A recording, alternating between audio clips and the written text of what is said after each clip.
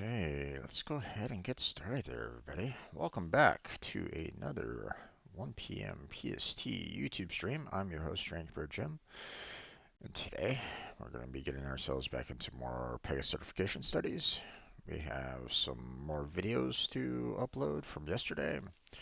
Um, then I might try to see what I can do about getting back into working on the website. And then after that, we got some Final Fantasy VII later on tonight. So that is the plan for today's stream.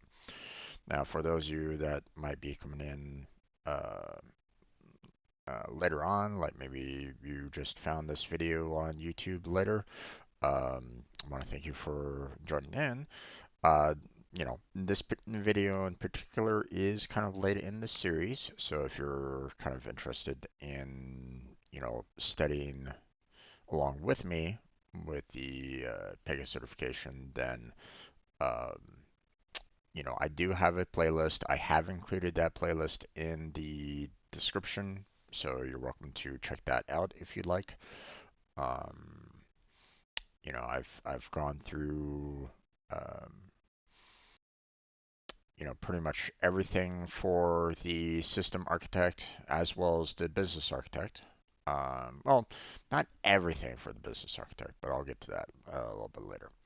Um, so if you're interested in trying to, if you're studying for the Pega certification and you just want more material, or you want me to maybe put my thoughts down, for you to um, use for your own journey in the certification, then you're welcome to go through it. But I mean, it's a pretty lengthy playlist by now, because the um, when you're studying for the Pega certification, they say that it will only take you a couple days, but in fact, I feel like it will take longer. Because not only do you have to read the material, but you have to understand the material, and that's more time than what they are putting down in their you know time frame of the academy for these particular topics. Um, but that's of course my experience on it. So now, um, who am I? What am I doing with these videos? So on and so forth. Let's get into that. Okay, so right now I am currently an unemployed software developer, whose last job was working in working with a company that taught us about or tried to teach us about the Pega environment. Was then contracted out to other businesses to try to work on, within the Pega environment, and um, well, that job didn't last very long. As much as I asked to have different circumstances happen, it didn't. So I was, later laid off. So let me explain a little bit further. So the last job that I had, you know, we were trained initially. First part of it wasn't too bad. I had, you know, um, had an instructor that was teaching us all about Java, but I already knew pretty much, all there was to learn about Java for the most part. I mean, I'm not saying that I didn't learn some little tidbits here and there and anything that was, changed over time, you know. So, I mean, there's that. But by that point, you know, I was decently familiar with Java by that point. Okay. Not to say that I would be able to, code up, a brand new application by myself, because let's face it, you're going to need a team in some cases for that. It's really hard to do when you're by yourself. Not to say that it can't happen, it's just better with a team. Um, but the second half of the training was uh, we were me and like 20 others or so in the team. We were given an authorized training partner who is uh, who was supposed to teach us all about the Pega environment, but unfortunately he never really, we asked him questions that he didn't answer. Um, I asked him why in certain cases about, things that, why they, did this particular method in this particular way, and he didn't have any answers on that. He would, he put down other people's computer systems because they couldn't run the extremely memory uh, and memory heavy program that the Pega environment is. So if you're thinking that your PC can handle downloading the what Pega is all about, the Pega environment, well, you better hope that you have a pretty beefy computer because it requires a lot. Okay. Um, my computer had a hard time with, the computer that I had at that time was, had some difficulties in running the program. Um, but of course, he was like, on, yeah, well, apparently it's just all your computers and stuff like that. It's like, well, yes, and but yet no. It's also the program that was also really, extremely large for the purposes of what we were trying to use it for. So it was a mess. Um, uh, Pretty much, myself and many others in the group went full self-study by the at least probably midway through, if not or sooner. We were not happy with the instructions going on. Um, so um, so there was that. Um, we were pushed out into the contract afterwards, even though a lot of us were asking to be put back into another training cycle with a different authorized training partner, but that didn't happen. Um, the authorized training partner's coworkers knew that he was screwing up too. He screwed up on, with them, so it was like, so it wasn't just us that were having issues with with our instructor. So we asked to be put back into a training cycle. That was denied. We were pushed out into contracts. And in my particular case, I was pushed out into a contract without the certification until the one and only time that I did take the certification, I had not finished all of my self-study by that point. They pushed me early to try to take the certification, and um, I knew that I was going to fail it. I told them that I was going to fail it. Well, I failed it, even though I tried to put my best foot forward on it. It wasn't enough to get past um, the very specific answers that they were asking for, very specific questions, you know, obviously for their, respective topics, and the fact that, the certification for 8.6 that I was studying for, we saw Pega 7 questions in that examination as well. So it was just a lot of um, a lot of problems. Um, didn't get it, pushed out into a contract, and you know, that's when I was asking for more mentorship afterwards because I didn't have my certification. So I was kind of hoping for more of a mentorship role afterwards. Having someone that could, you know, teach me more than what the authorized training partner could.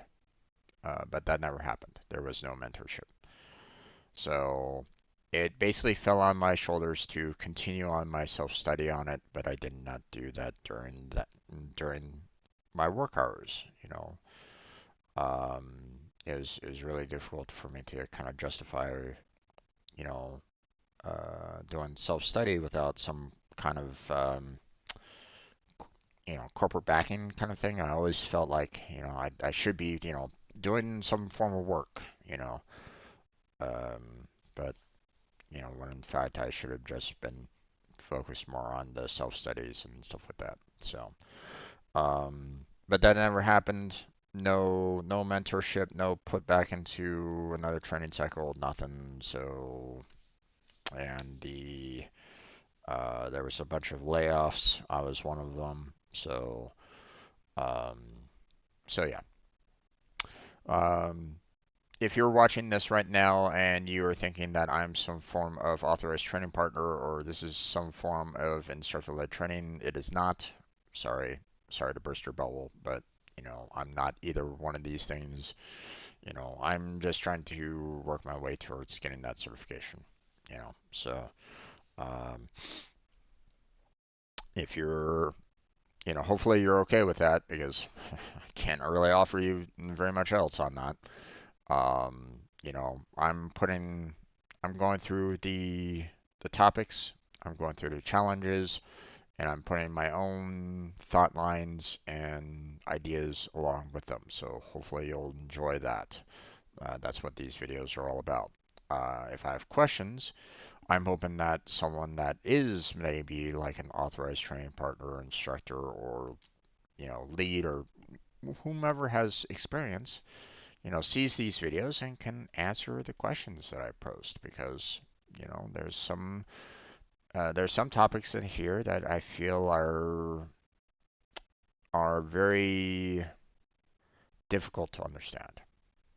So if you want to do the instructor-led training, you're more than welcome to, but bear in mind that it is from what I read, it's like a 2-week course for around $5,000. So not exactly cheap. And the amount of information that you're going to be getting for the Pega environment within those 2 weeks is probably going to be intense. And that's probably going to be a lot of information all at once. So you're going to want to take a lot of notes, take a lot of video recordings, and ask a lot of questions because um, you're not going to have, um, they're going to basically put a lot on you during this instructor-led training. Or hopefully you can ask questions. I don't really know. I've never taken the instructor-led training, so I don't really know. It is hosted by the Pega Academy, so one would hope that they have a section for you to ask questions and the like. Because believe me, um, with the amount of information that they're going to give you, you're going to need to know, you're going to need to ask questions to make sure that they clarify everything. So, but my focus is trying to get the system architect certification.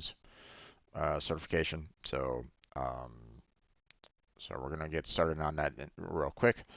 Again, if you're here for the business architect, I have covered through this mission for 8.7.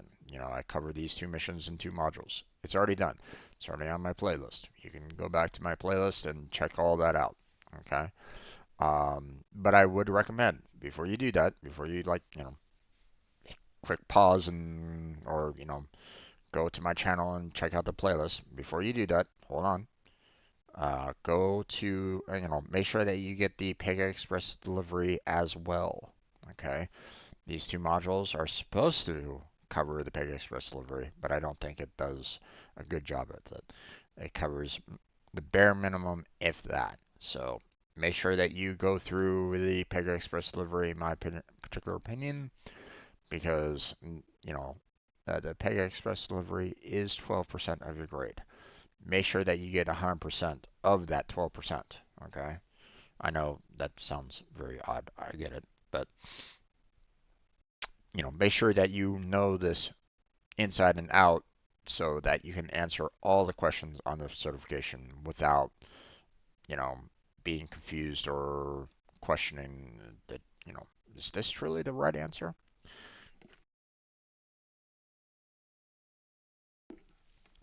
So, um, system architect. It says here that we have 7 hours and 35 minutes remaining. Um, there is one challenge. Again, I have not received any kind of follow-up email concerning the localizing a UI form. I have not been able to complete this, or at least, I wasn't able to complete it when I tried to go through that challenge. They have not reached out to me to, for us to kind of figure out what's going on with it. I cannot complete it in this state right at this moment in time, so I don't know. Um, there's nothing I can do with it right at this moment in time. I have to wait for them to reply back to me concerning my problems that I've had with this particular challenge. I hope they do, because I mean, I'm coming to the end of this mission right now, and I could really use their um,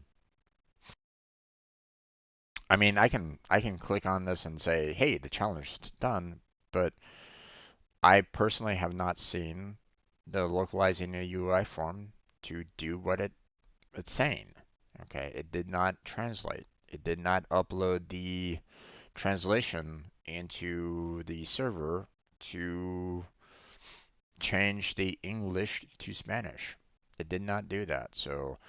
Um, so I'm hoping that they will see the suggestion, they will see my feedback on it, and help me figure out why. So, um, but right now, there's nothing I can do about it. I have to move on, and move on. I have. So, we are down to finishing off testing your application today. We're gonna be doing testing your application next. We got that one module after that, and then the last challenge before we hit the mission exercise and mission test. So we are very close to the end. After we're done with that, then we will move into taking mock tests. We will be looking through topics that I struggled with, um, cover topics that they and I will most likely be missing questions on this. Okay, there's no doubt about that in my mind. That I will probably be struggling on some of the topics. Okay, um, but um, you know the um, we'll take the topics that I've missed and we'll go back over them. We'll go back over the questions that I missed and try to figure out, um, why I missed them. Trying to understand the material better, and you know, ideally, we want to try to take this mission test and get 100% on it. Not to say that, I want to memorize the questions and the answers because that does me no good. I need to know the information behind it. I need to know the topics. I need to know, why, you know, the answers are the answers the way they are for the questions that they are presented. Okay. You know, I need to know the whys of it. Um, I need to understand the topics.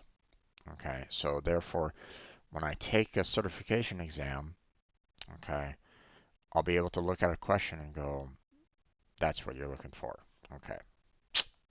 Check that off. Okay. They're not going to be giving you questions, you know, on the mission test here in the certification exam. Okay. They are not going to be the same. If you think that they are, sorry to burst your bubble, but no. There might be some that might be similar, maybe, but more often than not, no. You're going to be seeing new questions and differently worded answers in there. So be prepared on your knowledge of the Pega environment, not the knowledge of the questions in the Pega environment. You you understand the difference, right? I hope so. Yeah. So we have one last topic here about test coverage. We're going to cover that for today. We will go over the module quiz at the very end, and then that will be it for today's study session. So let's get into it, shall we? So test coverage, the industry best practice for test automation. Industry best practices for test automation are roughly shown as as an ideal test pyramid. Test types at the bottom of the pyramid, such as unit testing, are the least expensive to run, easiest to maintain, and take the least amount of time to run, and usually present the greatest number of tests in the test suite. Test types at the top of the pyramid, such as scenario testing, are the most expensive to run, hardest to maintain, and take the most time to run, and should represent the least number of tests in the test suite. The higher up the pyramid you go, the higher the overall cost. So, so you have scenario testing, UI based. You have functional testing, which is API based, and then of course you have the unit testing.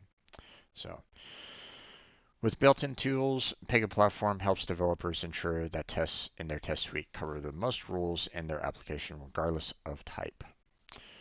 The test coverage tool. This test coverage tool determines how many rules are covered in your application's various test suites. An uncovered rule is a rule that is not tested by a Pega platform test. The tool provides a test coverage report that shows how many and which rules in your application are covered and not covered by tests. You can use this data to analyze changes in test coverage and verify which rules require testing. You can generate two types of test coverage reports. User-level test coverage reports identify which executable rules in your current included applications are covered and not covered by tests. You have application-level coverage reports, contain test coverage results from multiple users. While both reports identify which executable rules in your currently included applications are covered and not covered by tests, only application level coverage reports contain results from multiple users. All right. Results from application level coverage reports are visible in the application quality dashboard in DevStudio. Results from user level test coverage reports are visible in the coverage history section. So, it'd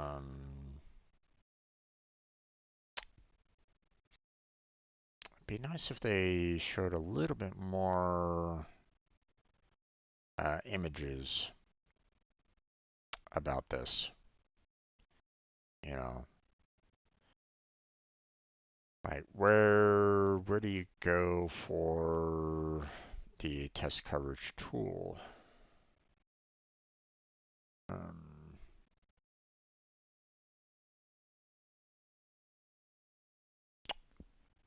because I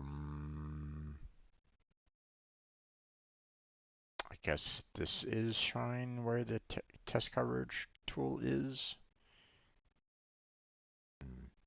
I would hope so. Because so far they're not showing it, are they? All right, so let's look at this here. Coverage statistics.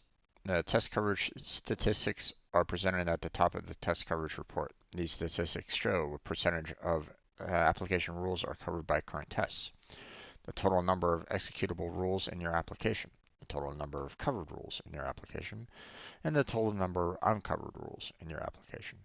So if you have a really small percentage here, then you're probably going to want to handle all your uncovered rules right at this moment in time because um, you're not making sure that your application is running well, you know.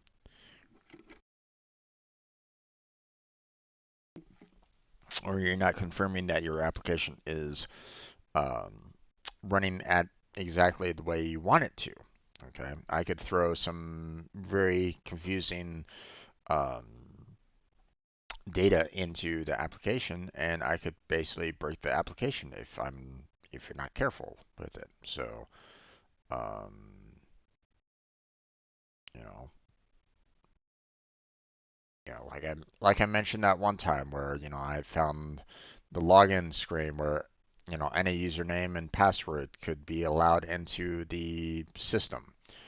If you don't have a way to test that username and password, then you're just gonna let it go right on through, and you're not gonna catch the potential errors there. So make sure that you make those you know unit tests.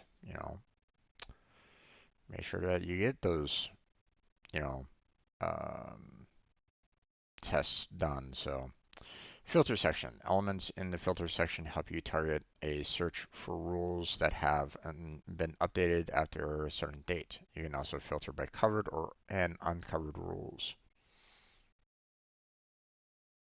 Coverage results. The results section shows the rule names based on filter conditions, along with their rule type, the class each applies to, and their containing rule sets. For example, sorting by uncovered rule helps developers quickly identify which tests they need to design to cover specific rules. Session history. The session history section shows details about previously run test coverage sessions, including information about the operator, number of rules covered, and the start and end time for each session. So, so as you can see, you have this being done, 9 rules covered. This one does a lot, 505, but still. All right. Test coverage session configuration. To begin a test coverage session, the system first needs to know which application to measure test coverage. You can ensure that your current application is reflected in the application quality settings page in DevStudio by clicking Configure, Application, Quality, and Settings. Tested applications can be independently built on the same application or built on top of each other. Um, so, you can have it, focus on like the one, or you can have it include like multiple applications. So, which, I mean, if you have an application that's kind of built like in conjunction with another one, um, like you might have a system that, handles, in this particular case, like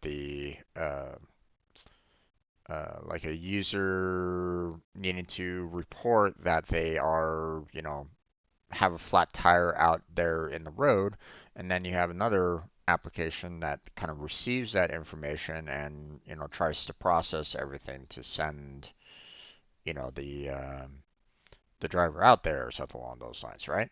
So so both of those could you know are kind of working together to handle the situation at that particular moment in time.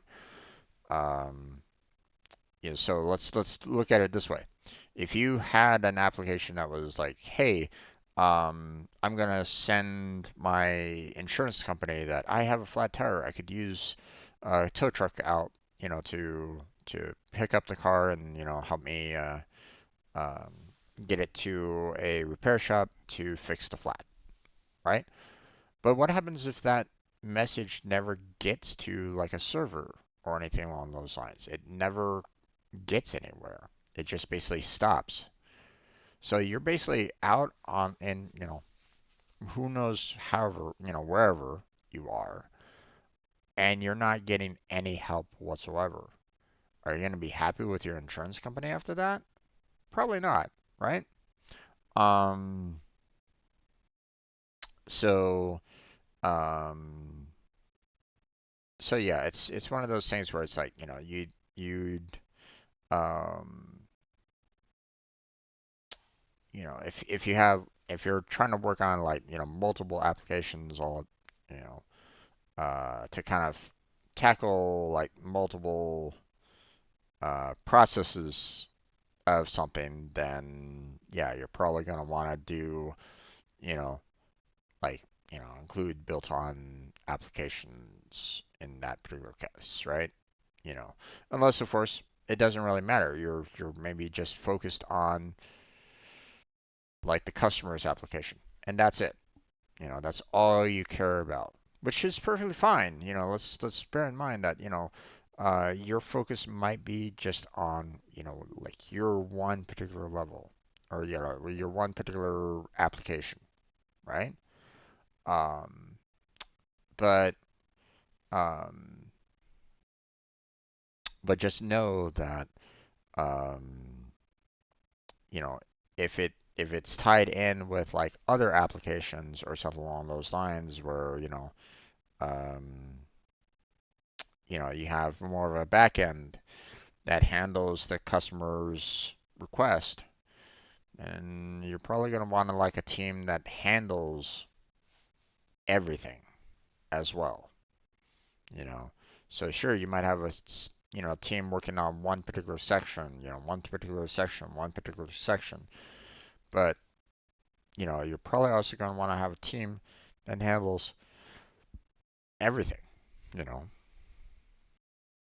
You know, not only the, you know, um, not only making sure that all the applications are uh, working well with each other, but you're also probably going to want, you know, a team within that group that handles testing, you know, if, you know, the information from one application is going on to the second application without any changes.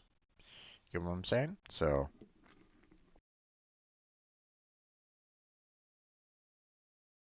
all right. User role requirements. Because test coverage sessions are associated with a particular user, certain configuration requirements must be met before a test coverage session can begin. A user needs the role sysadmin 4 to run test suites. Only users with either sysadmin 4 or user 4 role can contribute data for test coverage. For example, if another user who does not have the sysadmin or user 4 role runs a test, it does not count towards rule test coverage. Only users with the PZ start or stop master app rule coverage, that's a that's a name, privilege can initiate application level coverage. Application level test reports merges. When an application level test coverage session is running, multiple users who have the sysadmin or user 4 role can perform tests to contribute to the coverage report. Because multiple users are contributing to test coverage, the system records each test instance as a separate test report. To consolidate data, you can generate a single consolidated test coverage report by merging multiple application level test coverage reports. You navigate the test coverage page in DevStudio by clicking Configure Application Quality Test Coverage to merge application level test reports. In the coverage history section, you can review the titles, dates, and coverage statistics of reports, and then click Merge Reports to consolidate testing. Only the latest application level test report of each application in the system is displayed for selection when you click Merge Reports. So, okay. Check your knowledge with the following. Which two statements are true about test automation and test coverage data? So, um, so unit tests take the least amount of time to run. Okay, yeah, and usually represent the greatest number of tests in the test suite. Sure, that's true. Multiple users can contribute simultaneously to application level test coverage reports. Did we just read that? I think we did, and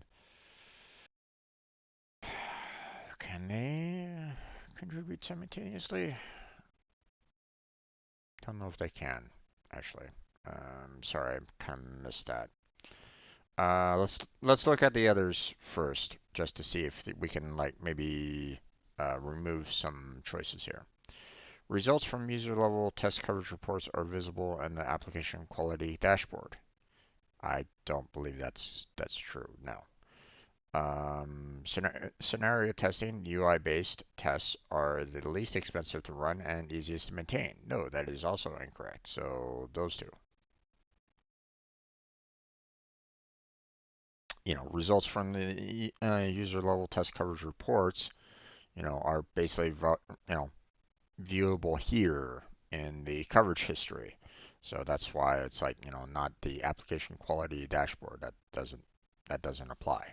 Okay. The second, the scenario testing, UI-based tests are the least expensive. No, not according to the pyramid that it's up here. It is the most expensive and, most difficult to test.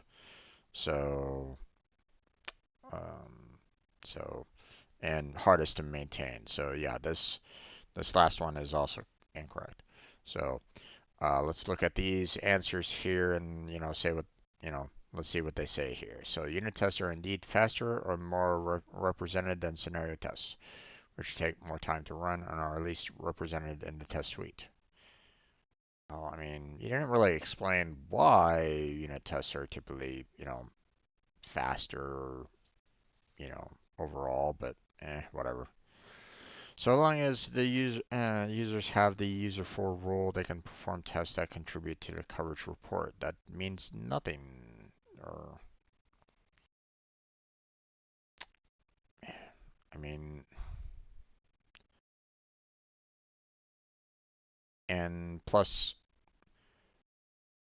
you know, is the user for role something that is applied to every single application out there? Like, if I create a brand new application out there and um, I look in their listing of roles, will I see a user for as a default?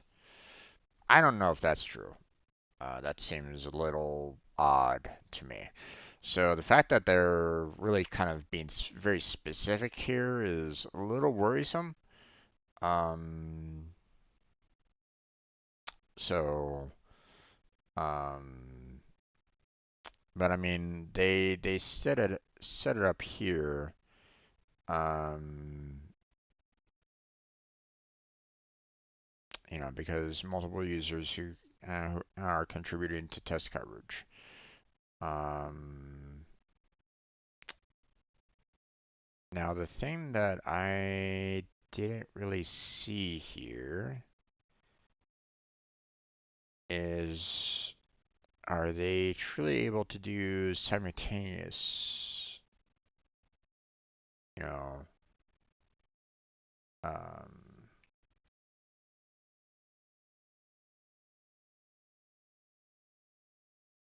okay. Um,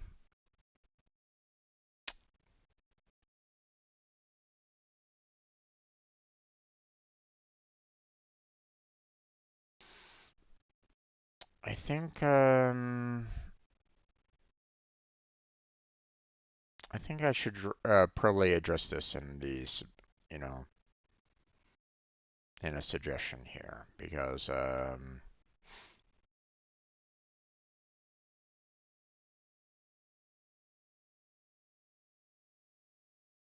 I feel like they really should add that more in the topics. So, so 1 second. Let me save the picture here real quick. I will put in the suggestion that maybe um, in the final question, I was a little um, reluctant to select the second answer because it stated that users could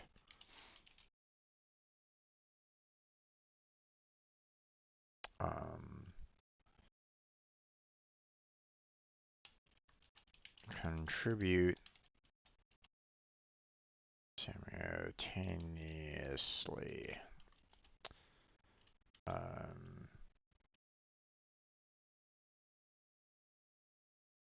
Typically,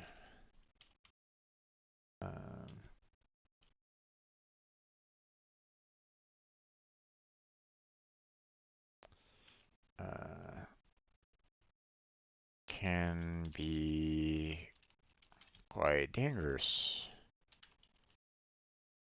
at times when it comes to programming.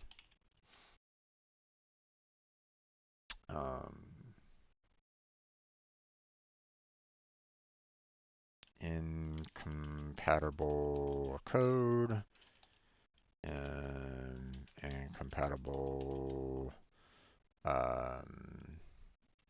variables, data, etc. can all potentially cause problems.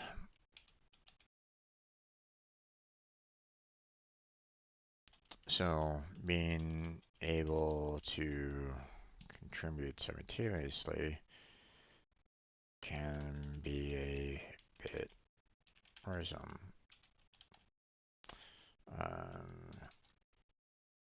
The problem here is that it was never addressed within the topic.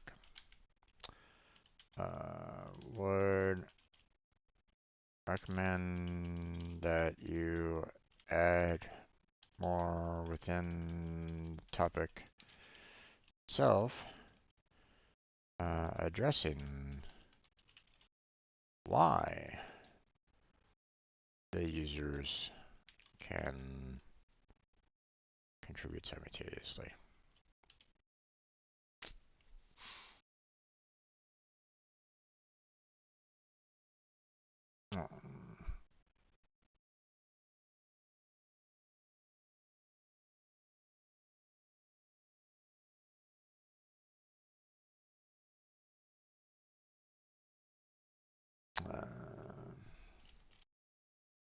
Screenshot attached.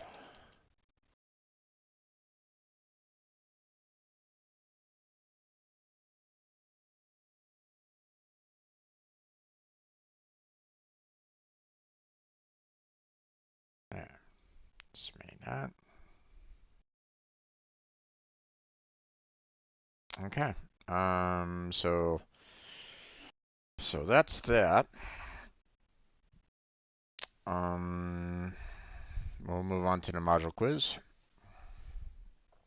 Apparently 5 minutes.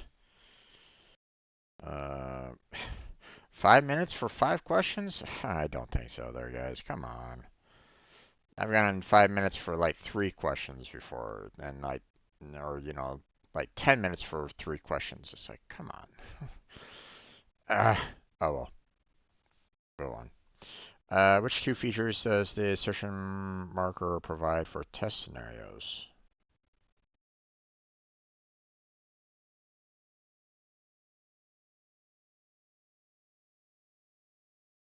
Wait, I don't remember that at all.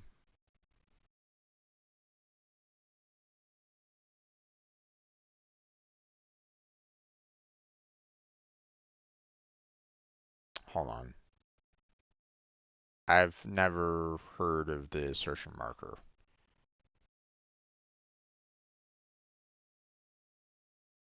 Or at least it's not coming to my mind right at this moment in time.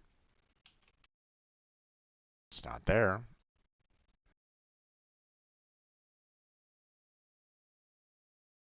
Not there. Not there. Not there. Not there. Last one. Wow. And this is the problem with some of their questions.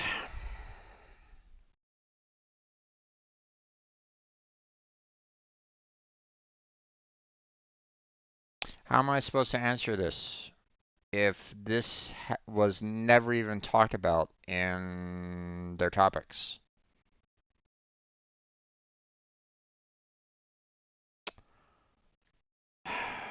Okay, maybe they put the assertion. Obviously, it's and maybe it's not in like or, anywhere in here. Maybe it's in one of their sometimes they've done the um, they put information in those little plus symbols from time to time, like, hey, you click the plus symbol and you'll see like additional information, right? So maybe it's in one of these somewhere. But I don't remember the assertion marker at all.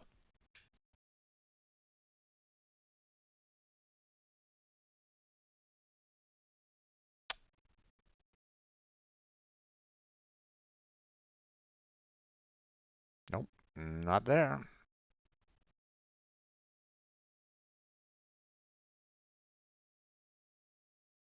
Don't see it there. Don't see it there. Don't see it there. Don't see it there. Don't see it there. Okay. Oh boy.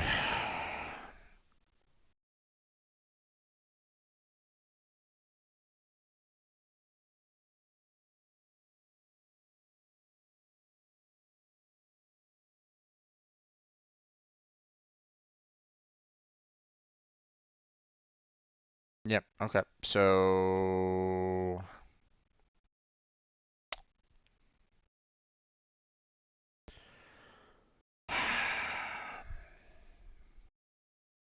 already.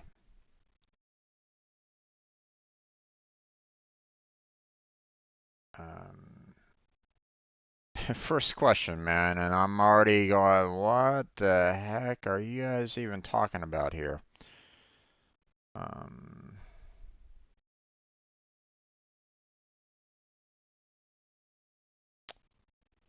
uh,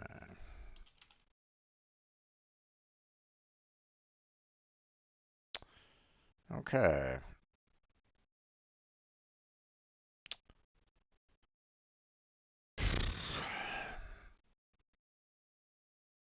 Um,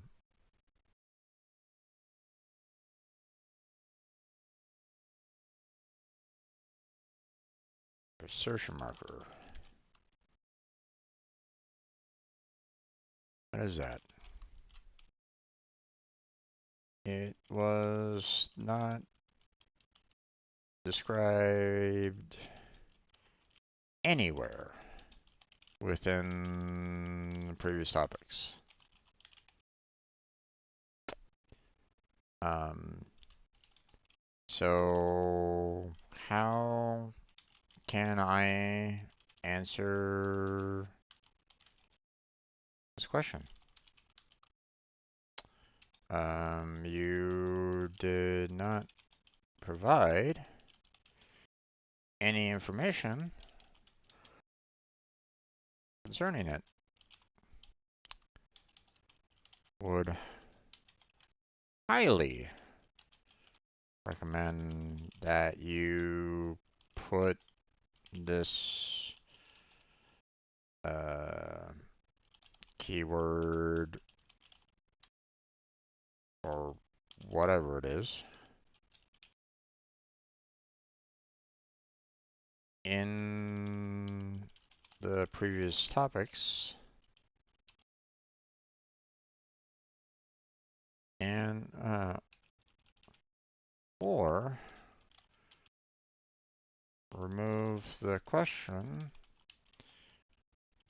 because you aren't providing the necessary information for us to know the answer to the question. This would be a guessing question if it was on the certification test. Please fix.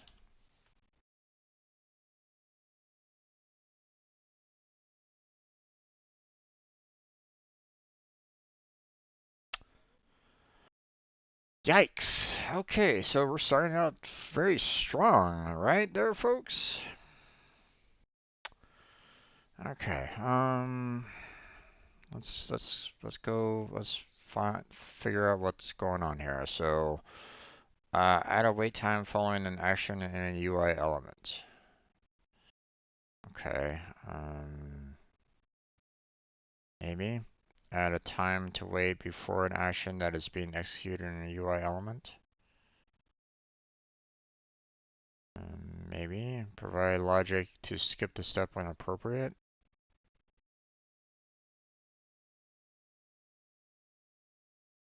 Hmm.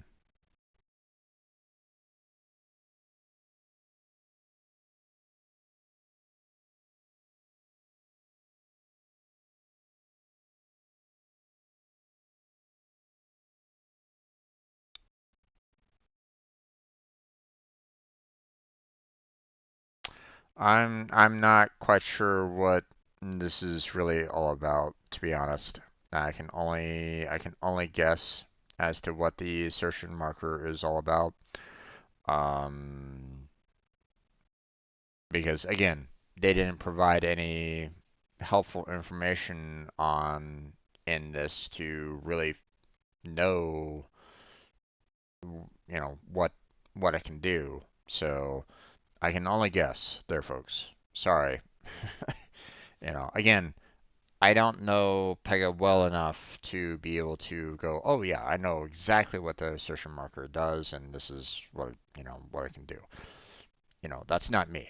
Okay, I don't know everything that there is to know about Pega. So for those of you that might be watching right now, and maybe if you have the answer, please provide it to me, like right now in chat or um, in the comment section down below. Go right ahead, put it down there because I mean, if I'm looking at this right now and the previous topics did nothing about explaining it prior, then I have nothing to go on right now. So now one could say like, oh, it might have been like in one of the side links, right? They probably could have said like, they might kind of say, oh, it's like in this link or something like that, right? Maybe it's in one of those side links. But that's a problem because, you know, um,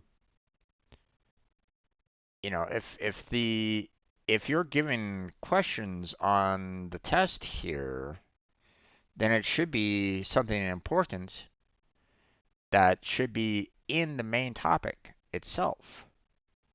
Or the main topic should be including, if this is like, if like the assertion marker is needing a entirely new topic just by itself, then they should include that. So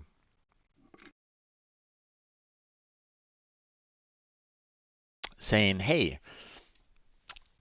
click on another link to see like, um, you know, to see like additional information. That that goes against the idea that, like, whenever I see this, it's like, okay, sure, they're basically saying, hey, if you want more information, go ahead and look at it. But they're they're basically, by doing something along those lines, by saying, hey, here's some additional details. On one hand, yes, it is important because, I mean, you need to know what you can about the topic at hand. I get that. Okay, but here's a problem with there's another detail about that. Okay, when you do something along these lines, it basically says that it's not as important to the main topic. Okay, if it was really important, something that they really wanted to address, it would be there in that main topic for you to read. Okay. Having another link off to a different topic that they're not including in the main, overall module means that you're basically saying, you know, sure it might be kind of important, but not really. You know what I'm saying? You understand that mentality of it, you know.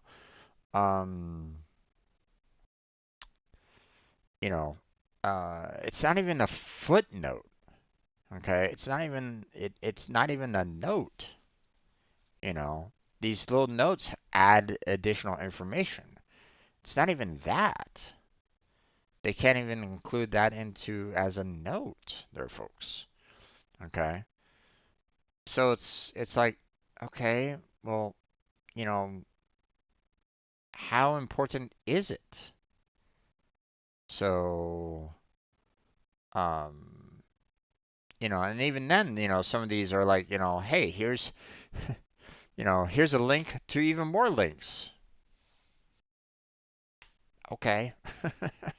you know, you're sending me to link hell. you know. Um I once had a professor that got lost in his own link hell trying to find information about the lecture that he was planning on talking about. He didn't he didn't prep himself for the lecture on where to go, on the topics that he wanted to talk about prior to the lecture. And he got lost in his own website that he designed that was just full of links that led to every other page that had even more links that led to even more links it was it was a whirlpool of links that just was a confusing mess. And and if they're basically saying, hey, you have to go here in order to find this particular topic, then that is a bad way of going about doing that. Okay. You are, um, you are actively, you know, sabotaging your developers. So yeah, nothing there.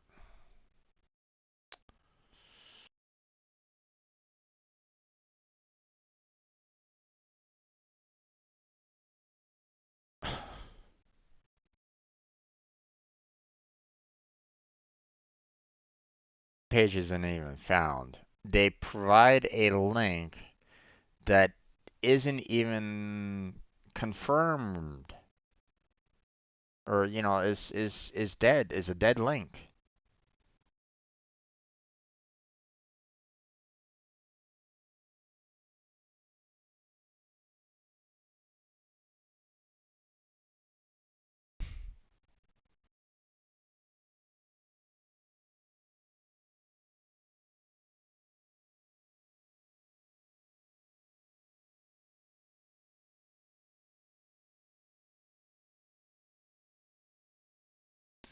Oh, jeez.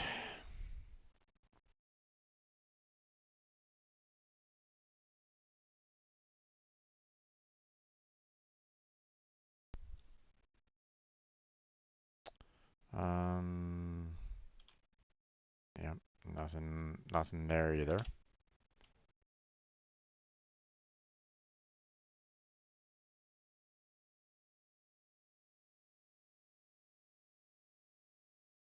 I don't know. Um,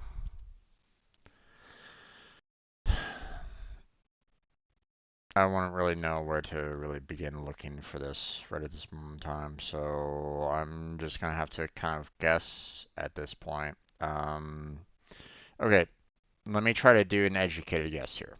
Okay, first off, assertion marker. Okay, um, you know, just by that alone, it sounds to me like, hey, you're putting a specific point in in the testing in the test suite or unit test or whatever, and you're basically saying, hey, I want to put something into that particular location.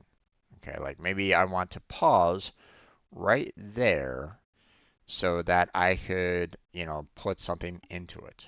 Okay. So maybe I'm trying to add a time to wait before an action that is being executed on a UI element. Okay. Maybe I'm just trying to do that so that I can put in information into a UI element and so that it will then execute that UI element afterwards. Again, I don't really know. Um, I don't think that it has to do with creating a validate rule for a UI element. That doesn't feel like it is. Um, um, I don't think providing a different rule, a validation rule on the UI element fits with what an assertion marker might be. Because, rules are typically, something that is very defined, very like previously established or something along those lines. Um, so trying to create an insertion into a testing feels very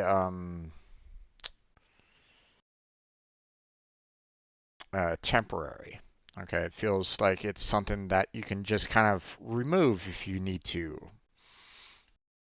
And validation rule doesn't feel like it fits in that. Okay, so right now I'm kind of leaning more towards this, providing logic to skip the step when appropriate. Okay, meaning like, hey, I might be putting some random information in for like the address and phone number, but it really doesn't matter all that much. So maybe you just want to kind of skip it. That's the clearest thing that I can think of for this moment in time. I don't think it's following an action. I don't think that's correct, and I don't think that it's a validation rule. So it's the clearest thing that I can think of there, folks. So feedback. Of course. Apparently, I'm both of those are wrong. Okay. Well, my thought line was definitely way off the mark in this particular case. Okay. Um, then I have no idea what the assertion marker is all about then, because apparently it's add wait time following an action in UI element, and it creates a validation rule for the UI element. Okay, what is an assertion rule then, or assertion marker? I have no clue. No idea about that. So we move on. Which three items are best practices for unit tests? Okay, unit test development should occur after an application is released? No. To maximize rule test coverage, including enough tests to cover all input and output combinations? I mean, probably. That'd be a good idea, but we'll see. Is it the best practice? Um, to cover all input and output combinations might be a little much for unit tests, um, but again, don't really know. I'm just you know I don't know if you should create a unit test for all input and output combinations. Because I mean, like input, might be like, hey, put in your address or something like that, and you might not necessarily care what the address is all about, you know. So as long as it doesn't like, destroy the database or something like that, then maybe you won't really care about the input, you know. Um, but I don't know.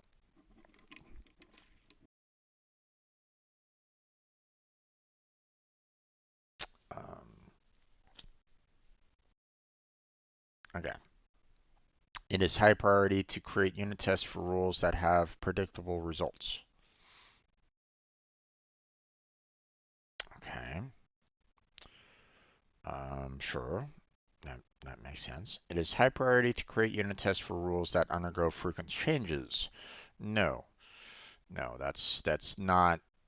Um, that is one that typically you have a hard time creating unit tests for something along those lines. So I don't think that's the correct answer there. Tests that contain rules with wide usage across the application are high priority to configure. Um, I can see that. So let's see if that is true. Okay. Um, you don't make unit tests after an application was released. You want to make sure that the application is tested prior to release. So this is the reason why this answer is incorrect. Frequent changes makes the unit test almost, useless. You can't really do a unit test if there's something for a rule that undergoes frequent changes. Like if it's something like where it's like, hey, I need an answer that's alphabetic, and then it goes, well, actually, no, I need something that outputs to numerical, and now your unit test is now failing on that.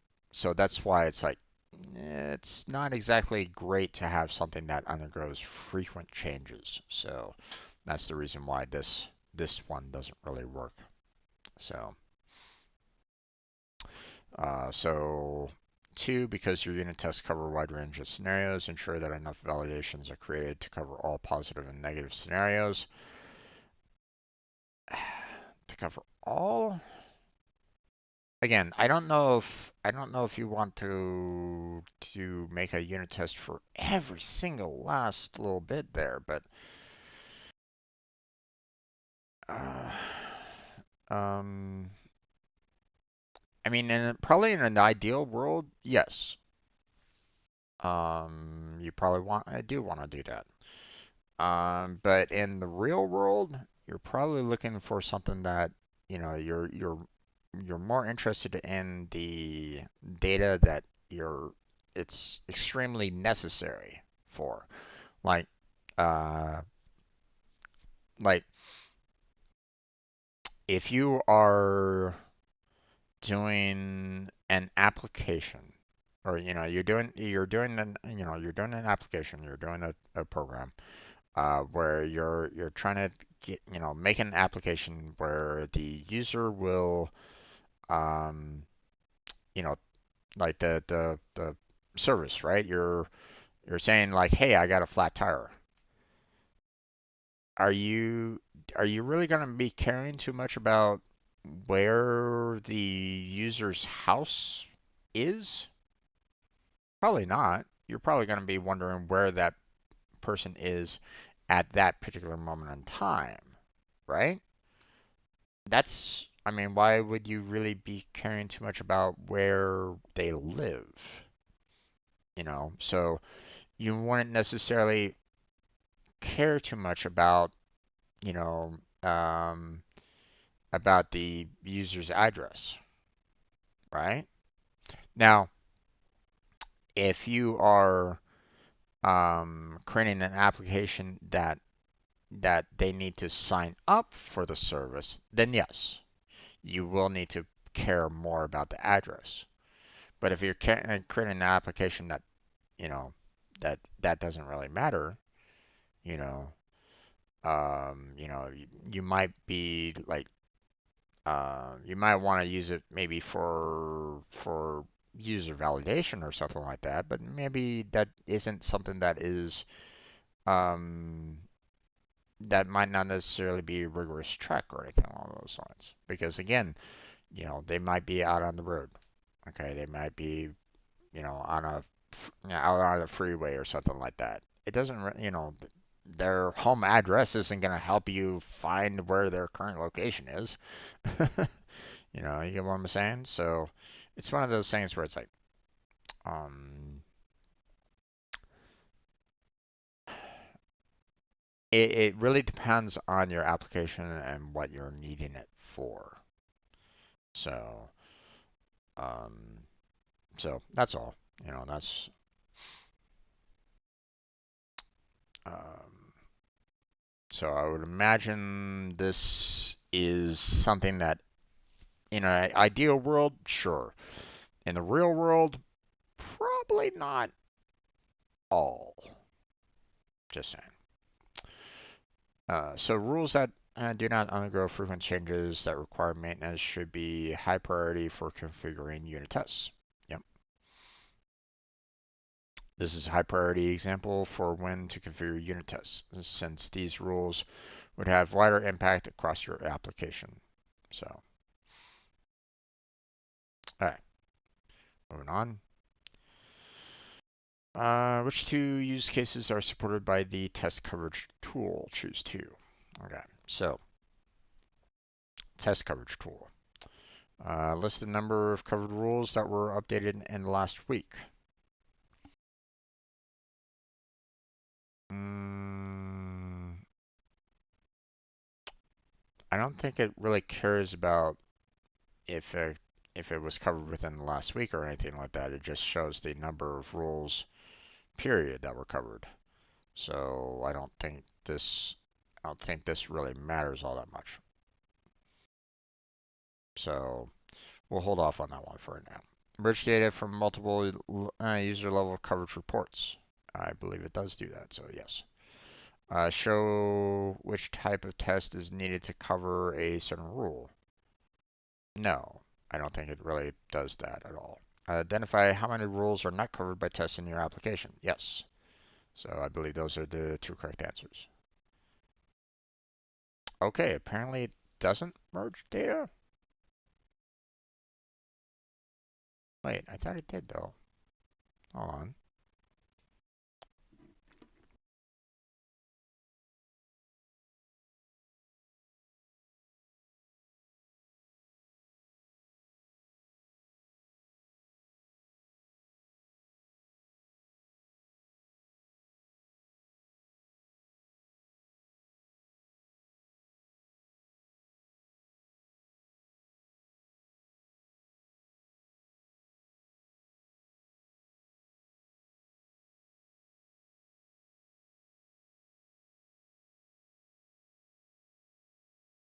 Okay.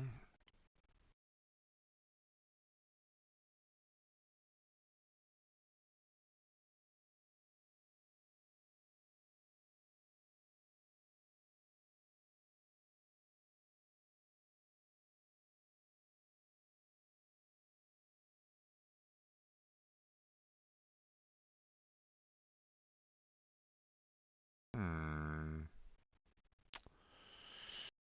Results of user level test coverage reports are not visible in Dev Studio's application quality dashboard.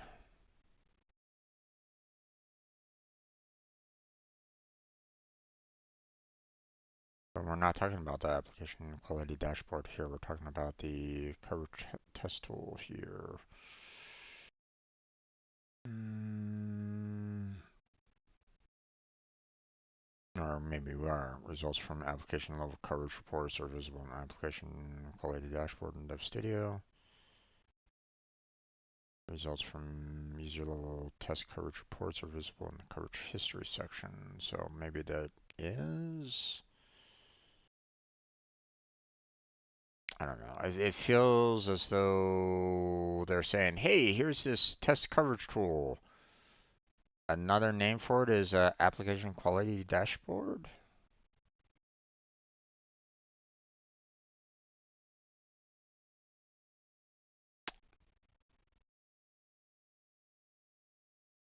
Hmm. I'm not sure about that there, folks. And I thought merging reports is part of that, but apparently not. Um,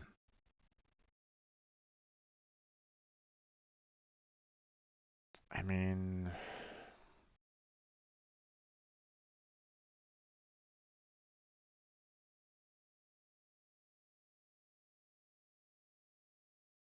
I, hmm. These other two answers I don't really see as viable though. It's like, you wouldn't really care whether or not, um, what was updated in last week or anything along those lines. You would just basically be more concerned about like, what is being covered, just period. So, so I don't know. This feels, this doesn't feel correct. And, show which type of test is needed to cover a certain rule. I don't think it does that at all. Um,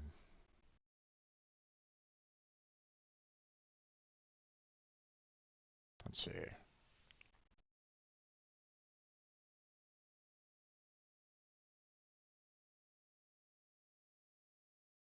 Hmm,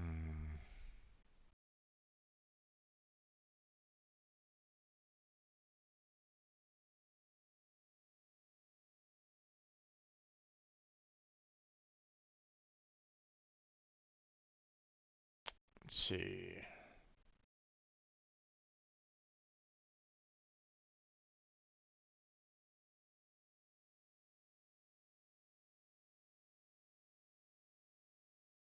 Maybe it is that third answer.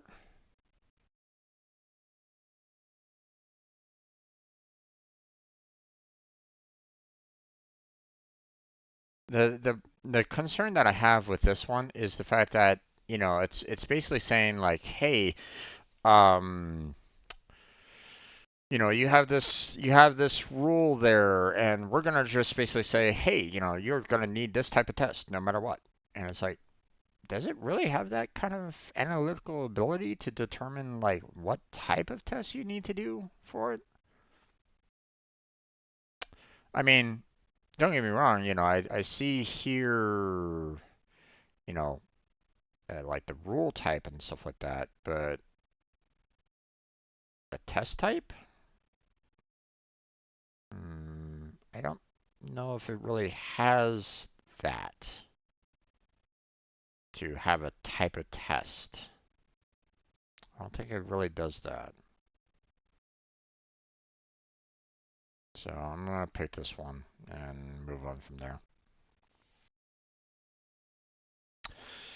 When unit testing a rule, use a data transform during the test. What does the data transform do? Distinguish the test data from other pages of memory. Records the results of the unit test. Um, provides initial values for properties used to in rule evaluation. Copies test results to the clipboard. Um,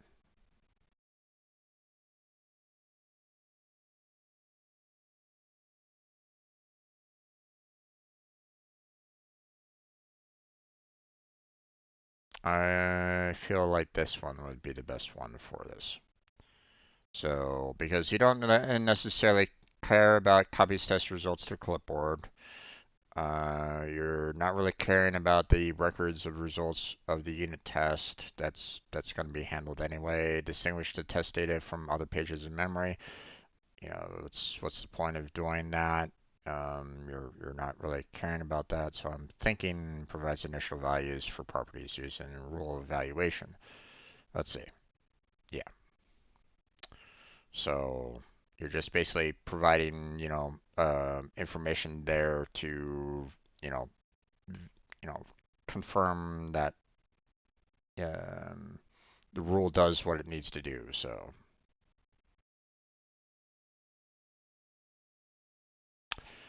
you create a test case for a decision table and verify the results. For a few weeks later, another developer runs the test case again and the test fails. Changes to which of the two following configurations can cause this result. Um, I mean, these two. Um, the user performs unit test doesn't really matter. The page contained the decision table input properties. What? Um,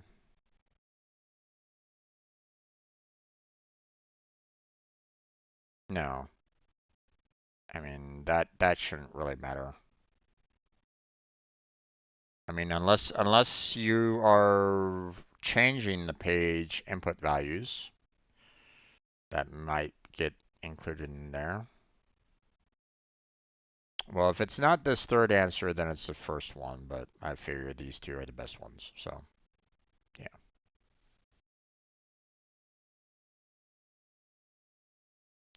So basically, meaning that, hey, the values that you input into the decision table for it to kind of look through and see, like, does this actually work? If it does, great, it moves on, and, sends you back the return value to it. But if you're changing the input properties of it and, the return values are changed because of it, and you're expecting different return values, then, well, then it fails, right? So,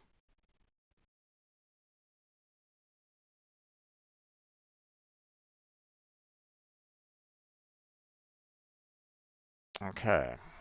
Well, passed with 100% there. Um, this is obviously a very long video right at this moment in time, but I want to go through um, um, I want to kind of see um,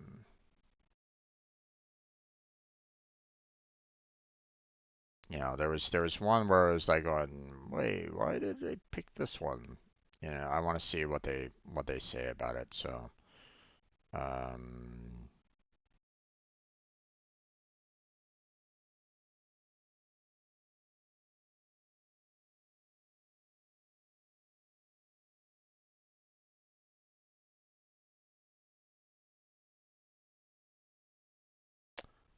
um,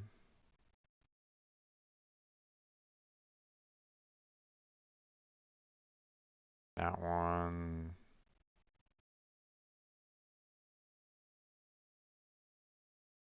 and that one. Let's see what they say about that.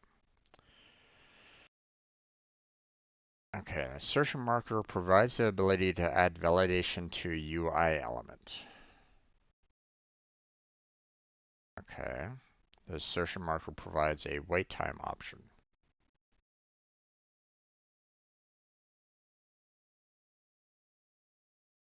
Okay. Why would it need to provide a wait time option?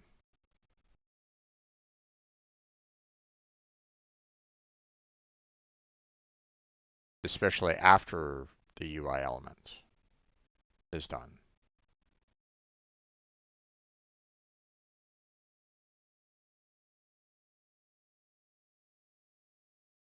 Hmm.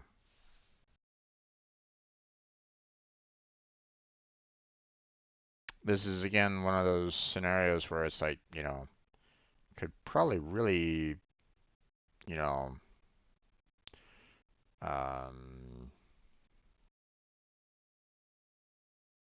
might really be nice if I could see where they're getting their information from on this and, um,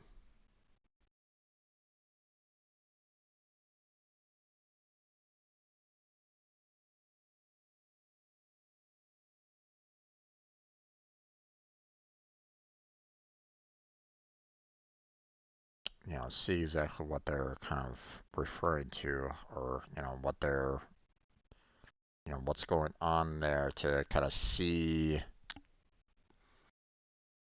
why. So,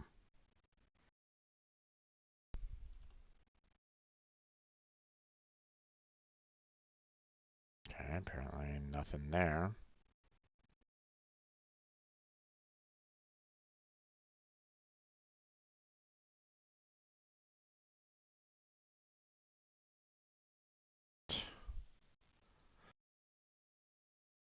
Okay, I have no idea.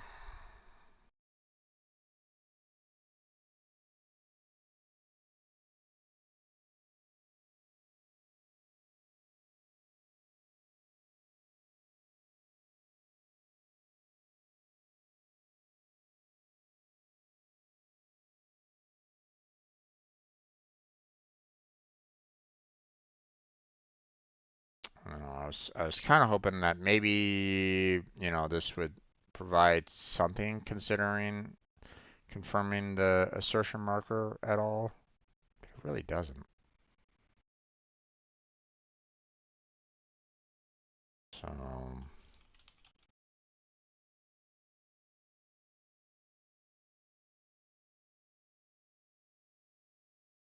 make sure that I'm spelling it correctly.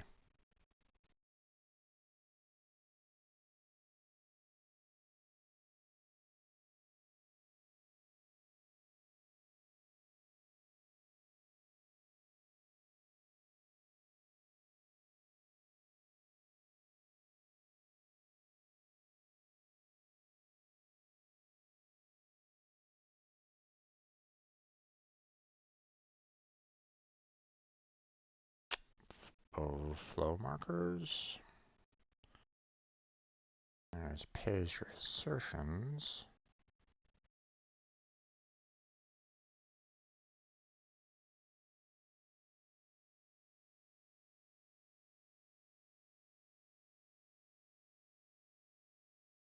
Okay, well, these are the first two locations here.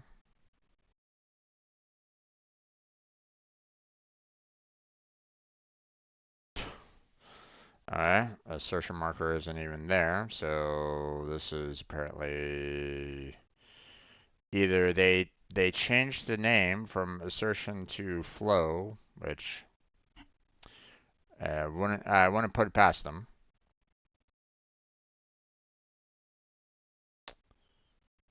It's not even on this page either. Okay, even Pega documentation doesn't know exactly where they're at in this.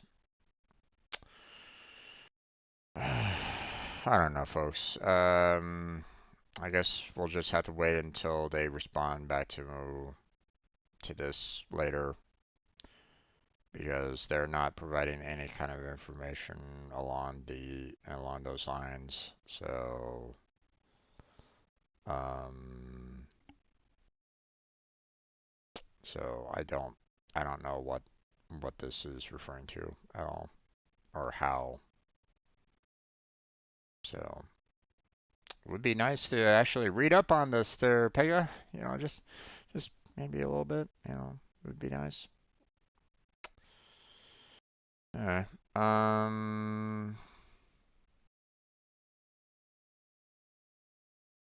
believe we've already kind of looked at both of these, so yeah.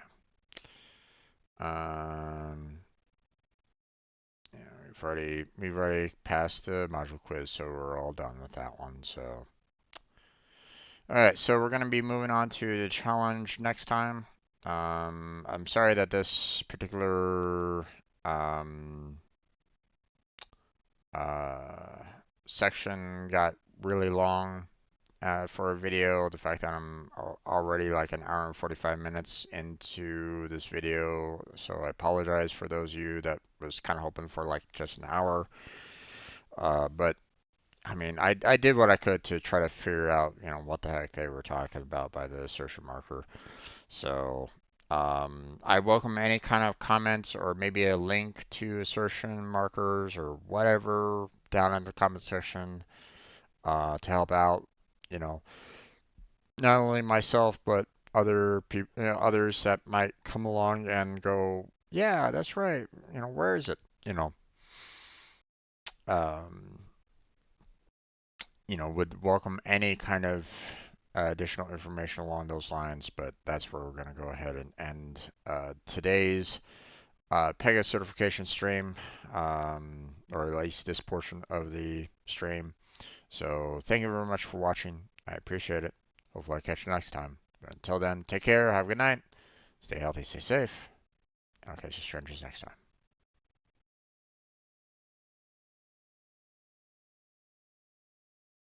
All right. That recording is done. Oh man. Sometimes Pega can be so frustrating. Um,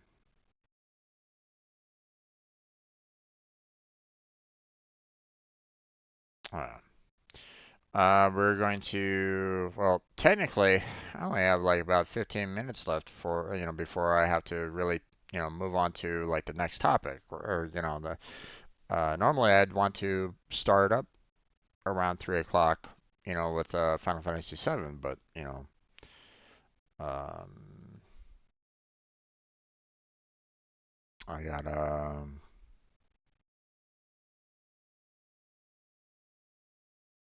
yeah.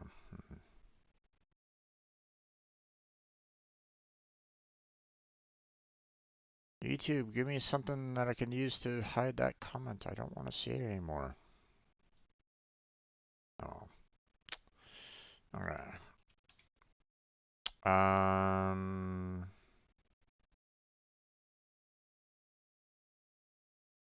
let's see. Let me look up.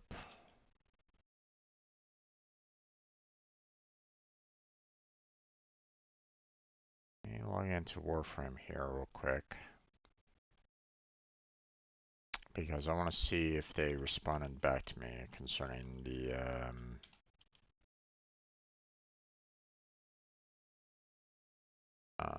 concerning the um, whispers in the walls.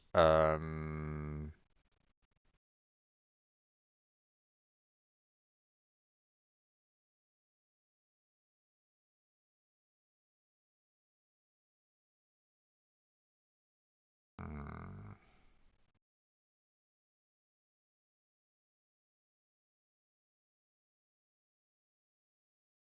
mm.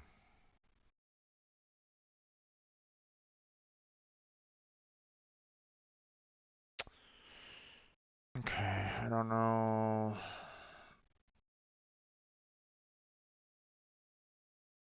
I'm not seeing any information concerning the messages or anything along those lines. So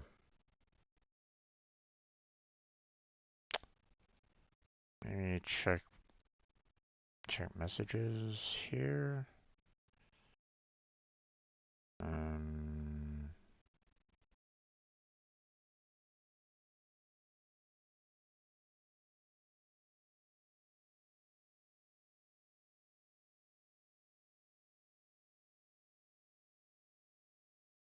mm,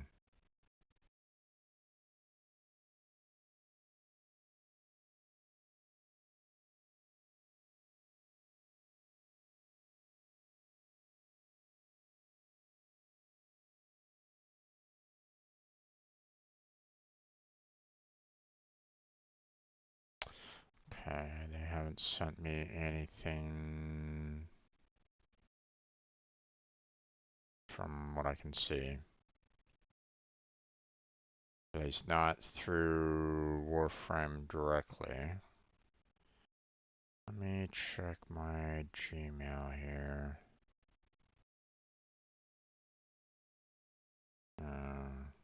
Right, okay. Wanted to make sure that my I wasn't like showing any, I wasn't like doxing myself or anything along those lines either. So.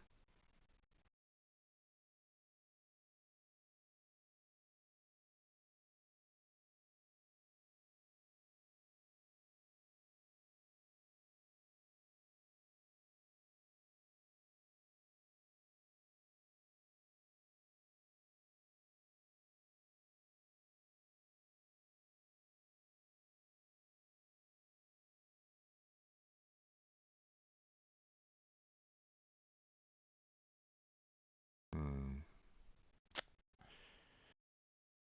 I have not received any information back concerning that.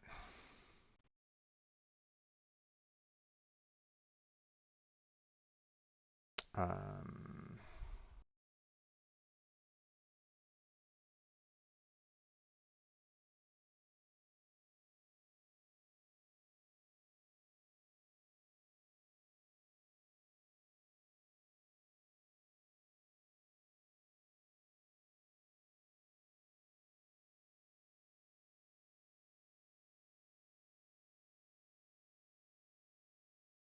okay. Um,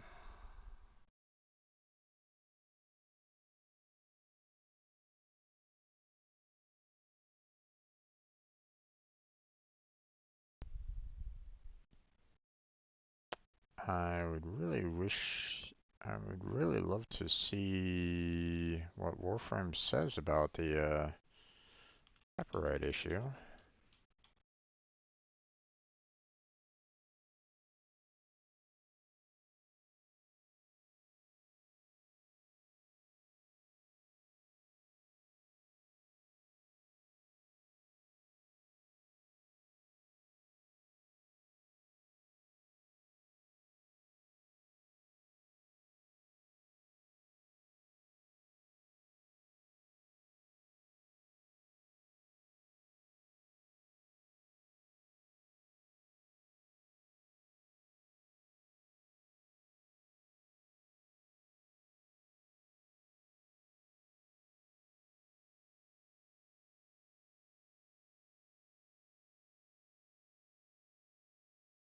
Still haven't,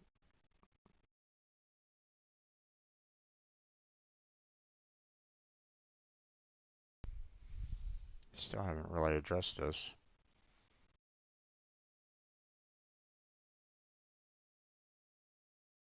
because I mean they're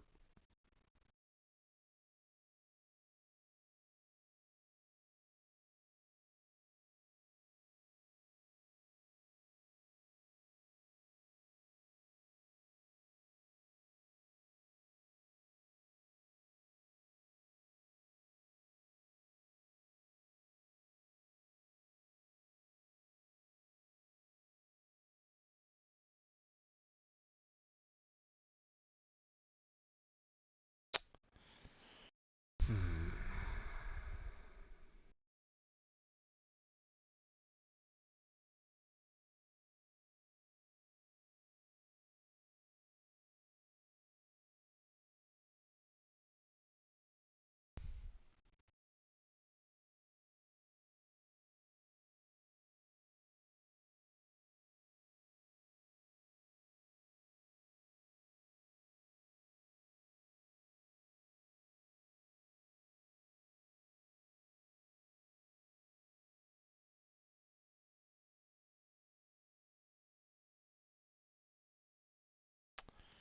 Um,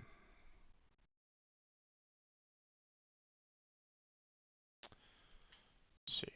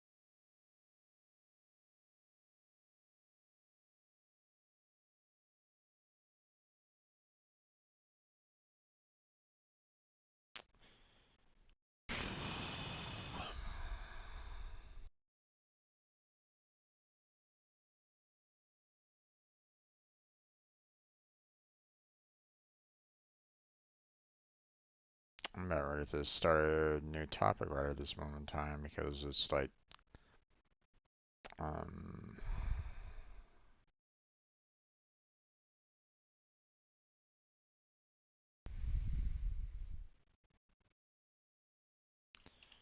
into the void is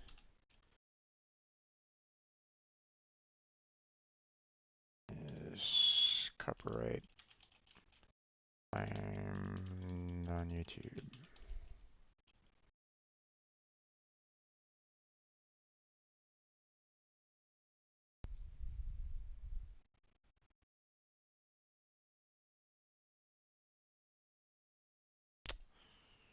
Um,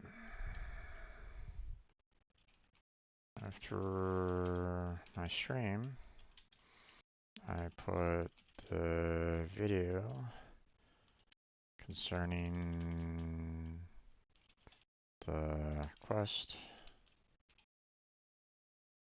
whispers in the walls up in YouTube, and I got hit with a copyright claim concerning the 9-inch nails song that played for a minute and a half.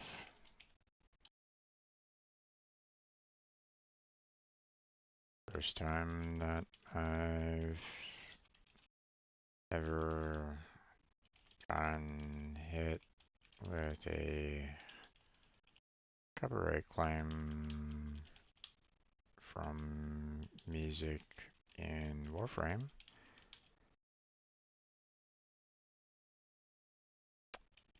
Can we get some help here?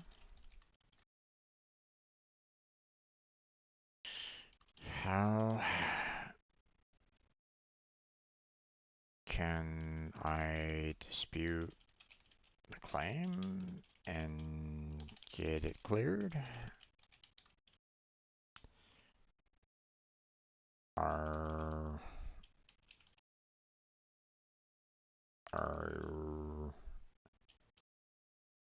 should we expect more music claims in the future?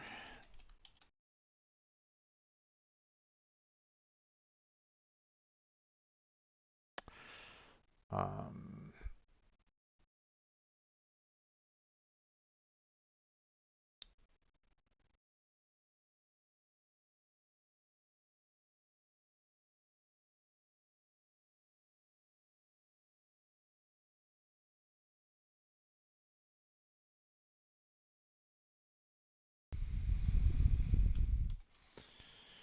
the claim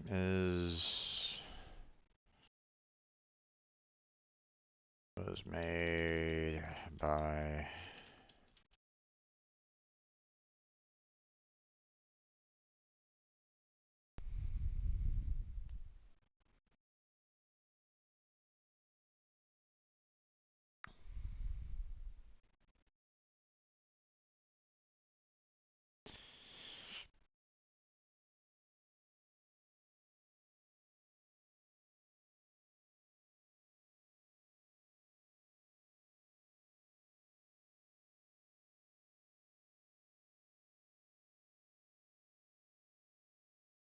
let me make sure that I capitalize all the words here.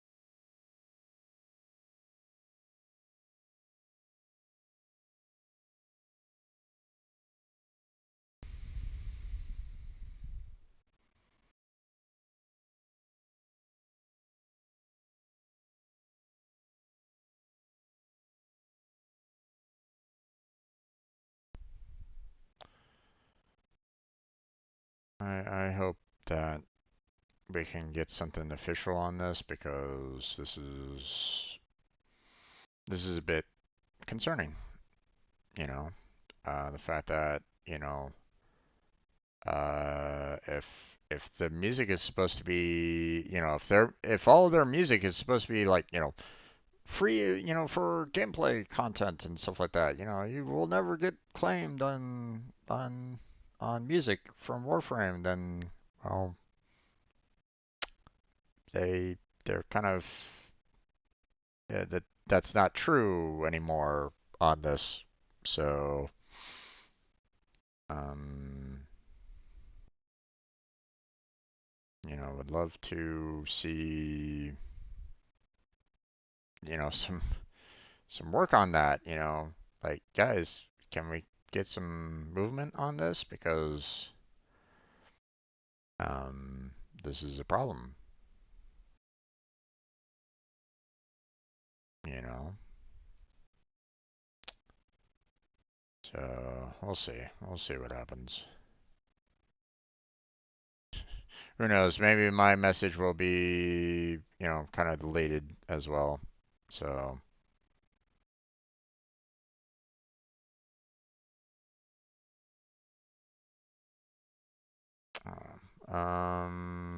but yeah, can't really do anything more with that right at this moment in time.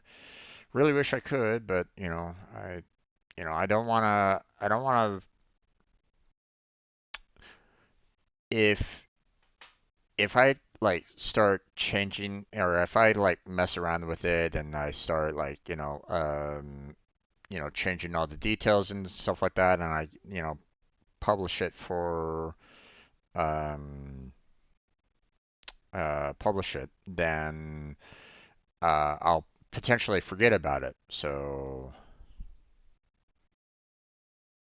um,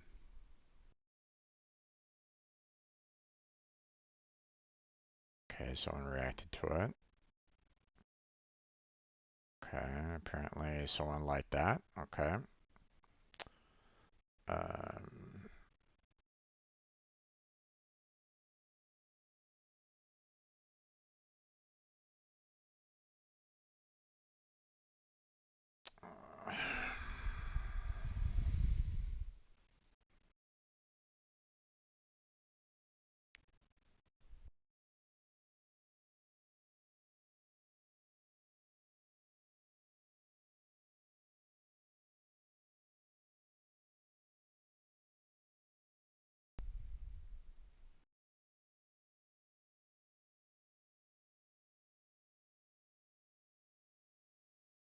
okay.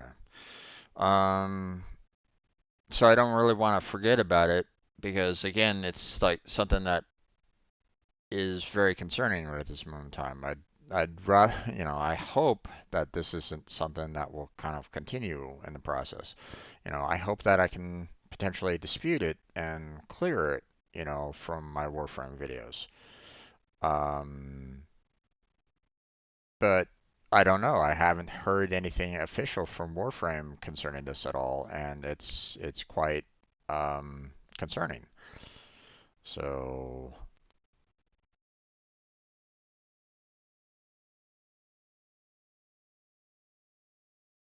I don't know what I can really do concerning it right at this time to try to, fix this issue.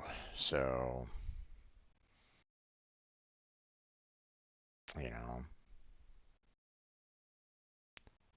or if it's even possible to fix the issue, they might say, well, sorry, you know, you're just gonna have to live with the fact that, we're now allowing for copyright claims on our music or something like that. You know, which again goes against what they've stated in the past. So, it's a little unfortunate that, you know, we're kind of there now, that they're now putting in, copyrighted music into their cinematics that are making it impossible for, for those of us in on YouTube, or to post those videos up on YouTube or anything along those lines. So it's like,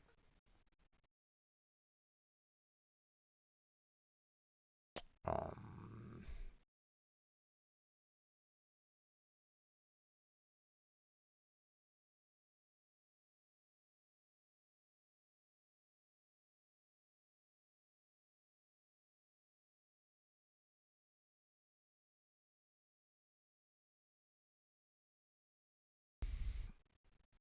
um,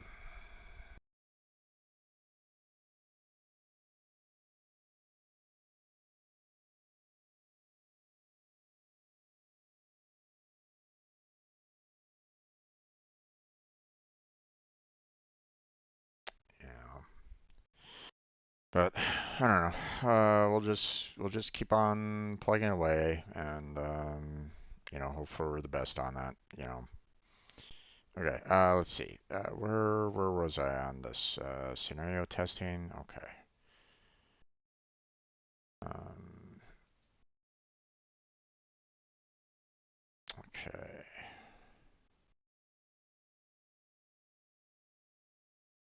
Let's go ahead and take that.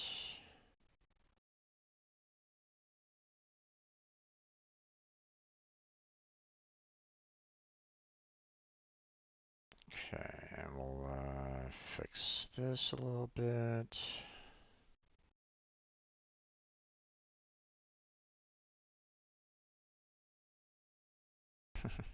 I'm just gonna put this as question mark PST, but because my normal my normal cutoff times are kind of up in the air nowadays, so I don't really have a stable like, oh yeah, I definitely end at 8 o'clock. No, not really. Not really anymore. Um, my end times are typically um, all over the place nowadays. So I'm gonna publish these 4 other videos that I have. Get them scheduled to be released. So let's see. The 15th. Set it for the 22nd. This will be a 10 a.m. release. There we go. Oh wait, did I change the part number on that? I'm not sure. Let me confirm that real quick. Part 168. No, I did not. Okay, so I need to fix that. It's 169. There we go.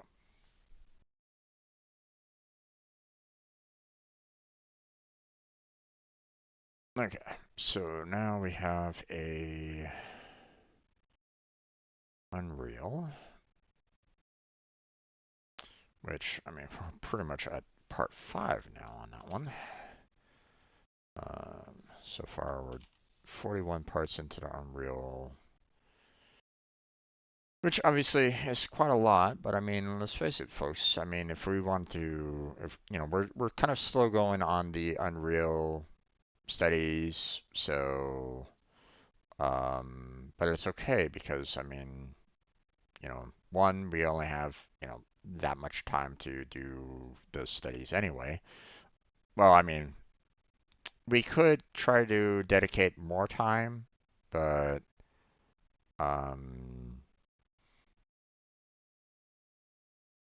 um, but then again, we have other things that we want to kind of do as well. So, we might want to, that. As it is anyway, it's like, the fact that I was like, uh, trying to figure out like, what the best time for us to really go about doing this was also, um, something that was like,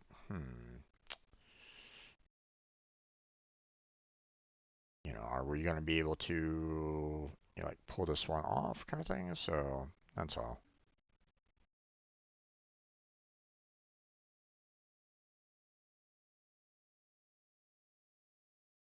Okay. Um,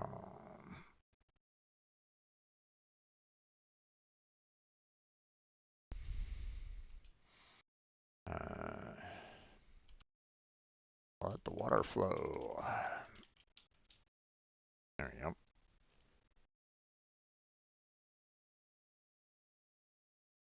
Okay, I need to change the description here. I probably should also change um, the time, or I should probably change the default description as well. So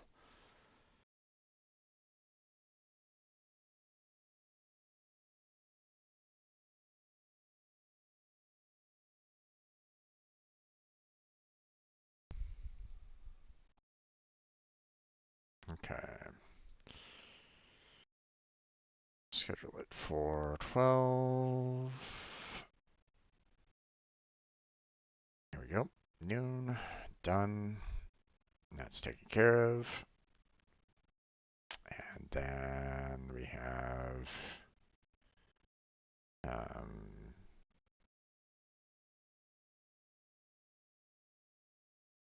the calamity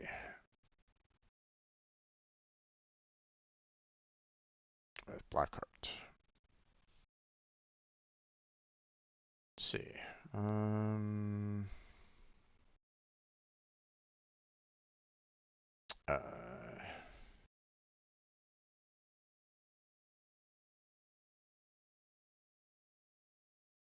let's see.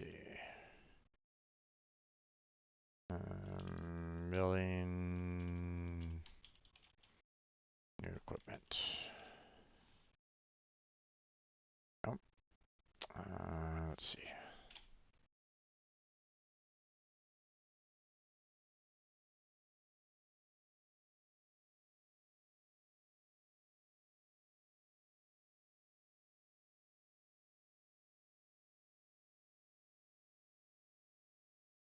There we go. Fixing all that.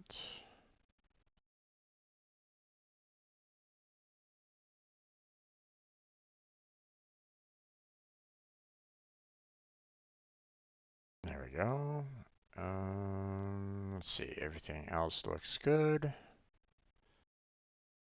So we'll go ahead and schedule that for once again the 22nd, and we'll schedule it for 1 p.m. Here we go. Done.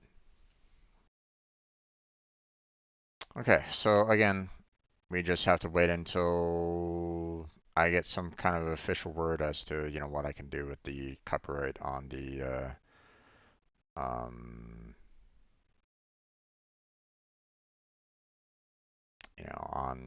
on that, cinematic. So,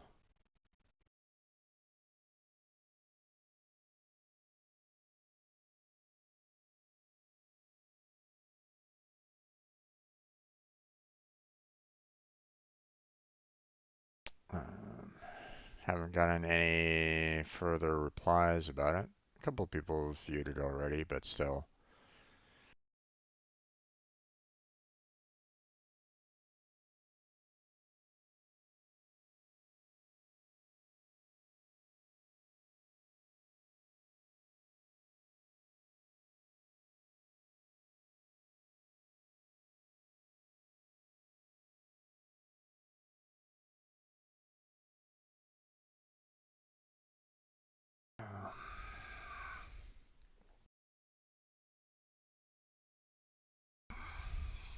Um,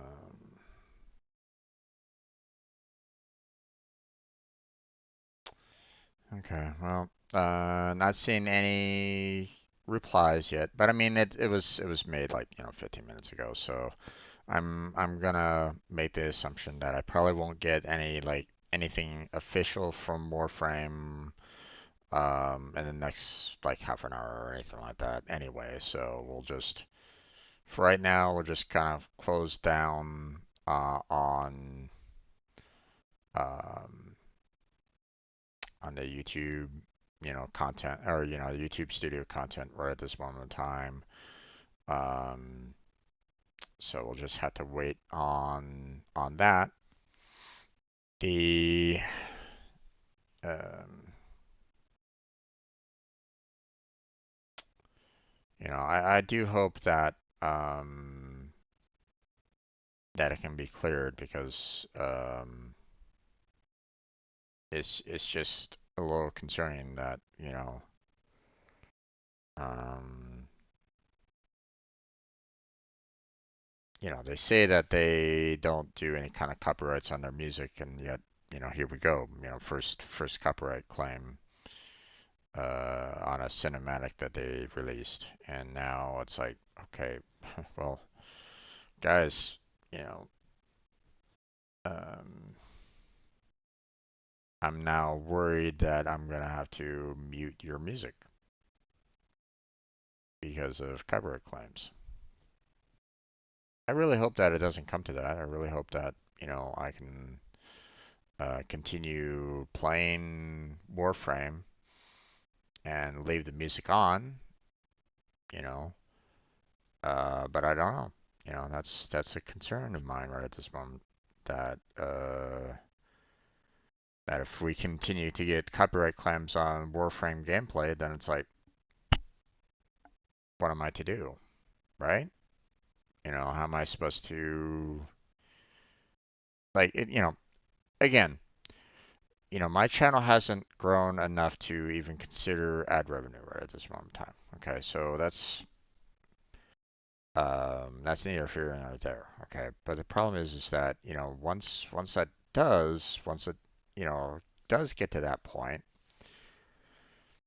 then it's like, okay, well, now all these videos that are hitting copyright claim, they're not going to get any kind of ad revenue coming towards me whatsoever because you know um all ad revenue on those videos are going to be going to the music. And it's like, I never expected that I needed to worry about that for Warframe before. In other games, sure, yeah, okay, like GTA 5, it plays music all the time. There was no way that I was going to be able to escape from that. Um, wasn't expecting Lego to get hit with copyright claims like constantly, but not much I can really do about that. They're claiming every single video on that, so there's no ad revenue there either. So I mean, until YouTube changes somehow concerning ad revenue, um, going only to the studios, record studios, movie studios, so on and so forth, then it's like, you know, like I said, I kind of wish that they had something where it's like, hey, we give proportional to the studios or something like that. Like for example, if you use the entire movie, in your video, then you will receive nothing. You know, you should not receive a single dime whatsoever, even if you try to make it transformative by you like talking about it or something like that. I mean, you would have to you would have to take the entire movie, like for example, if you were to do like a reaction of a movie, right? And took like the entire like 2 hour video, you had to do, you would have to really try to figure out some way of making it transformative enough to maybe try to fight it against that. But let's face it, that would be really difficult for you to do, I would imagine, you know, um, because you would have to change the 2 hour movie into, something that is essentially your own. And even then, it's like, you know, um, likelihood of you actually getting some form of ad revenue from it is probably not likely. So, um, so, but I mean, if someone was like, "Hey, I'm gonna take this part out, I'm gonna take that part out, I'm gonna put, here's one special scene that I want to add in there," kind of thing. Um, like if their video was like 30 minutes long and the studio said, "Hey, this is still, you're still kind of violating our copyright, so we're gonna claim part of it," then just, do the claim for like a percentage of the entire video because that's what they're claiming on. Of course, they could say like, "Hey, we're going to claim 100%." Then obviously, you can try to fight that. Um, and hope, and it'd be nice if YouTube actually had, a moderator or something like that that basically said, "Okay, no, they're right. You can't do 100% their company.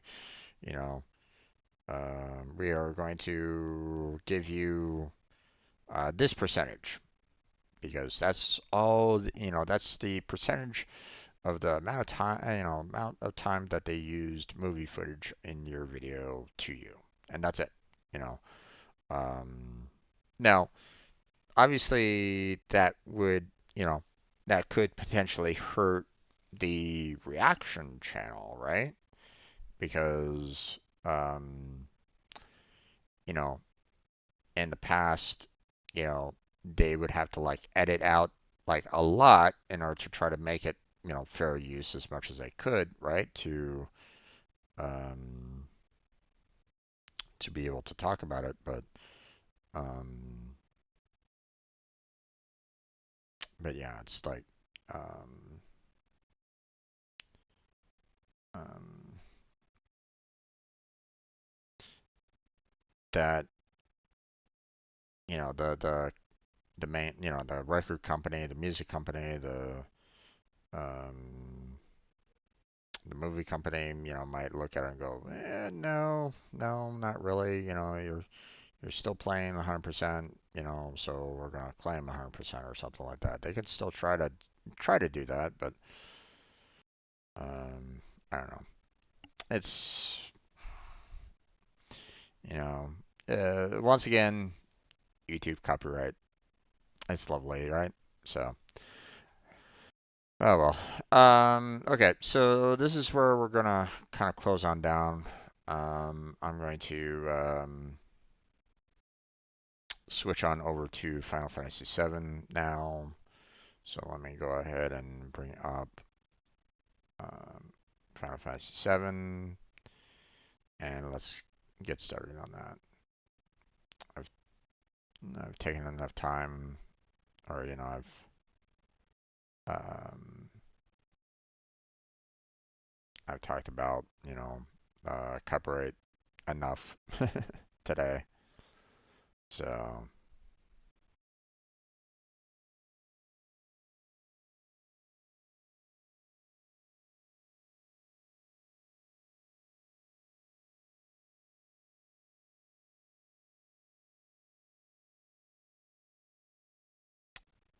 okay,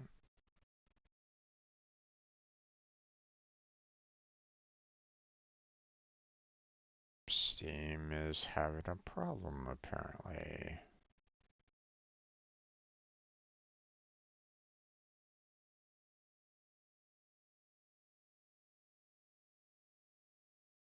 It didn't connect at all. What is going on here?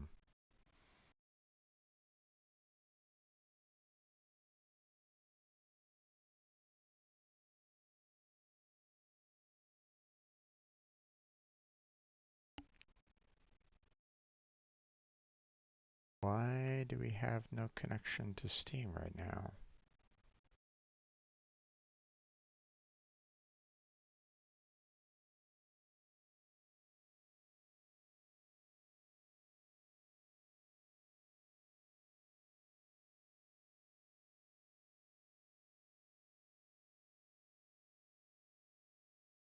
Okay, there it goes.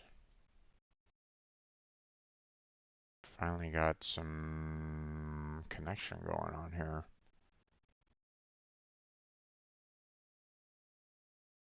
That was a bit concerning.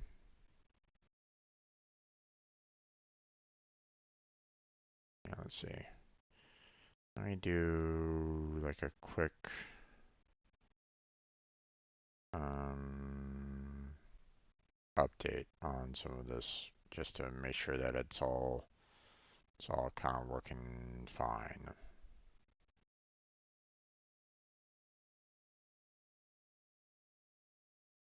Okay.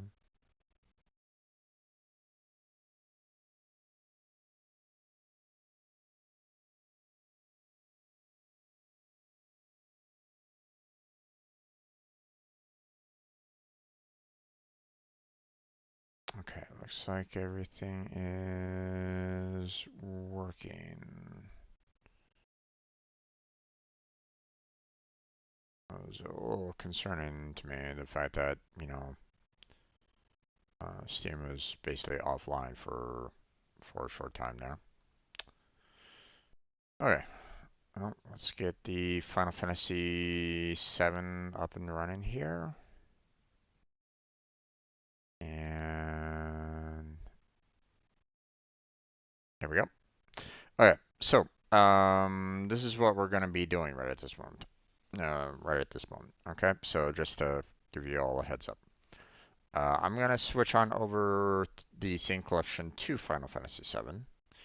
I'm going to put up the starting screen and I'm going to hit record so that we have the starting of a new video. Okay, so you don't stress. I'm still technically here. I'm just, prepping for a new video that will be uploaded to YouTube. Okay, um, so it'll take a few minutes. This is a good time for you to, if you need to use the restroom, get a snack, get a drink, or something like that. It's perfect time for that. Okay, so, but I will return in just a few minutes. So I will be back. See you in a few.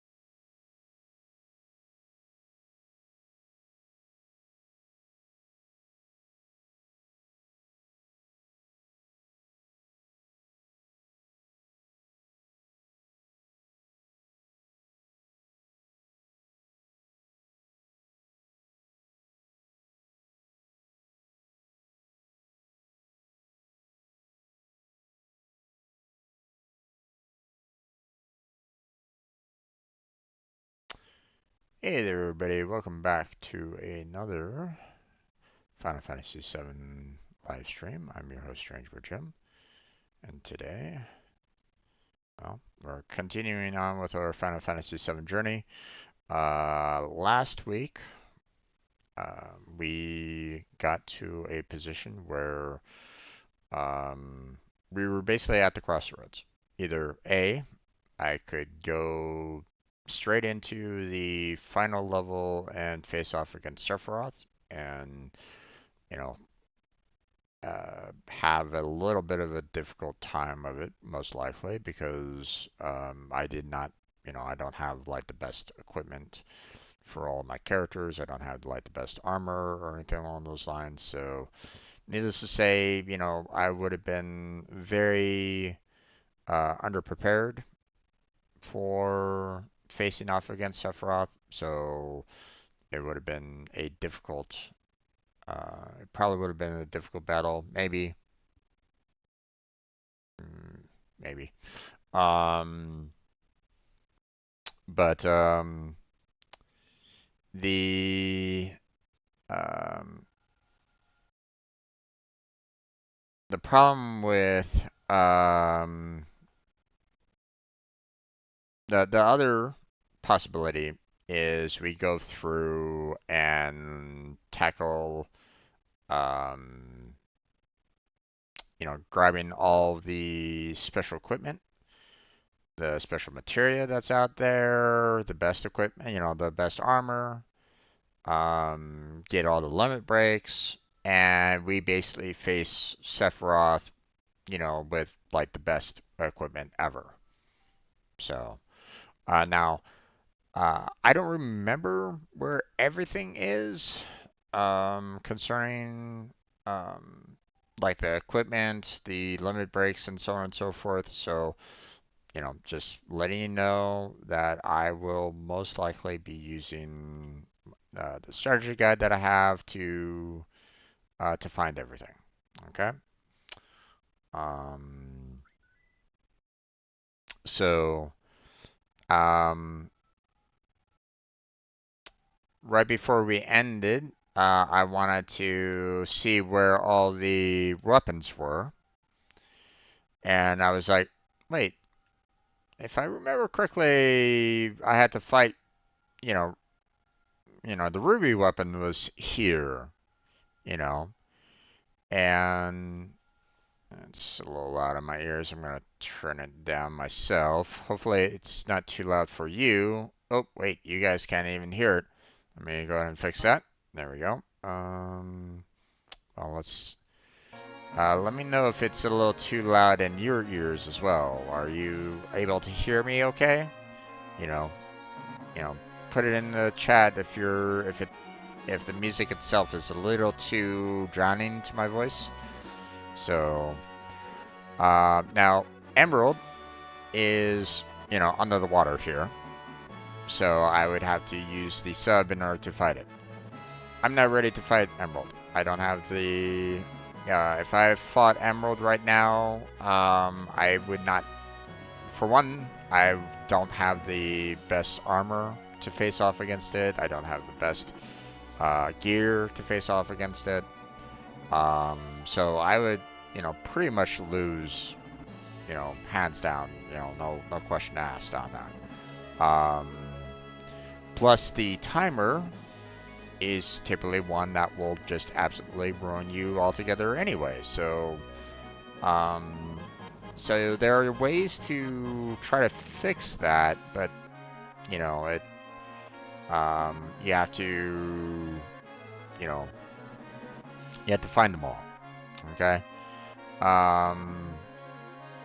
Now another thing, we have the ultimate weapon here that in order to get Ruby available to be fought, I will have to face off against the ultimate weapon here first. So, so I need to kind of battle him at some point as well. So, but the one thing that, oh, as you can see, No Phoenix on top of the Fort Condor anymore. Now, trying to remember where like the best equipment was. I think if you go in here, you can kind of see the remnants and maybe be able to purchase some equipment from the folks here, I think. This deal, as you can see, this used to be a quiet hot springs town.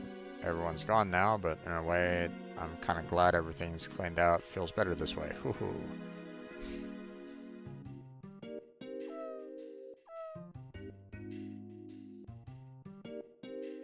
Feeling it all better now? That's good. Real good.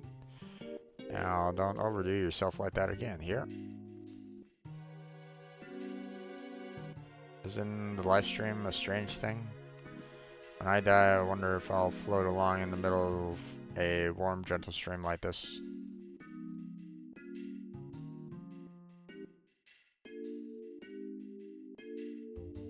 Okay.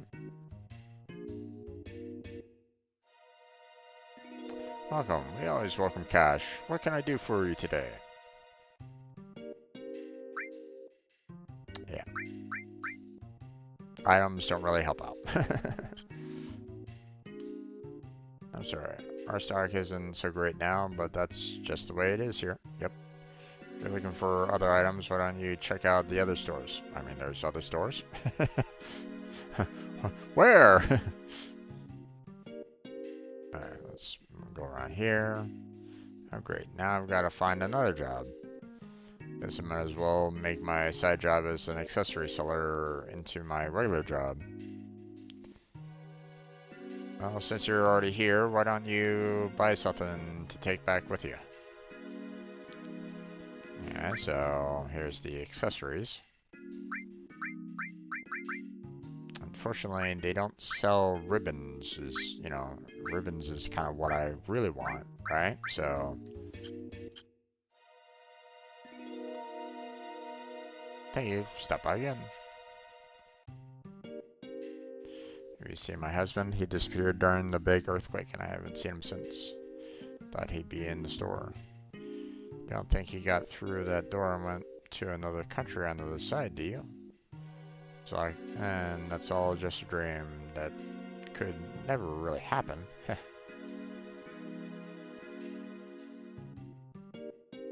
Welcome. Just what you need at a time like this, a shop of rest and relaxation. What do you want? And here is materia, which you don't really need. And that's pretty much it. There's nothing else. So,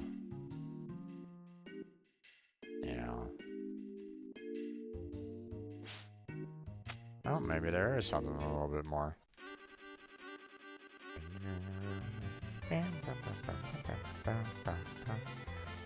Welcome, it's here. The day's finally come. Your day to shop.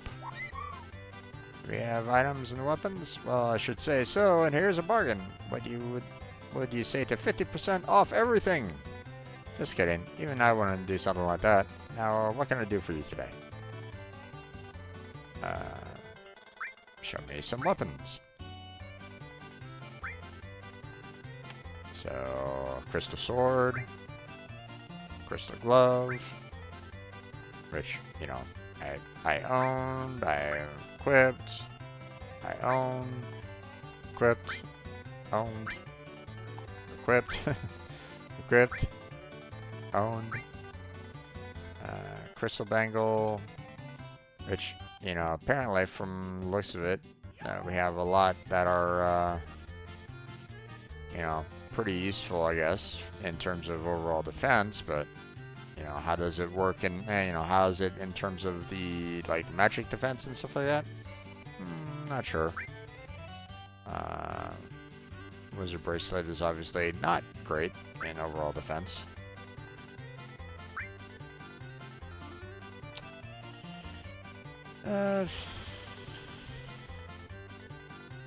Hmm. I mean, we have 3 owned, but we're not really using it all that much. So I forget exactly what the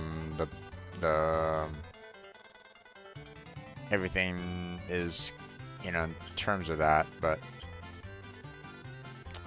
thank you. Come again.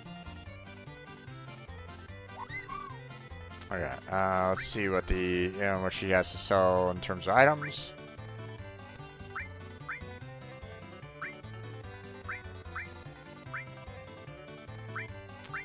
I mean, you know, just general items. No big deal on this. I'll skip out on that. And then what we got in terms of materia?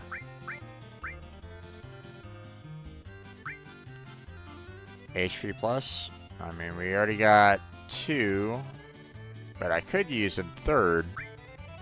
Same for the MP. Don't need any transforms, gravity, destruct. Don't really need any of those. So let's go ahead and grab ourselves, you know, an extra HP and, you know, 2 more MPs.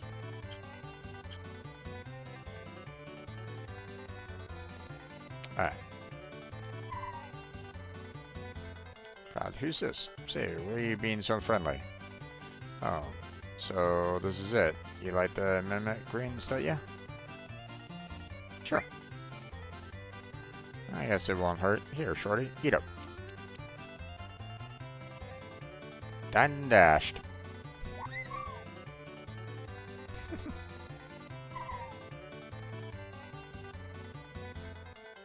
Chocobos ignore humans who don't look like they'll give them greens.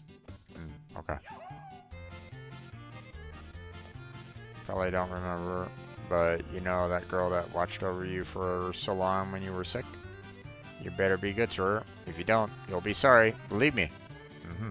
Okay. Well, anyhow, hey, you all look terrible. Why don't you rest up for a while? Oh, okay. Free rest? Sure. I'll take it.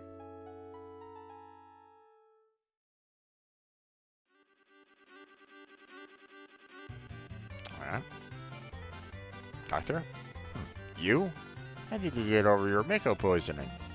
It's absolutely amazing. I'm so glad for you. Looks like your friend's wishes came true. You can see for yourself what things are like, but at least no one was seriously hurt. We're just very unhappy now. Indeed.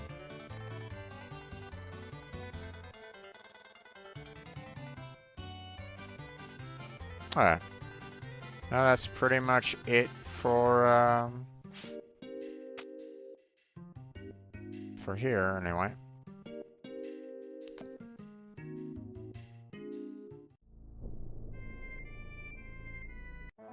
Alright.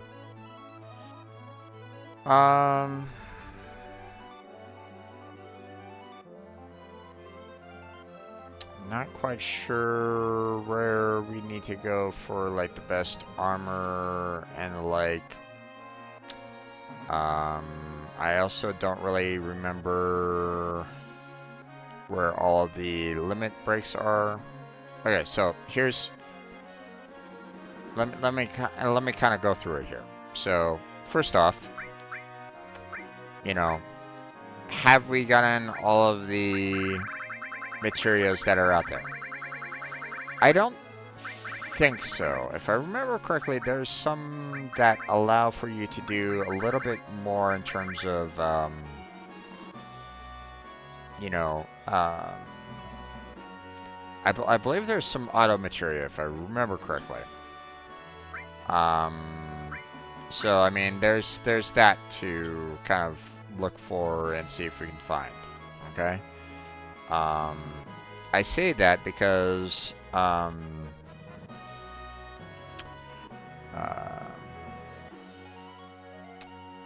if I remember correctly, there were times where you could basically allow for you to basically auto cast. At least I thought. I can't remember.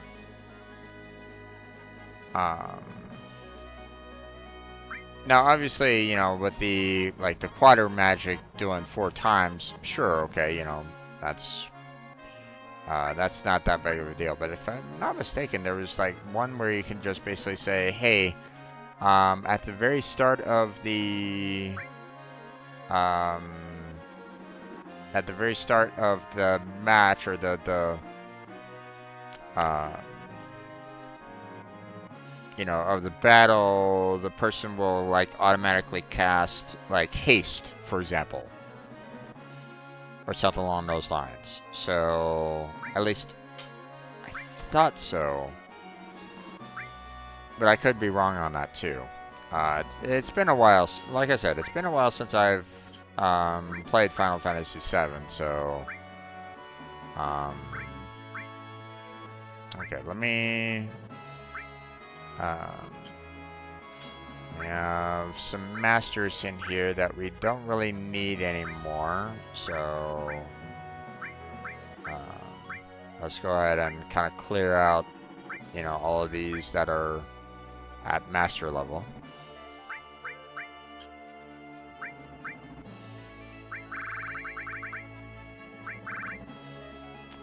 Okay.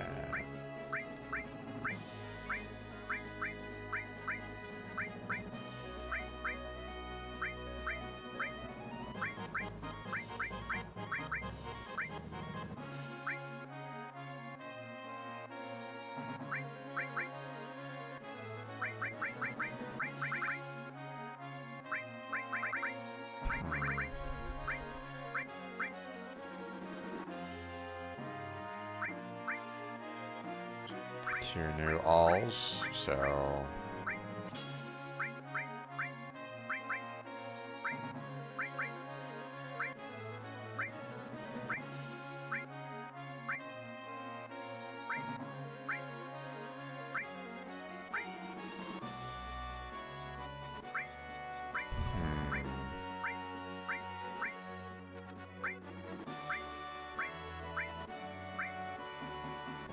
let's see.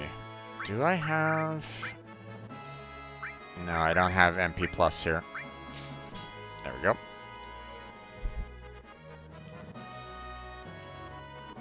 Okay, get rid of that.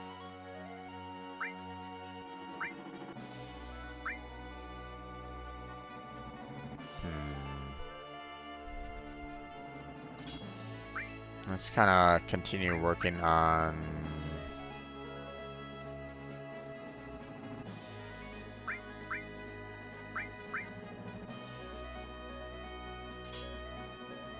HP plus a little bit.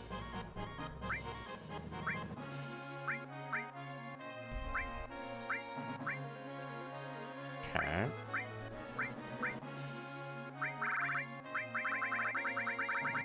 Let's get the all on that. Okay, and let's see.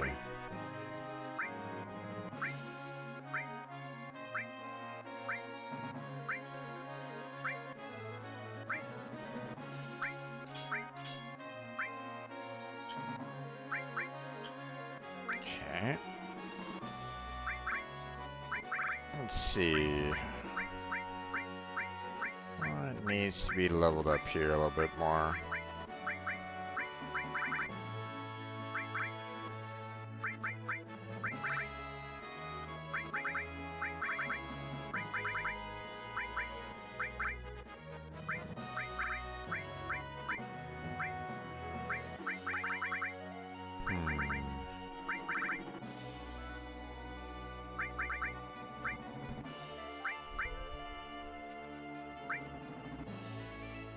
I guess we can put MP plus in there. Don't need to worry too much about the summons.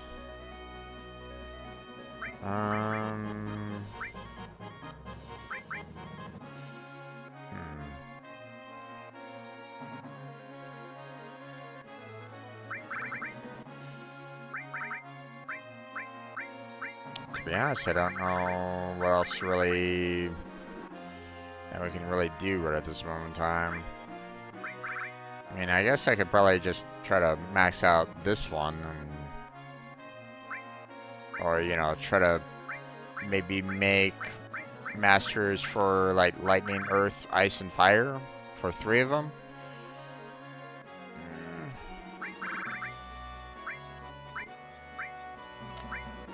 I mean, restore and revive, we definitely want 3 masters for each.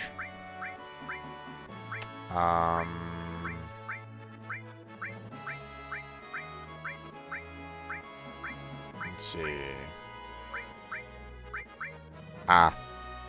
We're probably gonna want at least 3 times for, you know, the you know, potential for everybody to be able to set up haste for everybody, you know, all right then and there. Okay, but so, you know, there's still materia out there that, you know, we still need to gather up. There's still equipment out there that I still need to acquire because we haven't, you know, gotten everything yet. You know, there's definitely some, probably, you know, if I'm not mistaken, there's some better armor out there than what I currently have right at this moment in time. You know, if I'm not mistaken, I believe there should be 2 more ribbons out there that I still need to find as well. So it's not just Tifa that can have a ribbon, you know, it can be the others. So,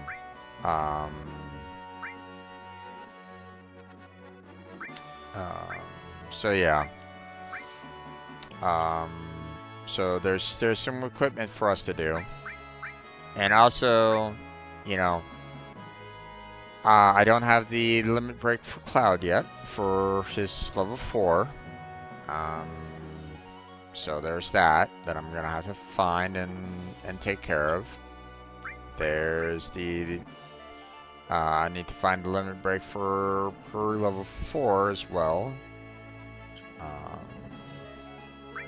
And, you know, same with Red X. But obviously we're working on getting Red and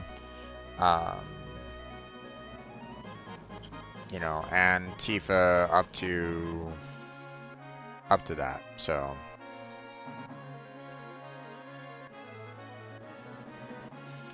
why do I still have it set to level 2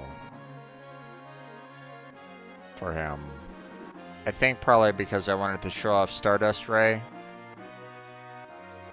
Yeah, and I haven't done that yet, so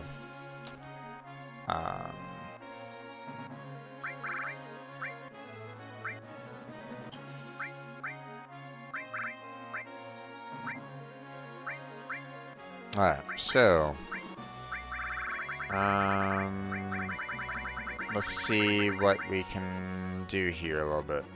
Okay, so first off, I mean, Cloud's always going to be this, you know, always going to have like the main character. You know, you can't get rid of Cloud, so I mean, might as well just add all these to him.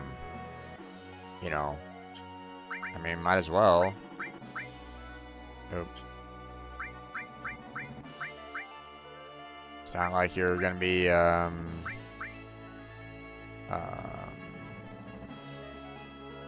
it's not like you're gonna be, you know, yeah,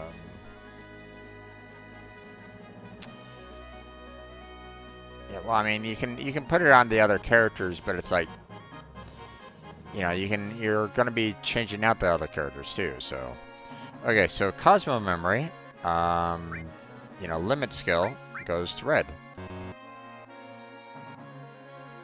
I thought it goes to Red.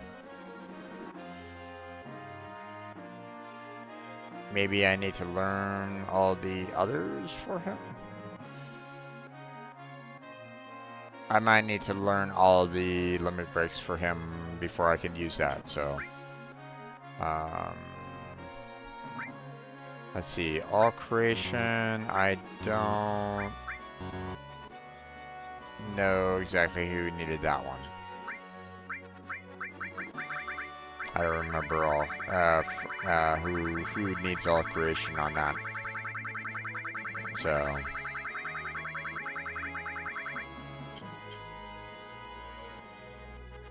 so I don't really remember there. Alright, but that's basically what's going on right at this moment in time is, we're gonna be looking at, the best armor. We're gonna be looking at the best weapons. We're gonna be trying to find all of the best materia, and all the different limit breaks. Okay, so there's definitely going to be spoilers ahead on this one. So just need to kind of give you guys a heads up on that. Okay, so if you don't really want to know any of this information, then well, um, then there you go. But um, let's see. Uh,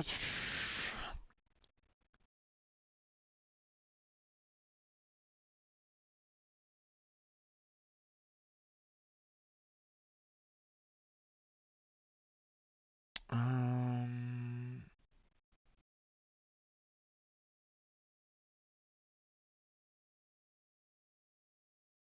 Okay, yeah, I've already gotten Mithril Forest's Great Gospel Limit Break. We've already done that. We've already seen that. So, um,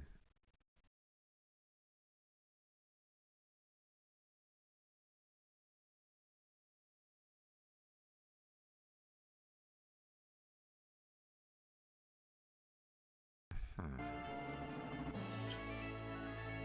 All right.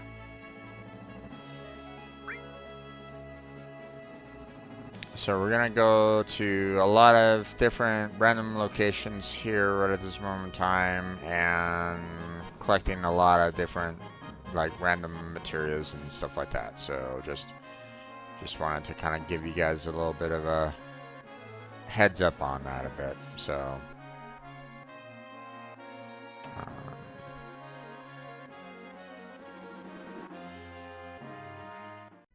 Alright, so one of the things that I saw was that there's something new in Cosmo Canyon that we can try to go for, so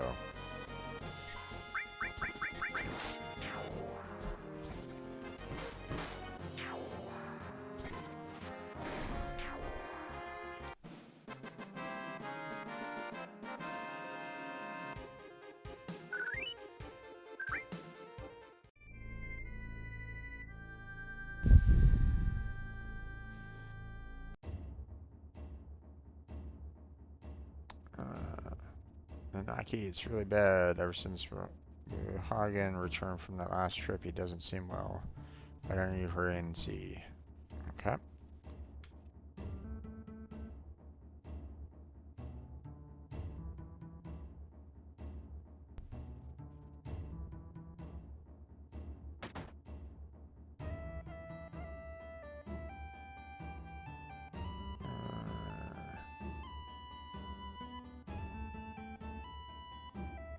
Okay.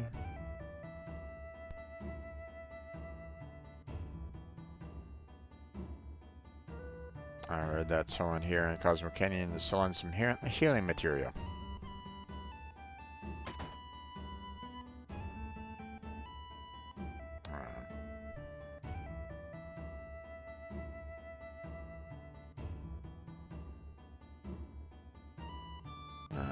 Welcome to the inn. It's times like this when you need a nice soft bed will do when you go. Okay, don't really need the room, thank you.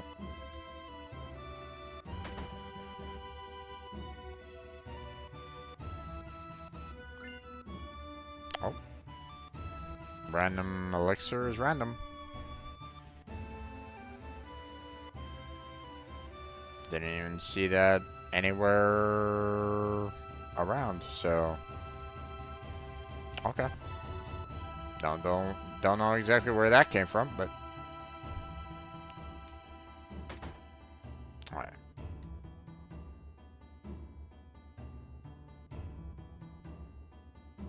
Let's see.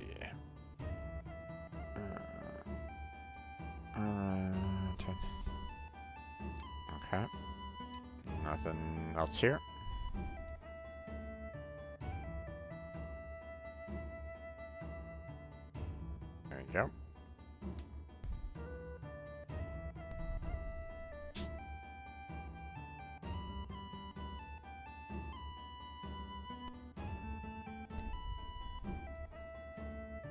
Ah, of course, our store is open.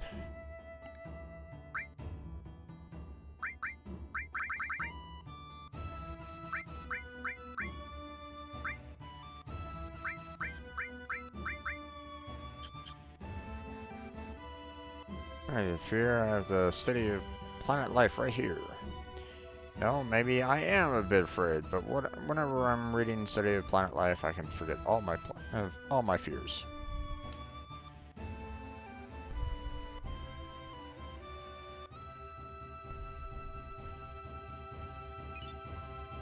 Received full cure material. Save the laser, magic source.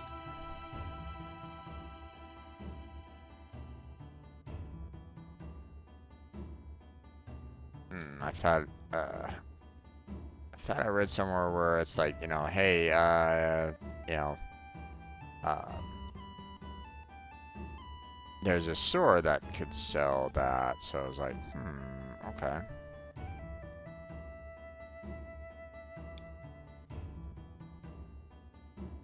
Or the material, but guess not. Alright, so just you know, just to show what, full materia is all about. Or, full cure. Let's go ahead and do that one first, just to make sure that we have that, you know.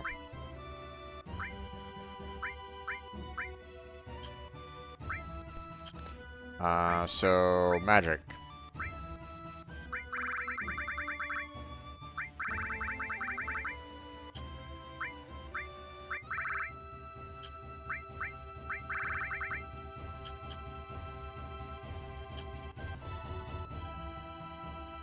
I guess we haven't officially gotten the full cure yet.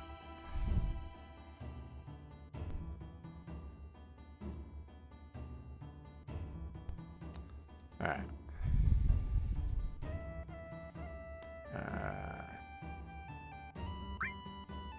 Alright.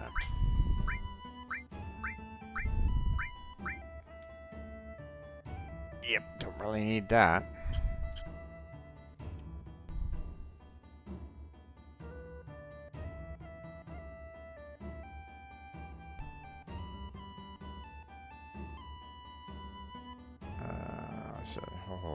Okay.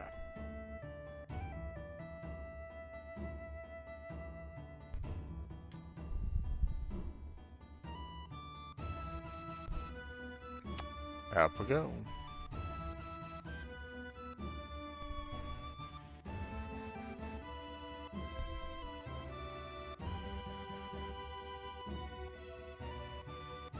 Apparently we can't go inside there anymore. Actually, hold on.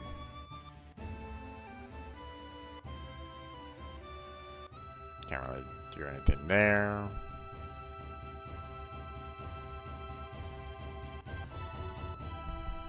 What's wrong with her? Is he sick?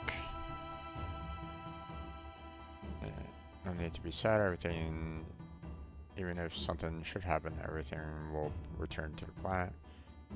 It says so. Just the thought of something happening worries me. He's fine.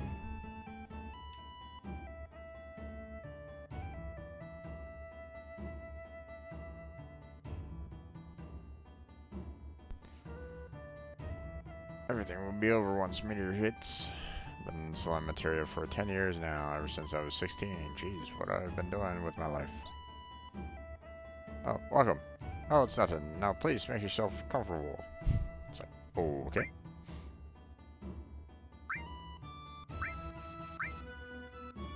Yeah, nothing really different there. That's useful, so.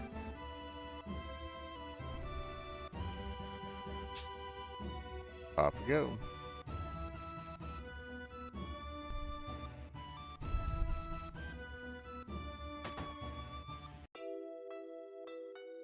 Grandfather.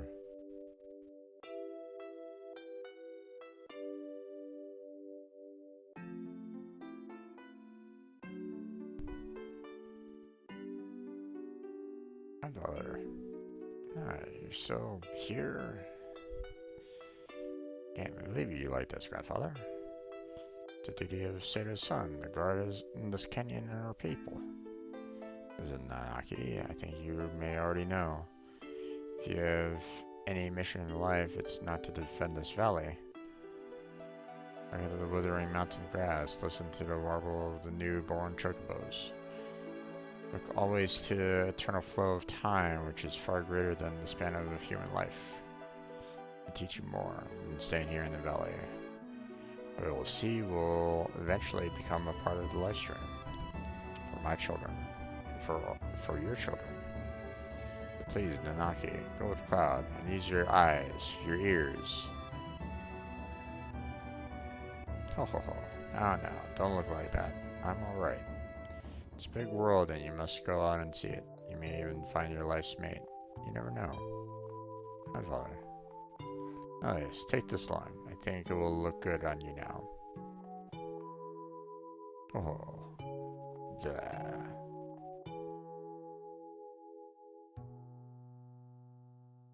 Goodbye, grandfather.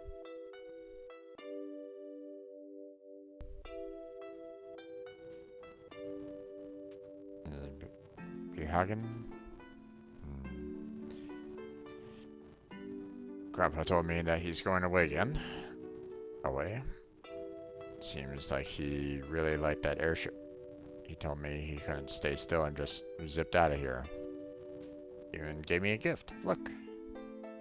Limited moon. Wait a minute. Aren't you supposed to give gifts after you come back? Haha. Grandpa sure is strange.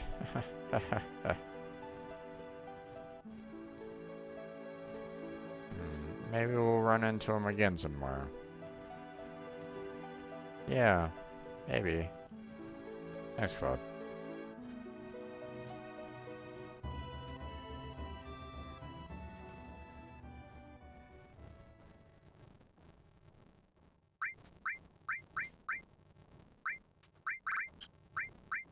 Let's type.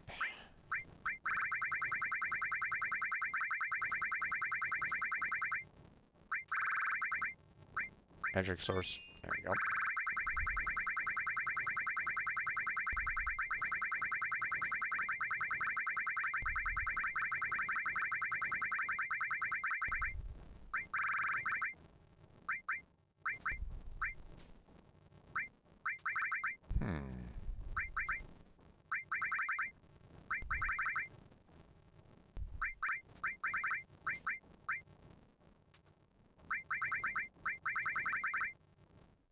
There it is.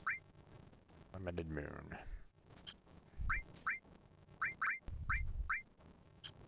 Which I believe is Red's best weapon? Yeah. At least I think so. Of course, not exactly something that you want to use if you're trying to like level up your materia, but obviously as you can see it has the best attack percentage, and it gives you 8 slots, so not bad overall. But we don't really want to use that right at this moment in time. We still want to, you know, work on materia and the like, or you know, work on leveling up materia. So let's see. What's next on the list of things that I should probably look at here? Um,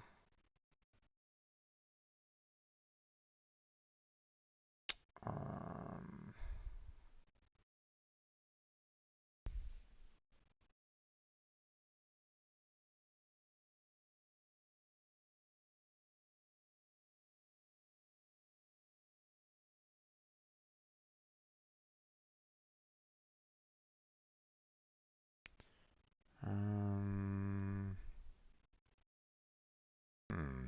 okay. That's something that I can probably do, but again, it's like, well,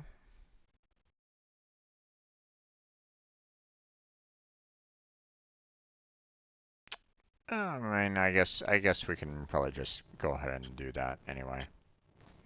All right. There's another little thing that we can do here. So, and now obviously, if we try to go back up to um,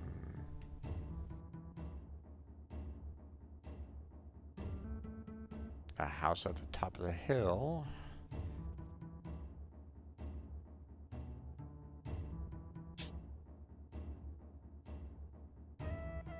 I don't think we're gonna be seeing. We're gonna be seeing him. I think they've already kind of buried him, I think. So yeah, you can't really see him there.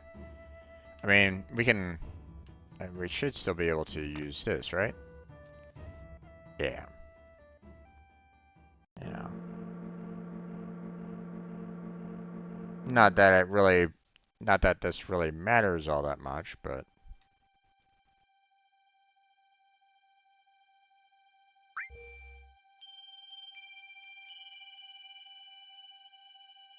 but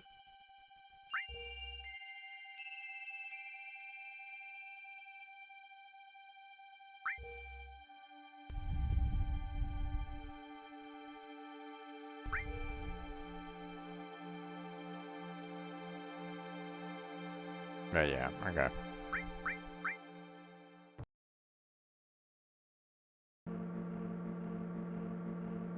Don't really need to worry too much about that.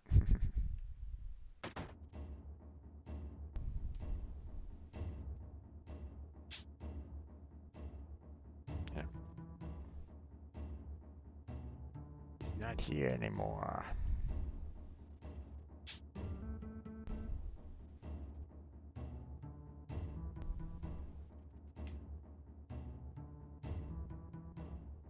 I wonder where he went.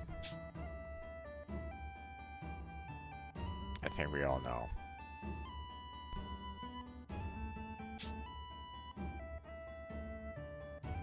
So, alright. Let's get the heck out of here.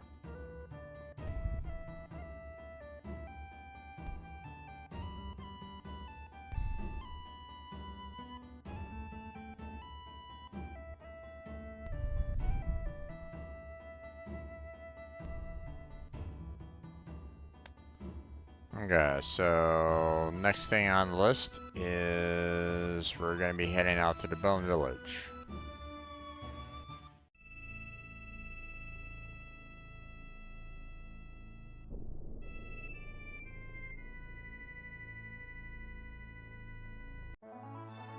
Yes. I see that there's something that we can potentially pick up there that will allow for us to go back to Midgar. And we're going to be heading back to Midgar for, well, to see if we can get some other items. So,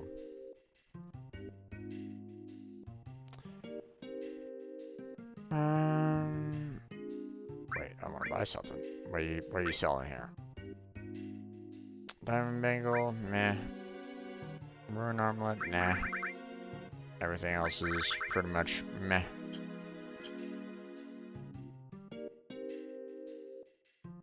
Okay, so we're gonna go ahead and start digging. We're gonna be looking for normal treasure.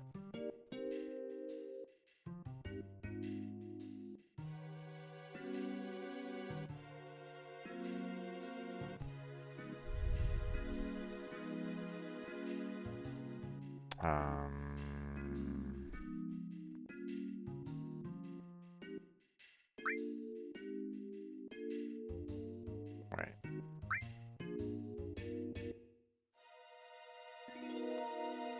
Oh, apparently insert was the,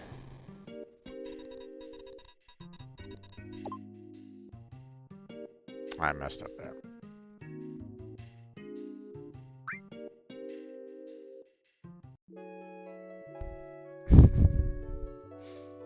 Because I didn't place any staff members down.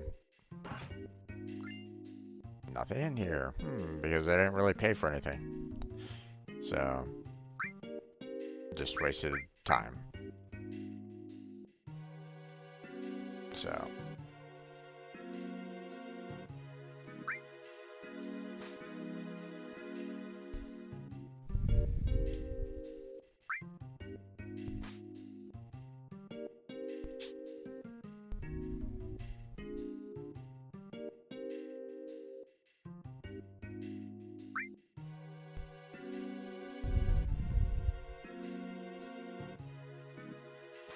Okay, and there.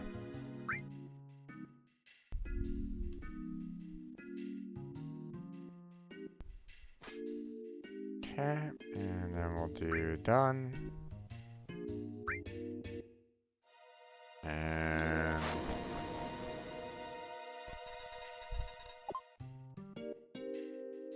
okay, it's down there somewhere.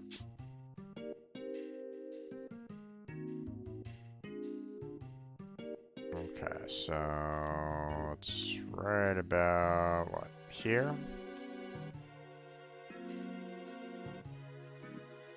Yeah, it's like, you know, this vision here is right about here, so.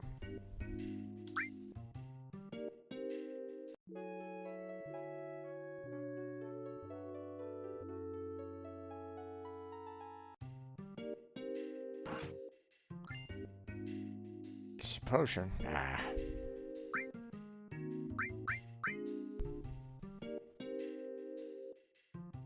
Trying to get a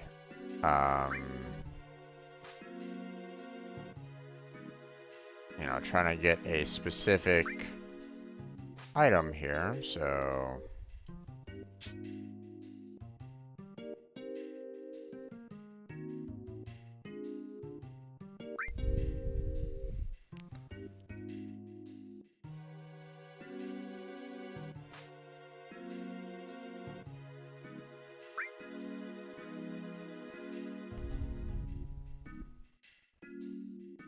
okay, there we go, and done, and ignite.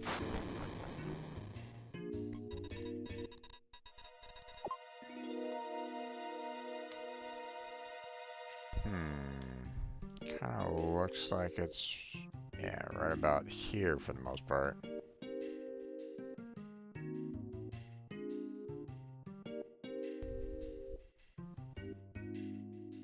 Plus, you know, that look right down there is kind of looking right about here, I would imagine, so. There we go.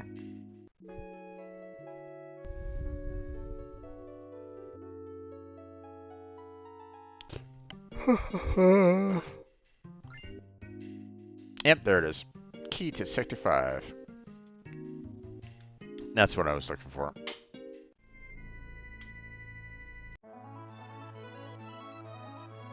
So, we head back down to Midgar.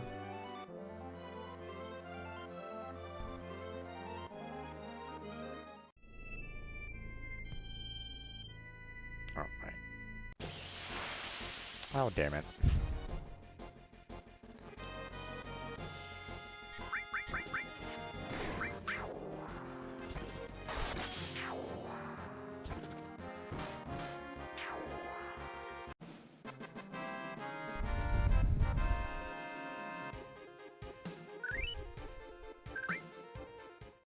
There we go. I don't really like the fact that I have to go over a little edge there, so I'm just gonna move there. So I can just go straight into Midgar.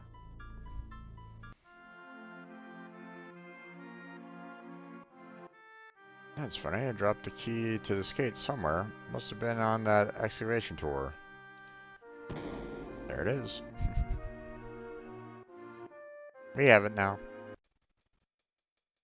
Alright, so I'm back in Midgar, so they're pretty. Hey, where's the flower lady? Well, about that.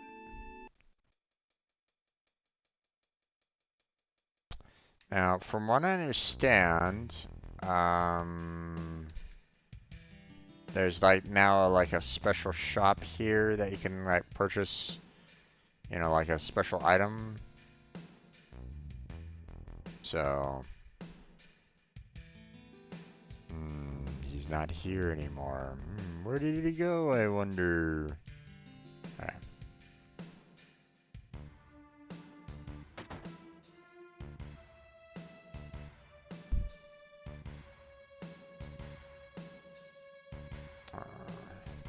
I just got together enough money to get out of this place. Now it doesn't matter where I go. Ho ho ho. Yeah, don't really need any of those, so.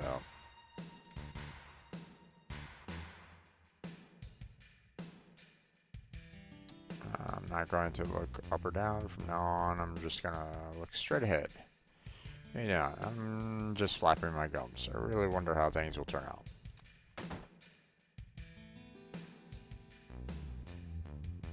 Chilling items for Gil here no matter what.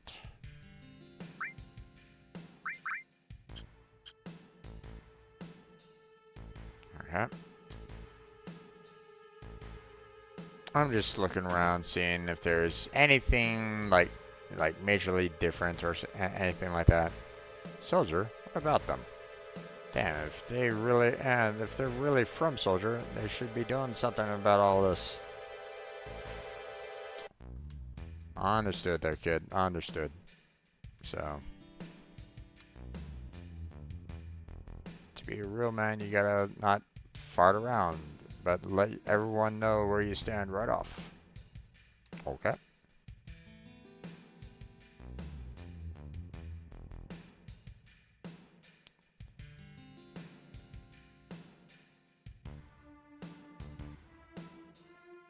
Okay. Oh, crap about crap, but I do know one thing. People are always gonna need a good, strong weapon. Which you are not offering.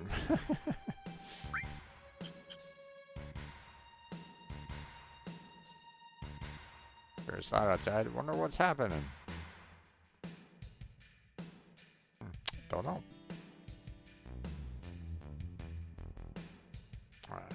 If I'm not mistaken, there wasn't anything else there, so can go see Marlene, I think. If she is even available right at this moment in time, no.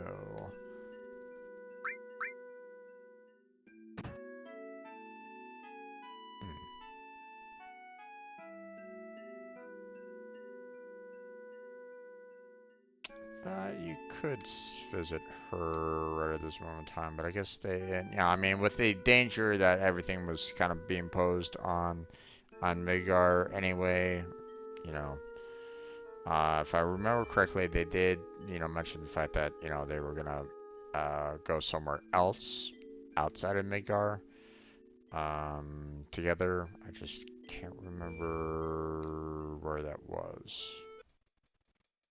So I don't really know if there really is any way for Barrett to, or for you to kind of go to a spot where you can like have Barrett and visit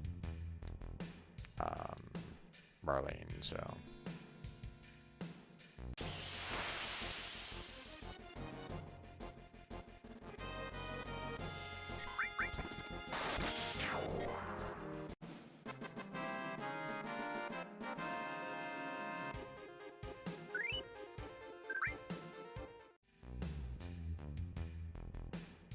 All right.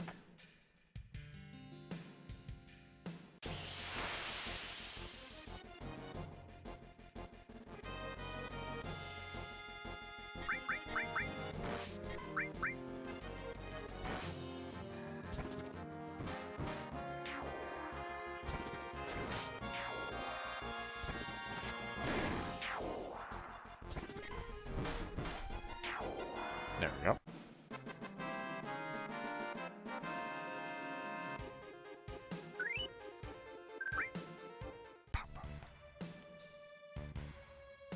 Okay.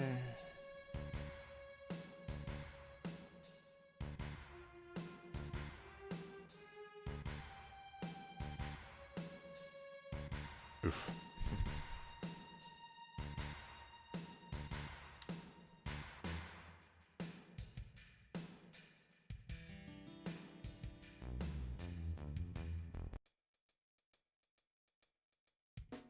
Hey, please stay here.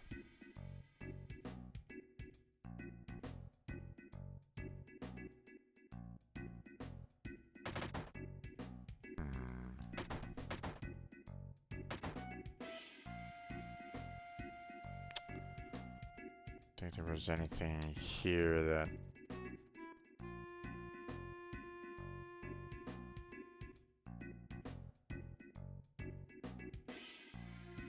Nope.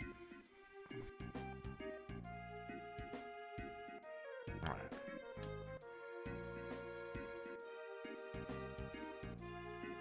Oh, okay. Yeah. Sure, I've occupied the shop. Okay. And apparently you can't get back into it. Okay.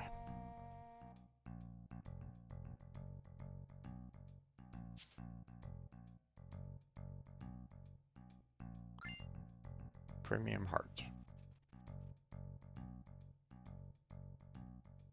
Let's see.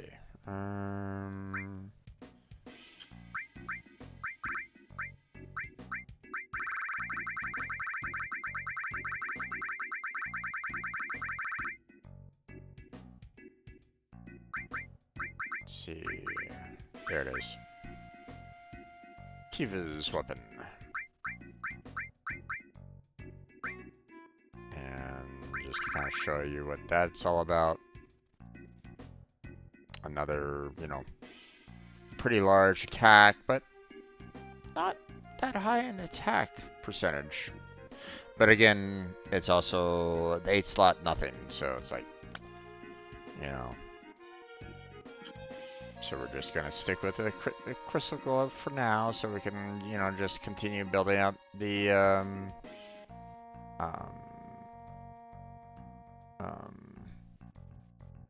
you know, material growth. So.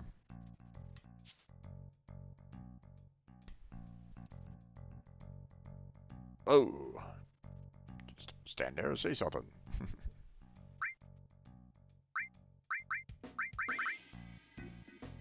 I really do appreciate when they, you know, when they do the like the visual effects, you know.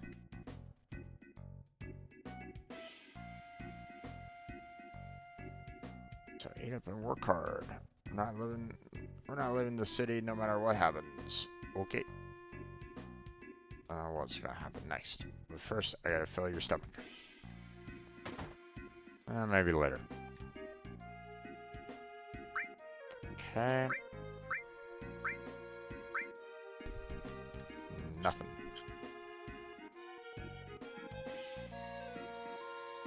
There is one thing that is somewhere around here.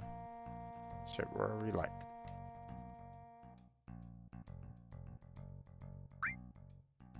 Oh, sit down. I'll go with today's special. What today's special?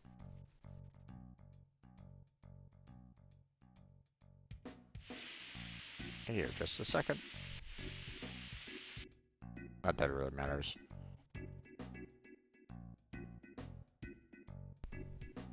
There you go, enjoy.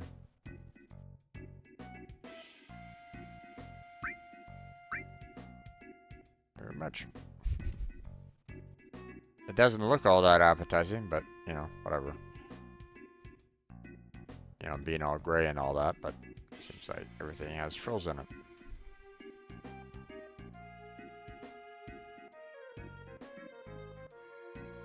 Welcome, please take your time. Don't blush, hooligan.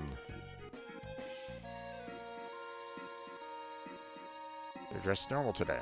If something else interesting comes up, let me in on it. Okay. Don't really need to worry about that, though.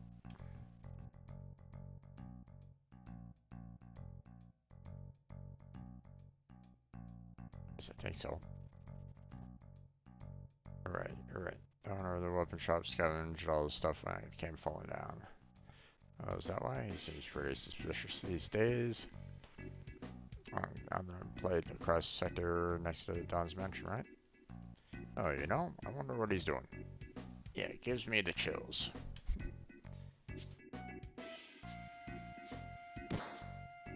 So, how's it? These days you gotta have strength. Come on, you should work out. Alright, 1, 2, 3, squats are all in the rhythm. Doing my best, bro. How's this? Ah.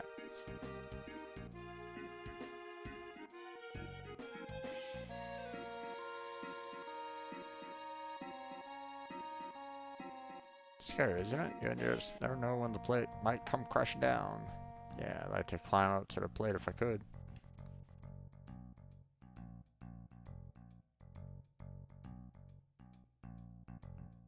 Yes, you want to order? Do it at the counter. Okay. I'm at the counter. I gotta take my order at all? No? Okay. Whoops.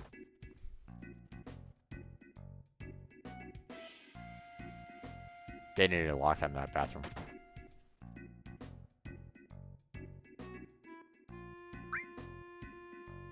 That's right. Doesn't matter anymore. Don't need that. Don't need that. Definitely don't need those. Same with that. So.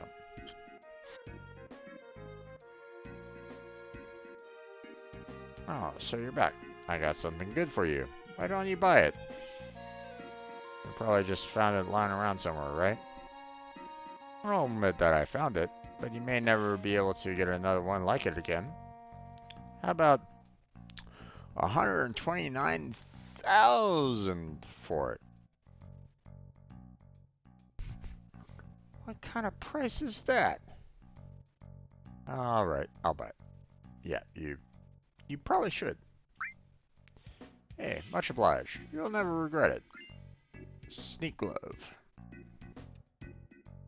So that's what they're. Obviously, if you didn't have the money for it, then well, you're pretty much screwed. Unless they don't unless they give you the option to try to buy it again later on. But so I forget. I believe it's materia.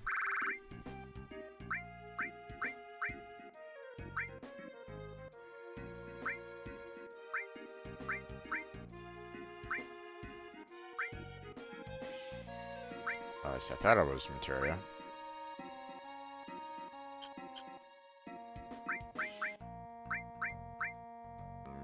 Maybe it's an item here. Yep, there it is. Okay. Increases steal rate. So it's like, you just paid $127,000, pretty much, for a way to steal easier. So it's like, okay. I think that's pretty much everything that he has. Yep. So.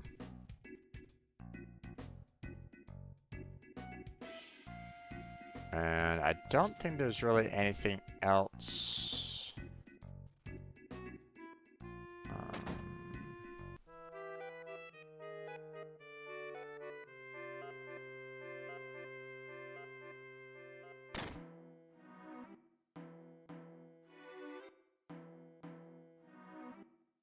Oh, I forgot to go in here at one point in time, a long time ago. You know, when I did this particular section so long ago, I set it up so that Cloud would be picked, right? So the ladies were kind of stuck in this particular room. And I forgot to go back in there afterwards to, get that item there. So, but everything else has pretty much been pretty much picked clean. So, And of course, you know, the Dawn isn't here anymore either. You know, we've taken care of that, so.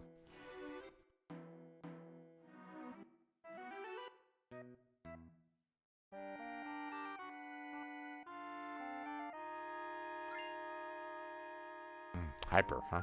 Okay, interesting.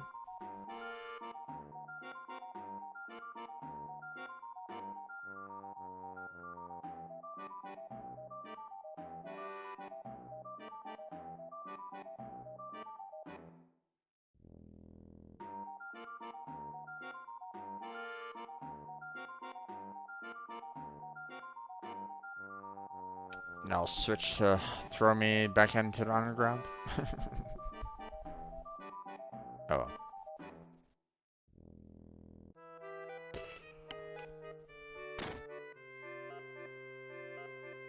Uh,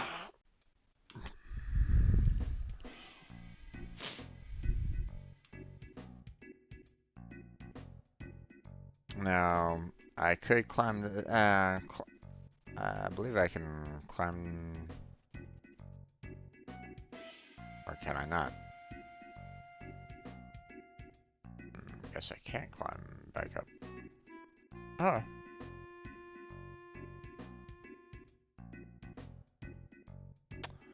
I guess there's really no way to go back up to the Schindler Tower.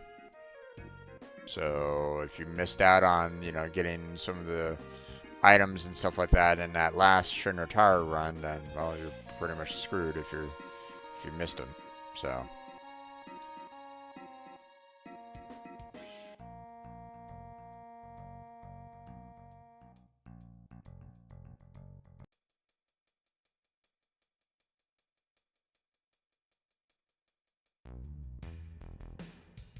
I think we're pretty much done here in Midgar for now.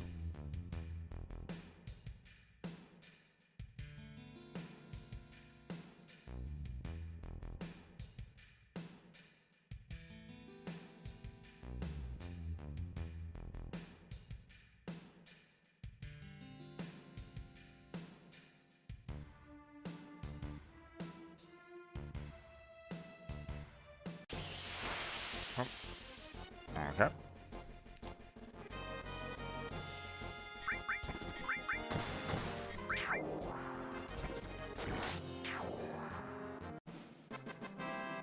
Bum, bum, ba-dum.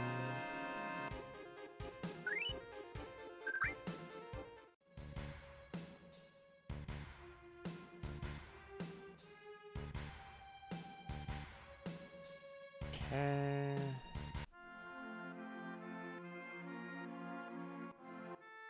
Time to leave.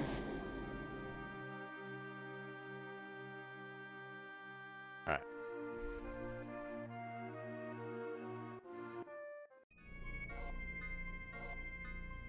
Oh, it pushed me to the other side. Ah! Oh well. Okay, I need to use the restroom here real quick there, folks. So stay right there. I'll be right back, and we'll continue on with some Final Fantasy. So, don't go anywhere. I shall return.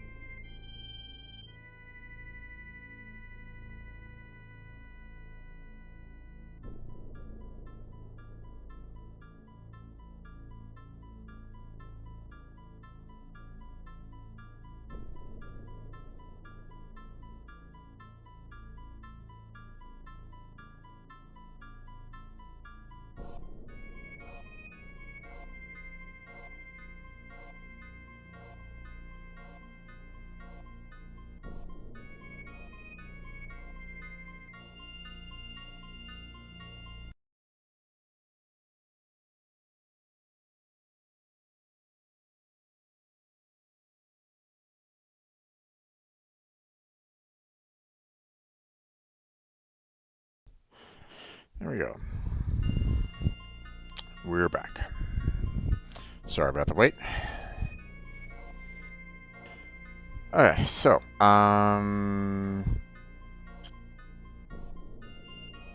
you know, we've gotten that sneak glove.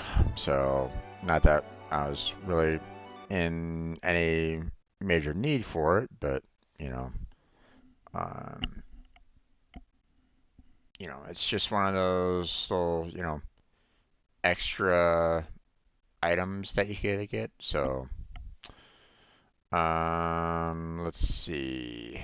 Now, what else? Um,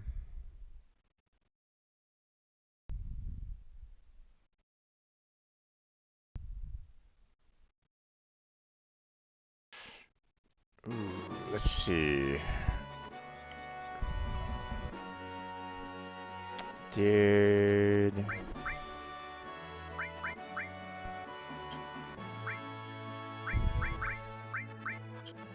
oh.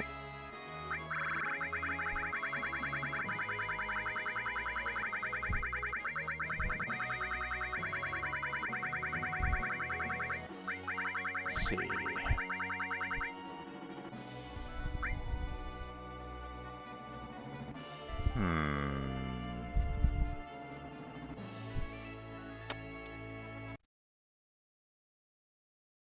If I'm not mistaken,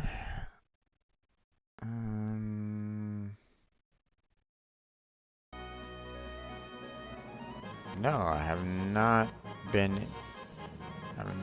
gotten his special items. Okay.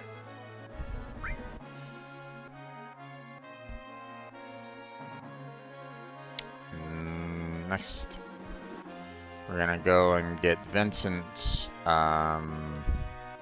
best weapon and apparently his last limit break as well. So.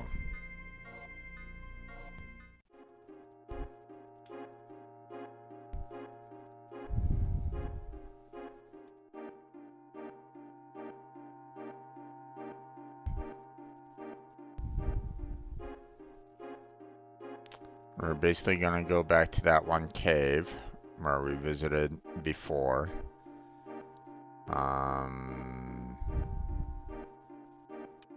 And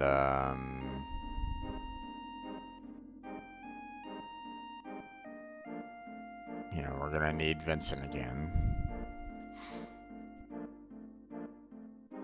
Now, obviously, I can't switch, him, to him here. As soon as we get back up to the surface, then we can do the PHS and bring Vincent into the party. So.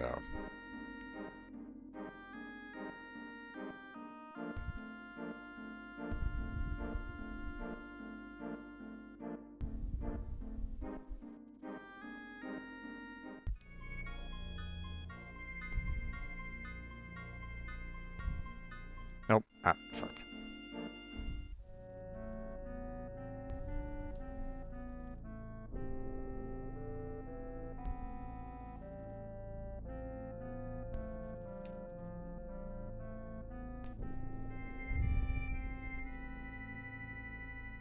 Oh, come on, damn it.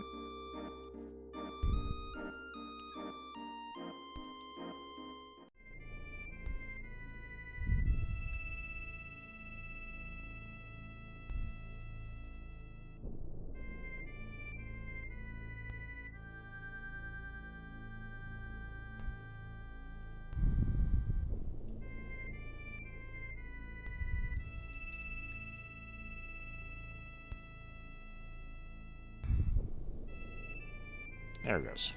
I was about to say, am I not able to get here at all? There you go. Let's go ahead and save it just in case. Yes, it's been a minute. So.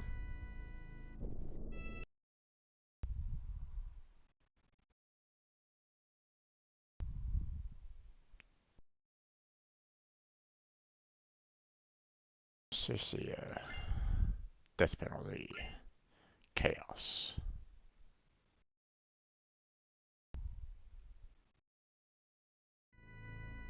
Alright, so.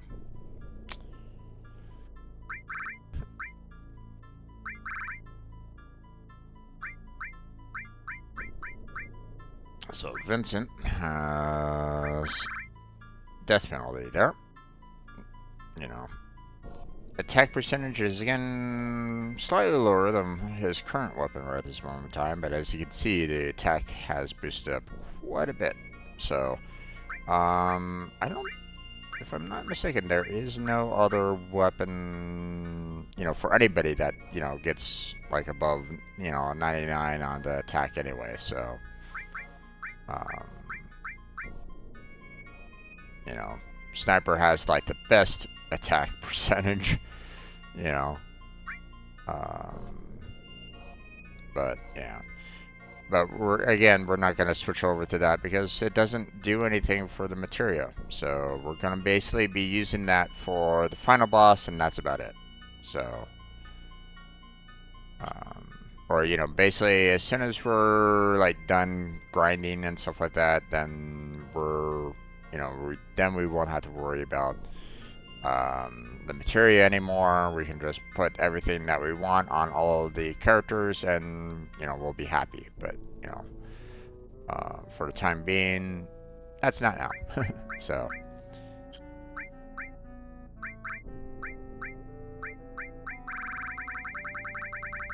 now, if I'm not mistaken, I don't think I can use chaos on him right now. Yeah. Um, you know, I need to have, you know, I need to, you know, max his out. But, you know, as you can see, I haven't really used him that often as a character. So, but we, you know, I will. Don't worry. We'll be leveling up his limit breaks as well. So it's just I want to level everybody's up. At least that's my plan. So it's gonna take a while. There you go.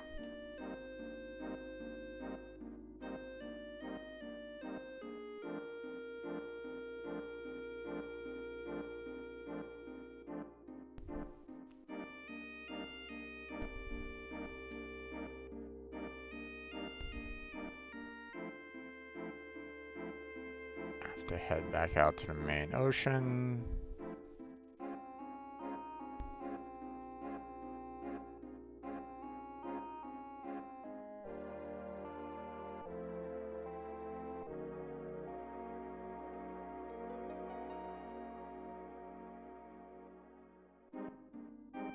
And then we will head back up to the surface. Whee!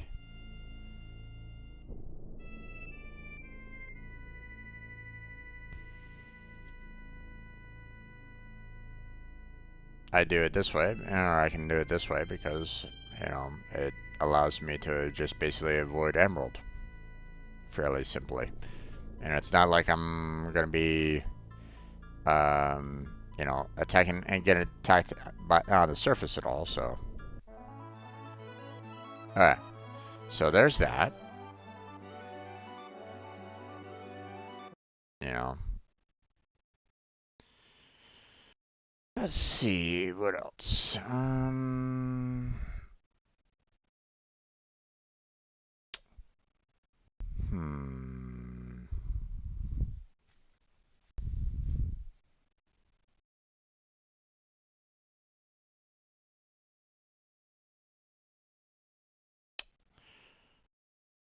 Okay. I think we'll save that spot for another time.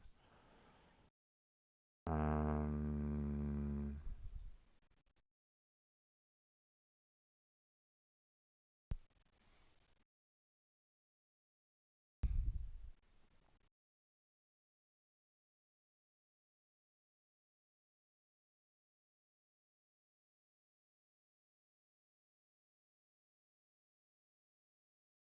oh. I mean,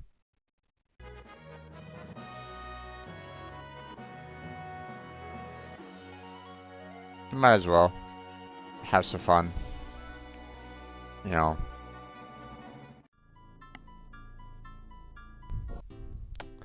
So apparently,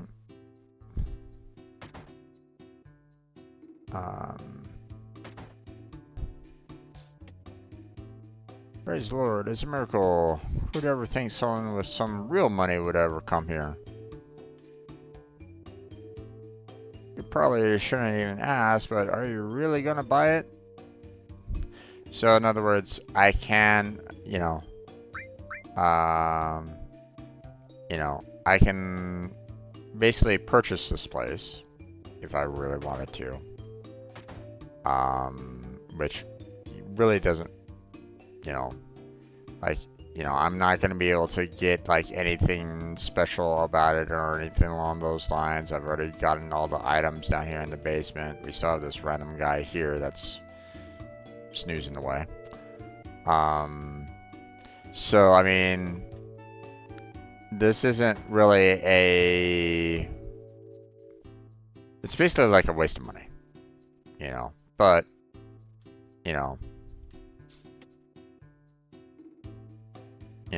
but if you wanted to,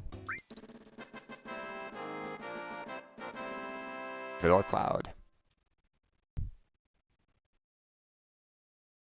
Goodbye, fluffy bed. So, this is officially mine now, and it's like, well, okay. It doesn't really give you anything, Like if there was like something special here or something like that, like, hey, here's like a save spot or something like that, or here's like a special person here that you can now like maybe buy from or something like that, then great. But all it really is like, hey, you can now sleep here for free, and that's it. So, which, I mean, it's like, okay, but you can already like recover your health and your MP on the high wind. So it's like, but whatever.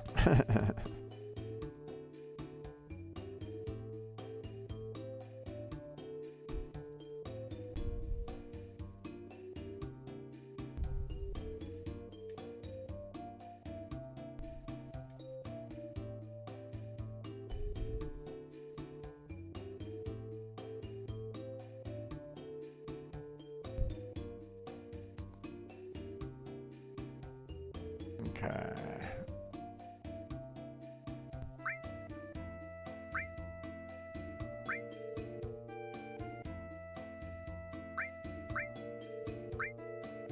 Yeah, if I remember correctly, I mean,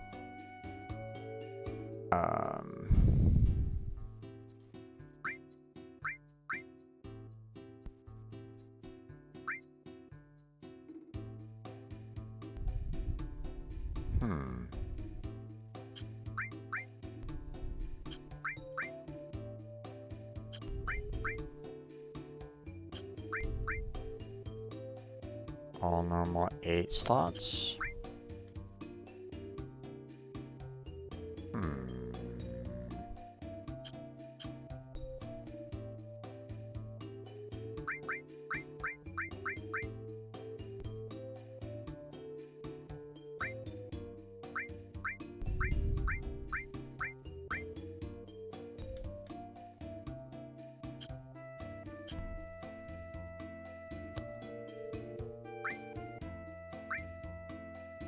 I mean, it's not necessarily like the best,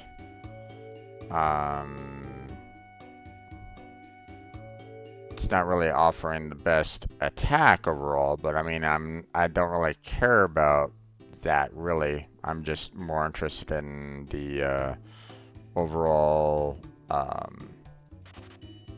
generation of, you know, materia levels right at this moment in time. So I'll just go ahead and purchase all these, you know, for now. So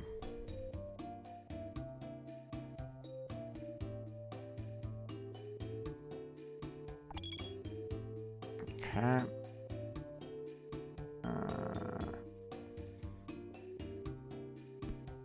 Does it strike before I do? Perseid meteors reflection on the sea in the evening. Indeed. You see the creeps.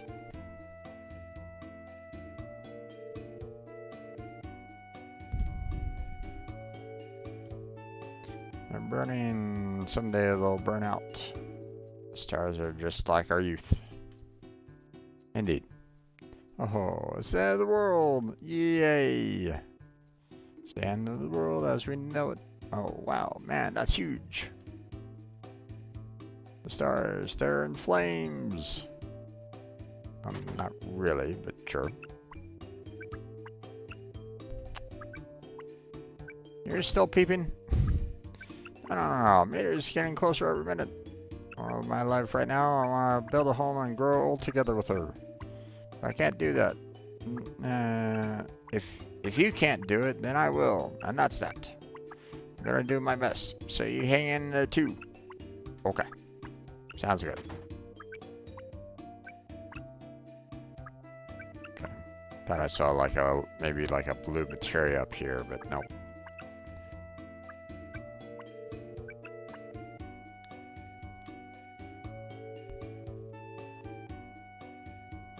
Pretty bad, everything's gotta go. It's the end of the world sale.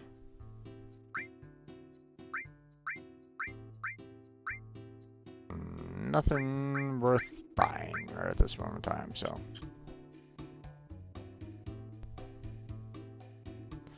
Buy a souvenir to remember our participating in the meteor tour? Sure. Maybe not. Because you don't really have anything that I really need right at this moment in time, so. Goodbye.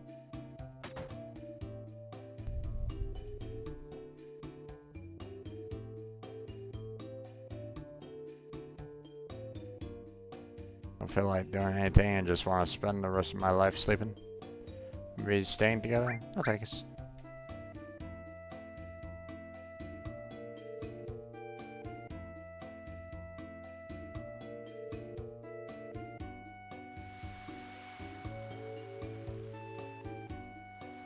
Alright. Sitting around waiting for a meteor to come. Why is it gotta fall on us? Good question. It's getting closer and closer. Someone will do something, don't you think? Probably not. The sea breeze, sun and meteor. Isn't nature strange? Indeed. I don't care even if it's at the end of the world. I just want to sit here and drink cocktails. Okay. Ooh, I think I drank too much. Ah, leave me alone. I'm trying to learn how to swim before the end of the world. Gotcha.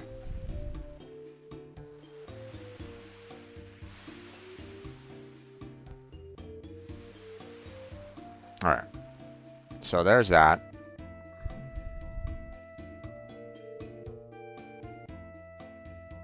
Oh wait, we still have the dock that we can go visit. I'm not worried. When it all comes down, I'm heading for the skies. All the problem is, will there be anywhere left to land? Nope. Not if a meteor strikes. I'm gonna be able to nap like this for much longer. Put it that way, I feel kind of sad. Indeed.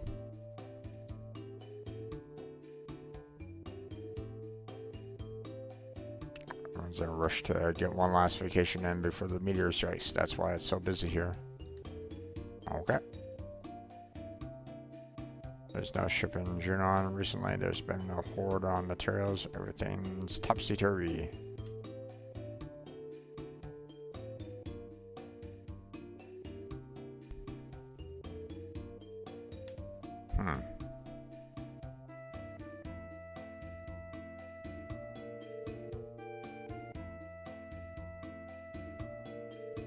Okay.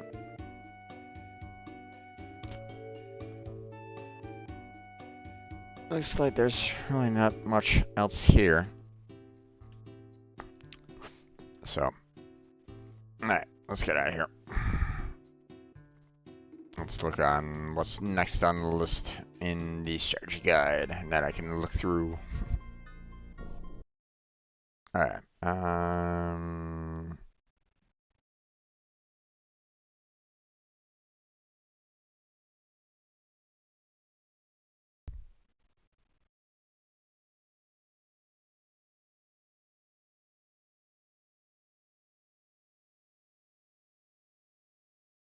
okay.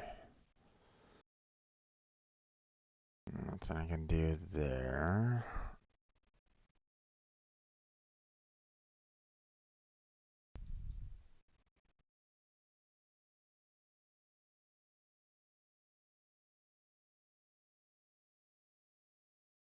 Uh,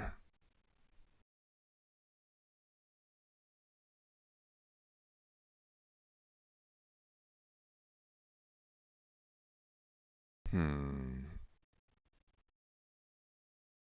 Okay.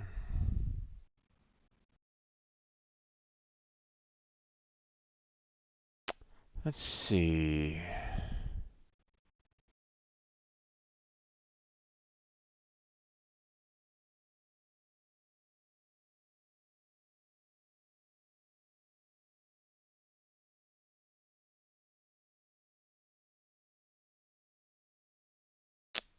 Yeah, we don't really need to worry about chocobo racing and breeding anymore, so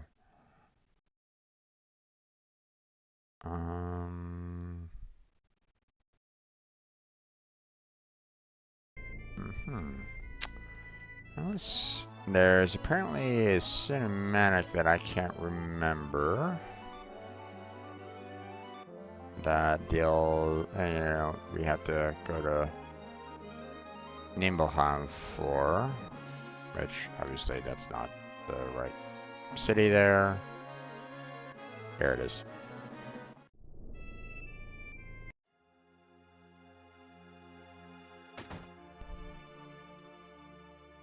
Let's see, is everybody still an agent here? Probably.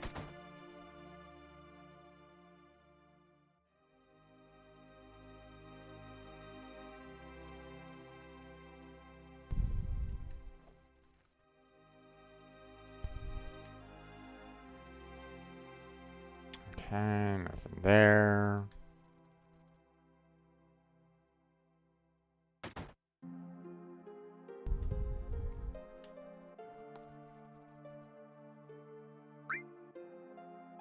Nothing there. And I wanted to talk to me. Can you shop at a time like this? What? Me? In business? Don't worry, it's alright. I get paid by the company. But my real job is protecting the Empire's secret. What? Secret? You don't have a clue. That's alright.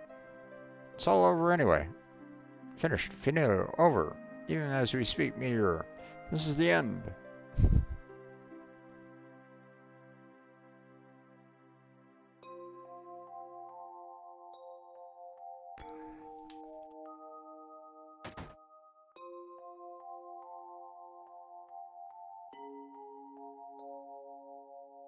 What's gonna happen to this planet? What the hell is Shinra doing?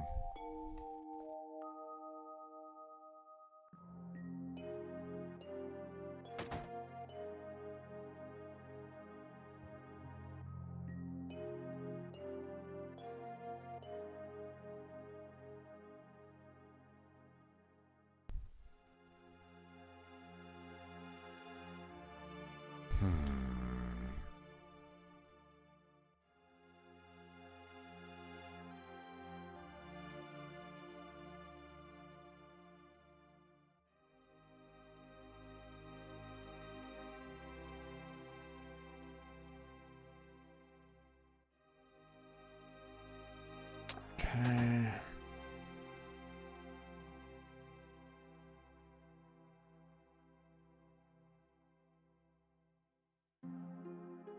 Hmm.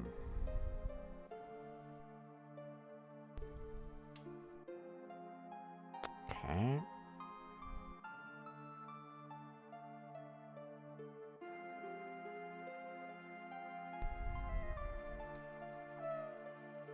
Oh.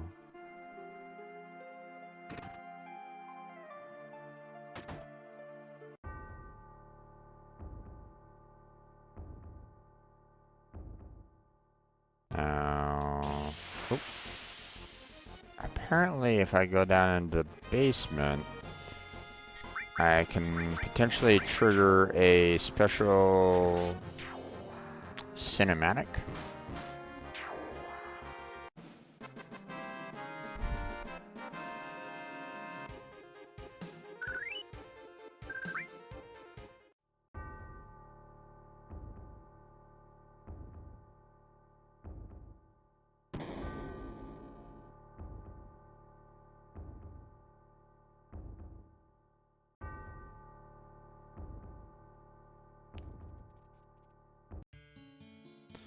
Supposedly, if you do this after Cloud recovers,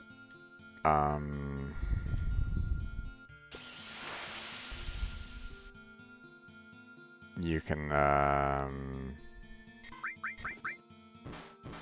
see the cinematic. So, which is still, you know, fairly early on in the game for the most part. So, you know, being, well, not early, but.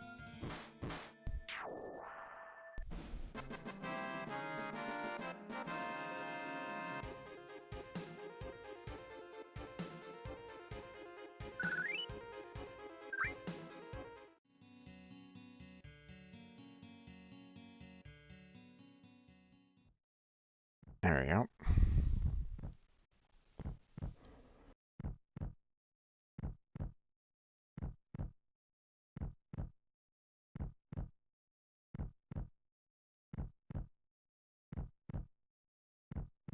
Yeah, this is your food.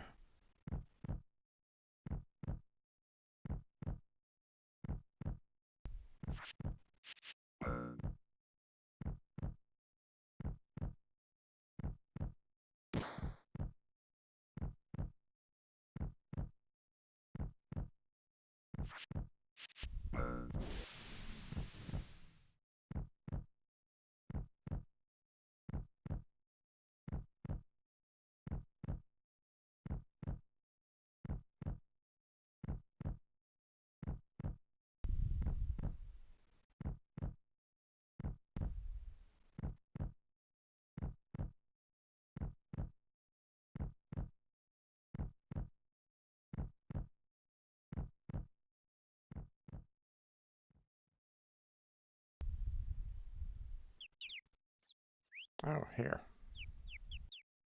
Put this on. Smells a little, but don't complain.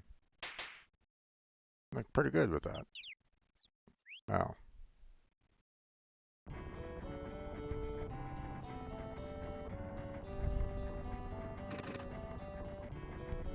Yo, old guy, we at Midgar yet? Shut up, you're lucky I even gave you a ride.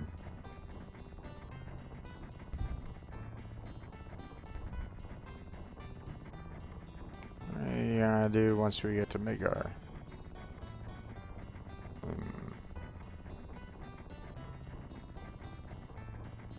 I know what I'm gonna do. Yeah, play second Crash for a while.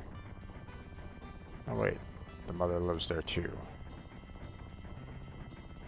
Guess that's out. Yep, gotta change my plans.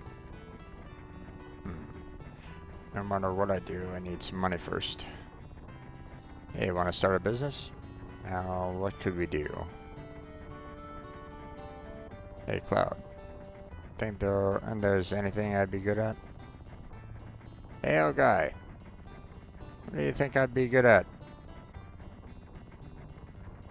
What are you yapping about? You're still young, ain't you? Young folks should try everything. You gotta pay your dues while you're young. Gotta look for what you really want. Try everything. That's easy for him to say.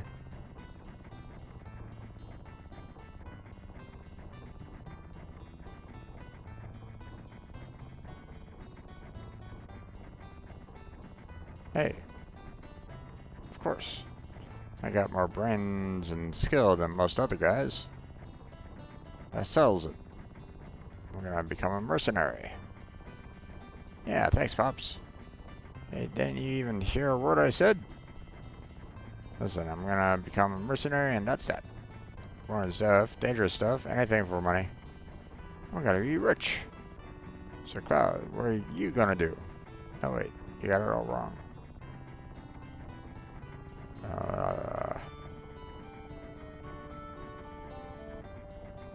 Just kidding. I won't leave you hanging like that. We're friends, right? Missionaries. Cloud. That's what you and me are gonna be. Understand, Cloud?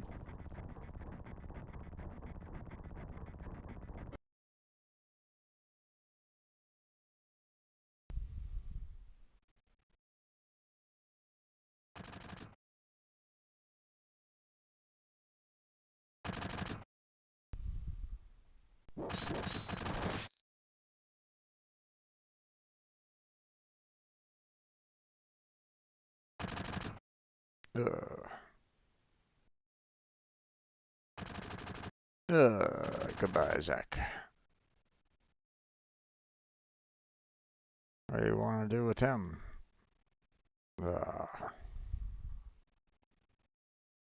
Forget it, just leave him.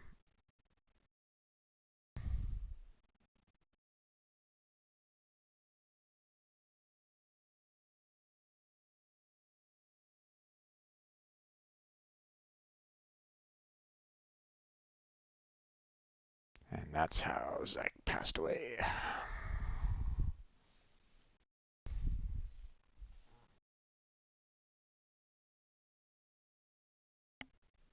Shinra killed them off.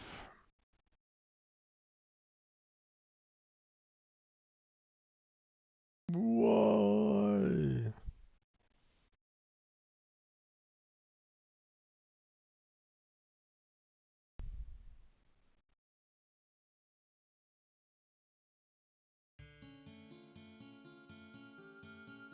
Yep. A little bit of back history on Clyde and Zach there.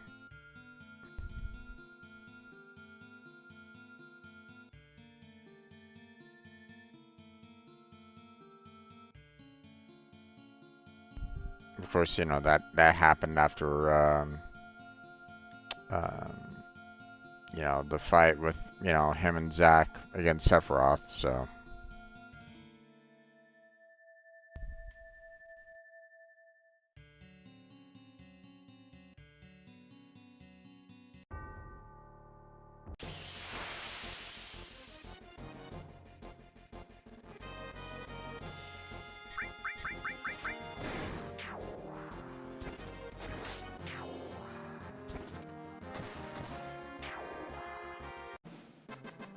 Bum bum bum ba-dum.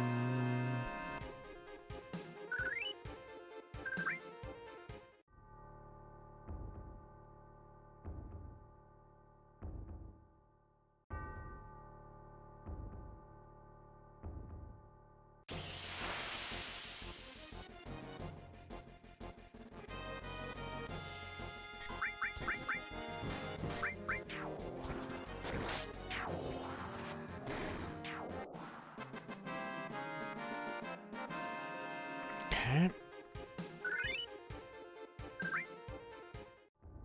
Wait. Don't I have... Let's see. I already have that.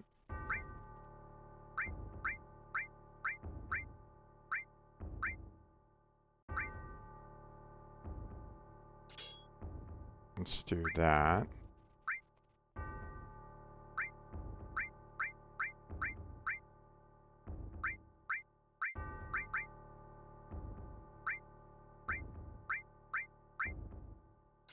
I'll do that.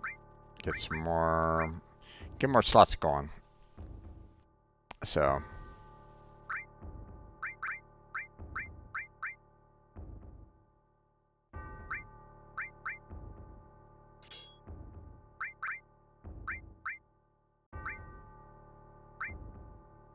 Okay. Let's see.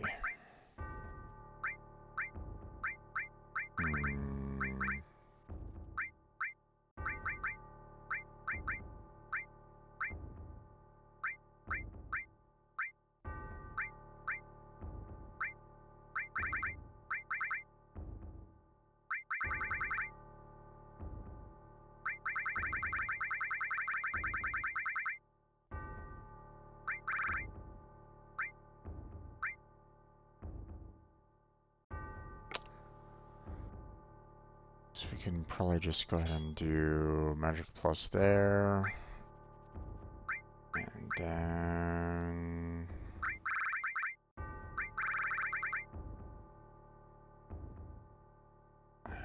Summons isn't really necessary right at this moment in time.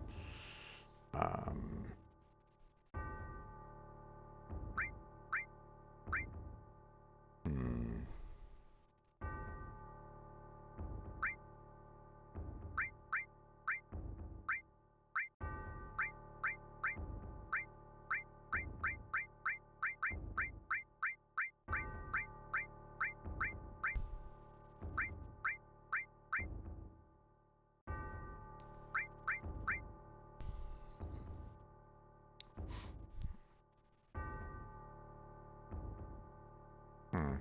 Let's go ahead and try to get like 3 masters for the elementals as well. So, you know, just in case I want to like, you know, add them into my, you know, magical, you know, arsenal. So.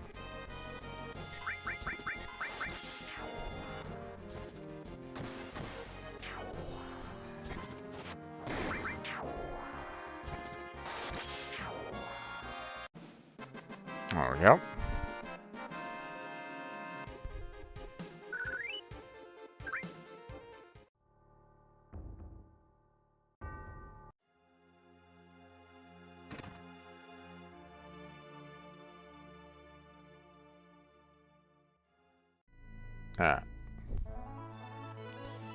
That's all done there. Let's see. It's all about chocobos and breeding and all that kind of jazz that we don't really need anymore. We've already done all that. We've already collected all the materia from those caves, so we don't really need to worry about those anymore. So with the chocobo sage, we don't really need to worry about that anymore.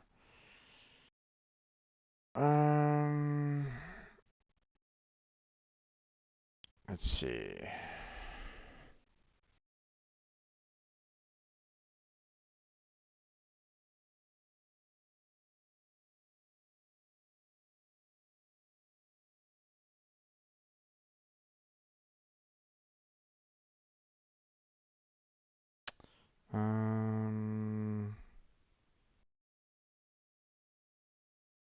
Okay. Yeah, we don't really need to worry too much about the ancient forester at this moment in time. We'll deal with that a little bit later.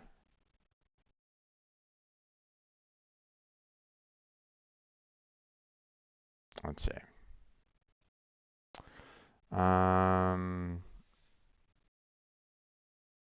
Okay, so Cloud, he gets his ultimate weapon from the ultimate weapon. So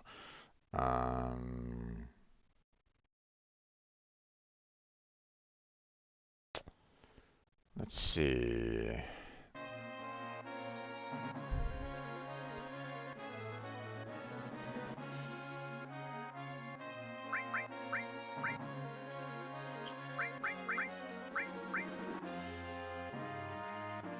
Okay.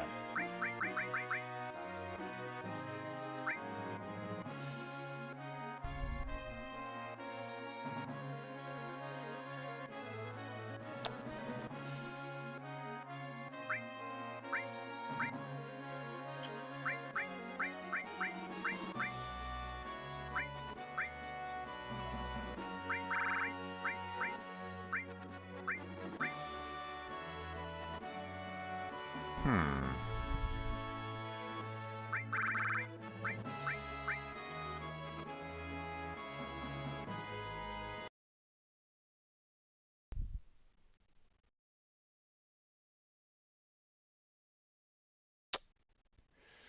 Oh, I think I missed Barrett's ultimate weapon.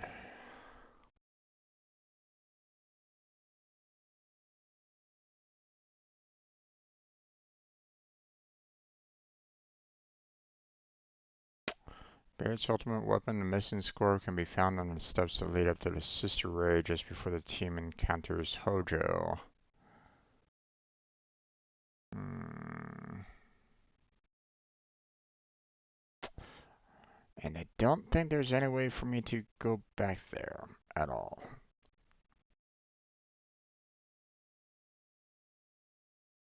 I think, if I'm not mistaken, if you miss out on a missing score, you can't get it. So, let me confirm that here. Let me check if um,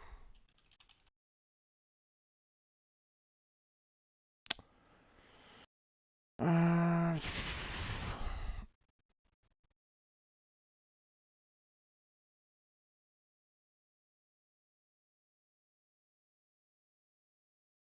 it's permanently missable if not picked up. Right. Okay.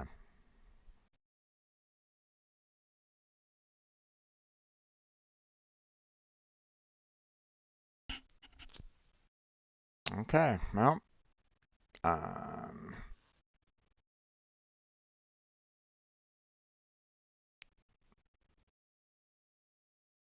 looks like we missed out on that one there, folks.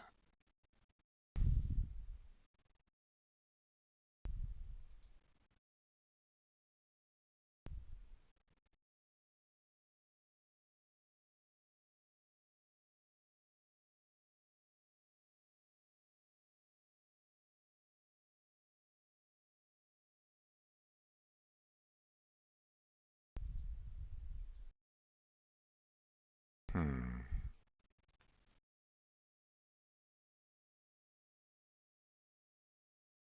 Currently,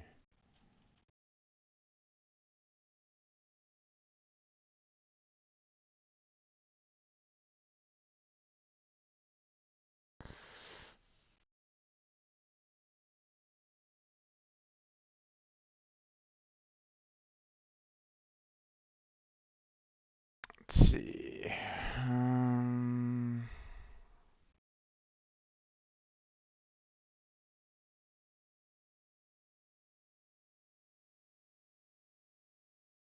Ghost hand, battery, standard materia skill, Sherman beta, Aphid materia, um,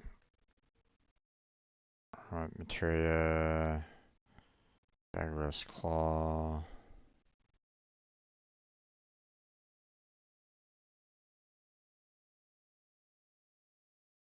effect materia. Let's see. P absorb materia, umbrella, Mithril clip, shotgun, 4 slots, javelin, earth. Oh my gosh, there's a lot, a lot of this here. Um,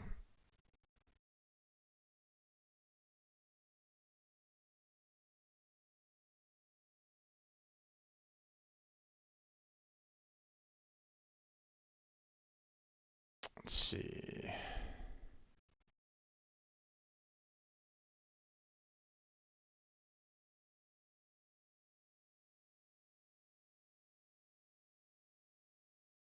Hmm.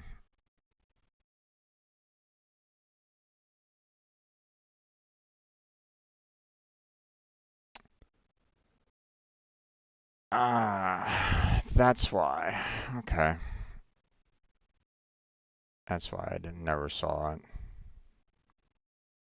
because you needed to have Barrett in the party or the chest won't appear. That's why I didn't see the missing score. Gotcha. Okay, well, there you go there, folks. And that's, didn't think that was a thing, but apparently was. So okay, but we got the premium heart. So there's that for Tifa. We're good there. Red is limited moon, which we got. So um, say there it is. Let's see. Cat Sith is HP Shout, which there it is. Yuffie, I don't think I've gotten Yuffie's main weapon here, so I still have to kind of find hers if I can. Sid is Venus Gospel, which don't have that either, so still need to see if I can find his Venus Gospel. And we got Vincent's death penalty, so let's see. Can't get Barrett's missing score anymore, so can't do anything there.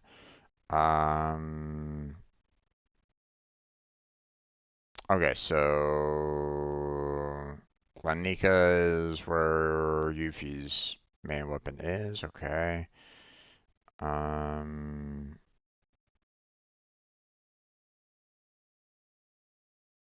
Aha. Okay. Now I know where Sid's main weapon is. So let's go ahead and get Sid's main weapon,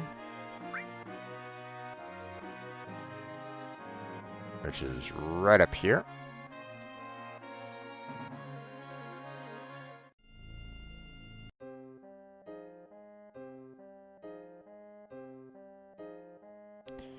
It's so restless with the rocket gone, and now that we can see Meteor clearly, I can't stand it.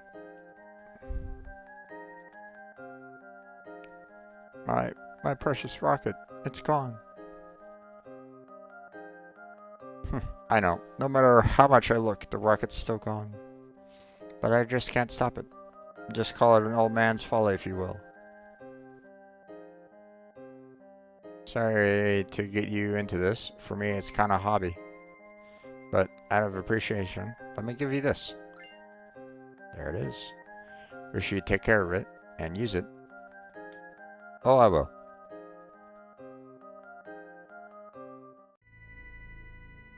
So.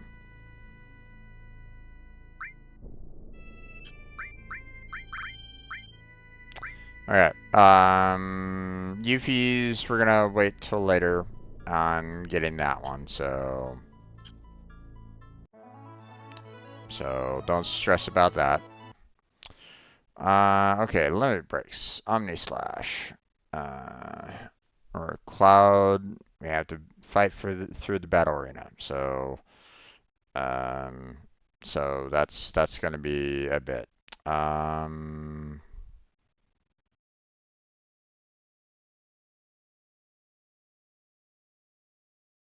Okay.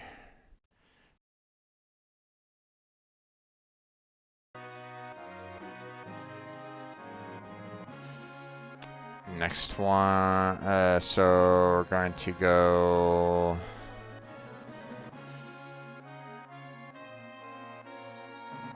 to North Corel.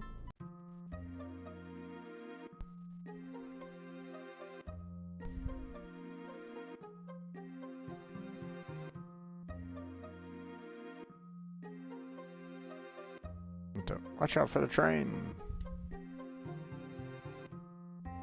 With meteor coming, I guess it doesn't matter.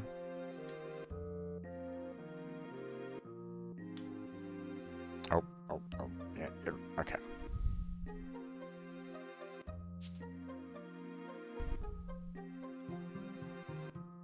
You saved my life. Not that I have much longer to live anyway.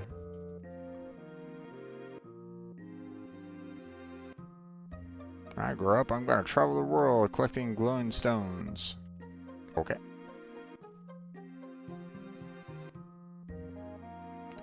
I figure if I stay alive long enough, something good's bound to happen. I mean, that's a positive look on things, so.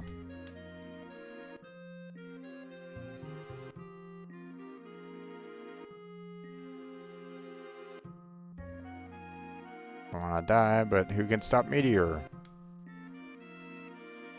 Hey, what's a meteor?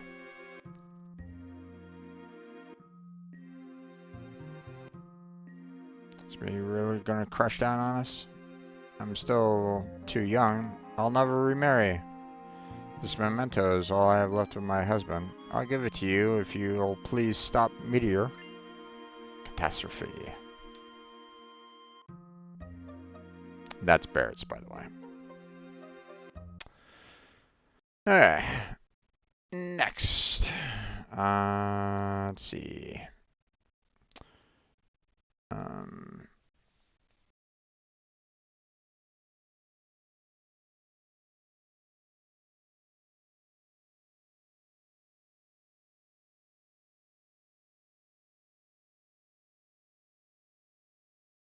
Aha. Okay. And we're going back to Nibelheim.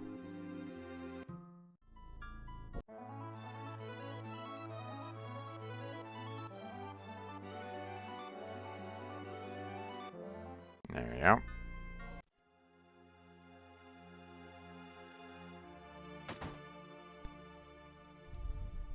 Oh, that's Cloud's house.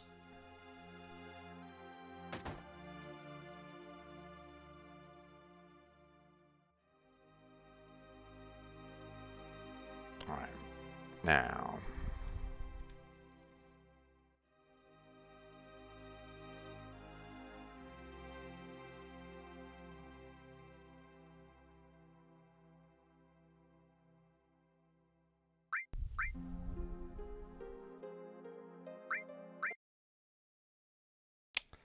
Okay. So here's the problem with this is the fact that um, the um, the symbols that they have here is a little off from my controller right at this moment in time. So um, let's see. I think it's.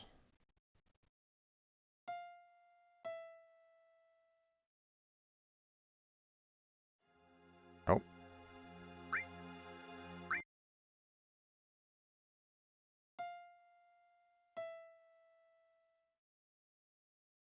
okay. Apparently that.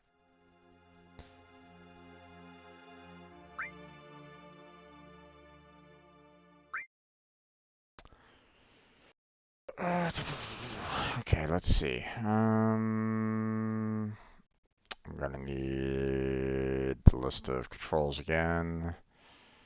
Um, let's see.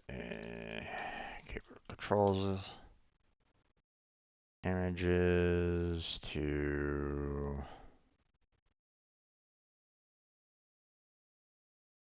Need to have something that is.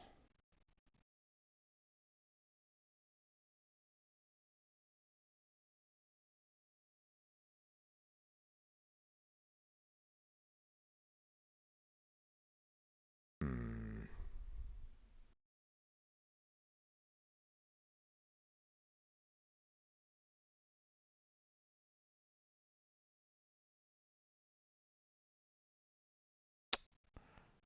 Really use like a comparison between the keyboard controls and the buttons of the controller, but I'm not seeing a good image that does that right at this moment in time. So I guess I'm just gonna have to kind of do like a side by side in this particular case.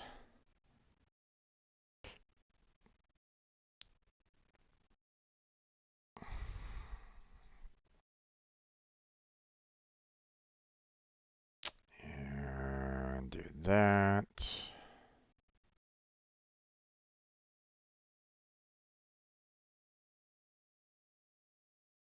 That there.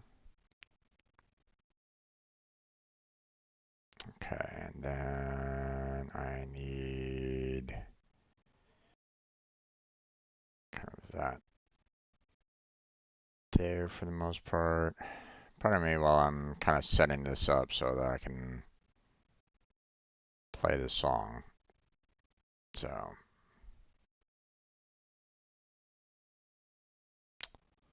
okay, now,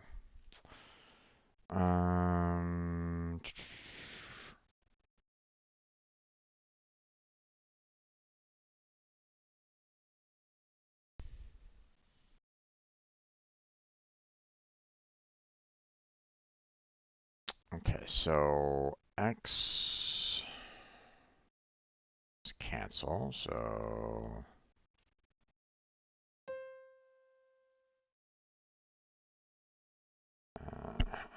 square is escape or end.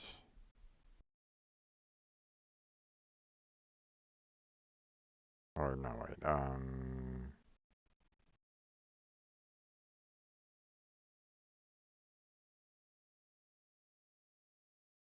wait, hold on.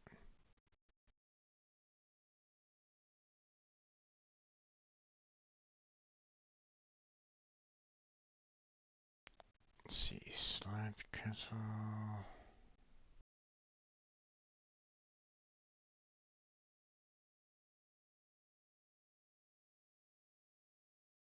Maybe insert or switch? Probably switch.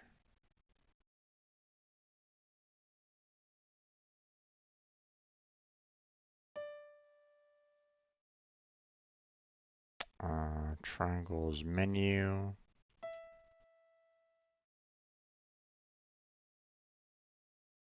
Ooh, R1.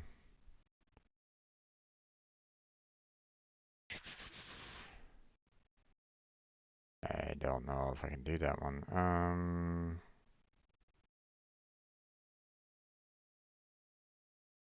Okay.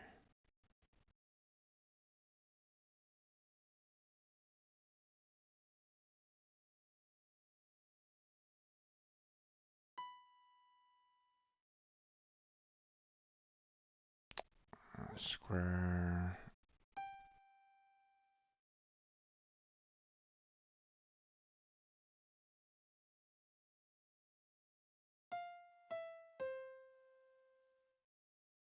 Hmm.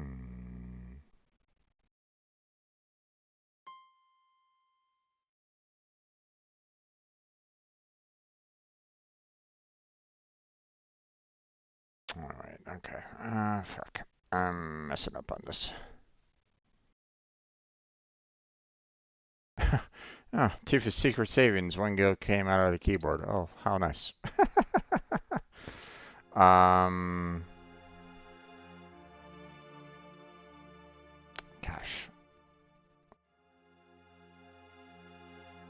The problem is that the song in the strategy guide, you know, is obviously associated um, with the PlayStation controller, right?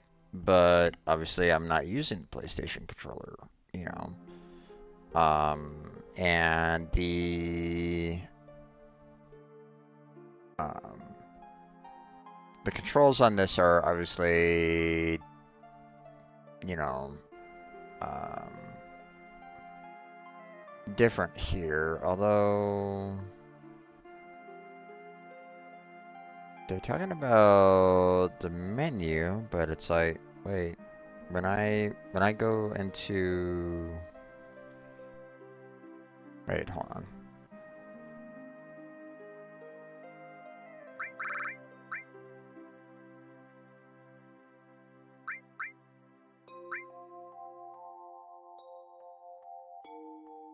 Hmm.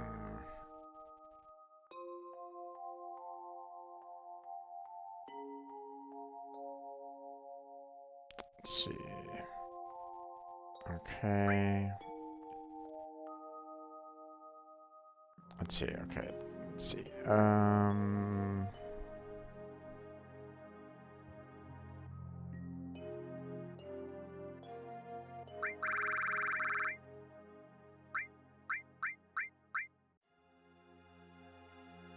Okay. I wonder if page up, page down is there left one or left one or right one part of the potential keyboard command. So here, let me try to create.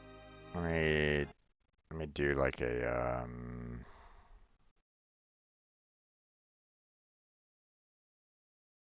Let me try this out. So we have.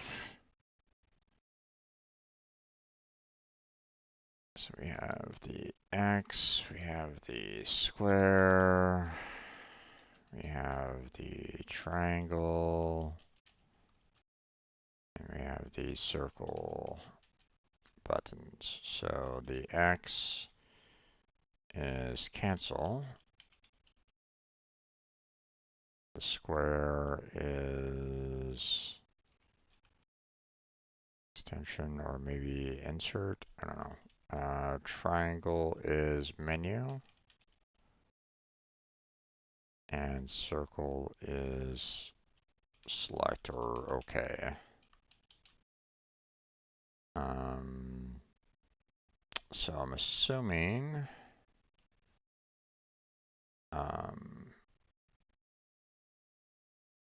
the extend there is more of a maybe an insert. Hold on, let me see if there's like a better example of this here.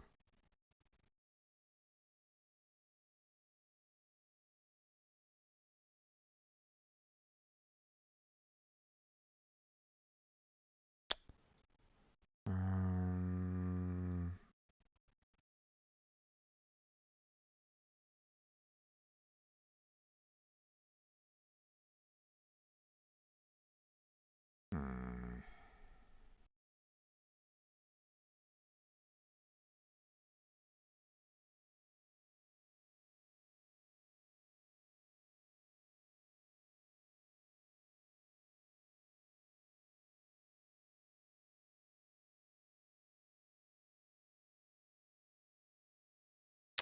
Oh, come on now.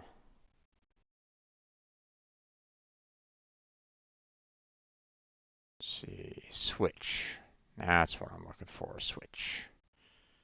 So that's the insert, okay. So insert. Okay, so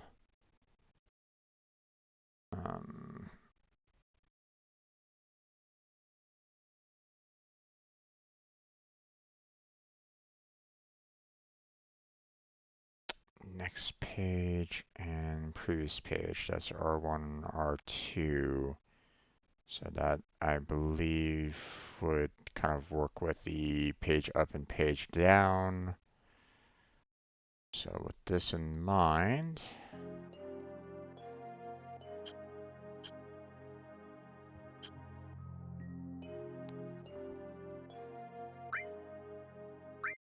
okay, so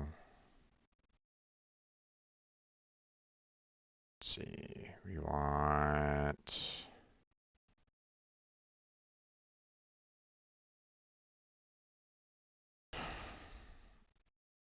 okay. Hey there, Classical, how you doing there, bud?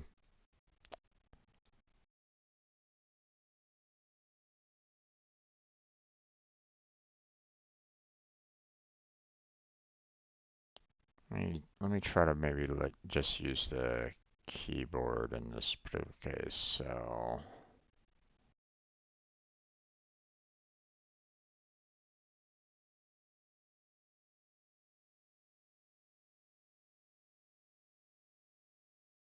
go, and then let's see, cancel. see. C. Squares insert. Triangles menu. Then page up and then triangle menu. Square is insert. X is cancel.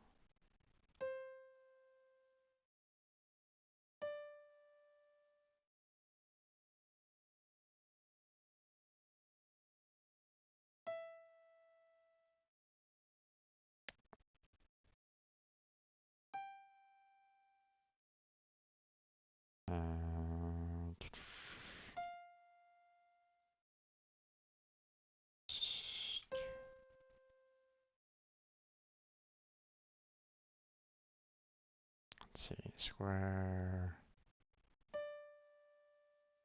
And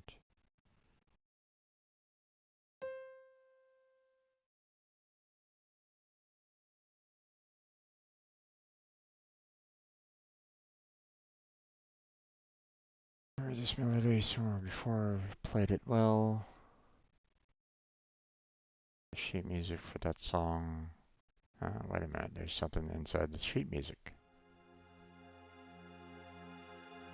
TiVo, what's happened to our town? Was it all an illusion or just a dream? No, it was neither. I remember trying to get people out of the flames and not having the strength. Burning with anger, I went to the reactor to kill Sephiroth. But he was nowhere to be found. Instead, I found you. Collapsed inside, I felt saving you was far more important than going after Sephiroth. There were several others that were still alive inside, but I was only able to save you. As I was coming out of the reactor, Shinra troops were just arriving. I recall a scientist named Hojo was in charge. He ordered the troops to gather up everyone still alive for the experiment. I didn't know what type of experiment he was talking about, but I wasn't about to let them have my dearest student. Putting you on my back, I headed down the mountain to the village. I used the cure spell on you many times. Started to head for Midgar to look for a doctor for you. Didn't like that city, but my cure spells weren't helping. Decided to go to Midgar to find the doctor I could trust. I'm worried about you, and I can't settle down in one place for very long. Have you recovered fully? Are you well? I wonder how many years have passed since then. I've just got into town again. I can't believe it. The whole town is back to normal except for the strange people with black clothes all around. The town reeks of Shinra, but I won't go after them.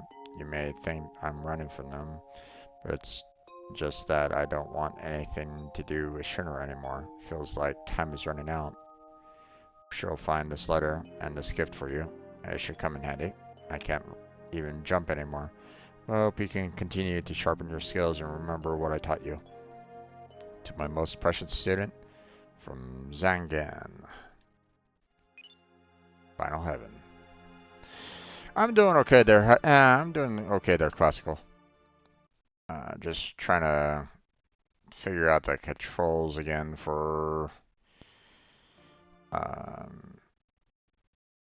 Final Fantasy. Oops. There we go. You know, trying to make sure that everything's kind of working properly, so. There we go. Alright. So that was Final Heaven for Tifa. That's her, final limit break.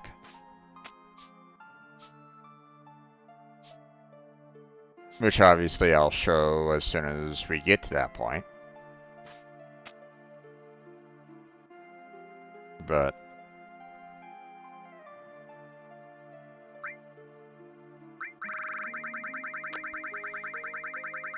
oh wait, hold on. Need to arrange everything. There we are. So we have Catastrophe, we have Final Heaven, we have Cosmo Memory, we have All Chaos, or All Creation, and we have Chaos. So Great Gospel was already used on air, so that's, really needed. Cosmo memory is indeed for Red 13, but we're not there yet. All creation is Yuffie's.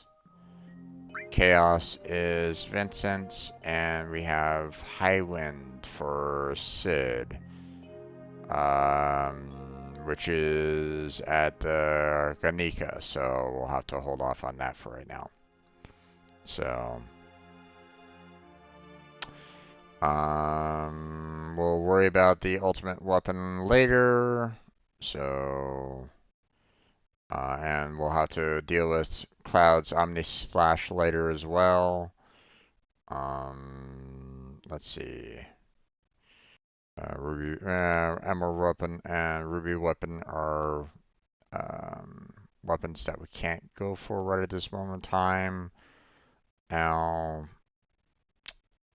there is something that you can get to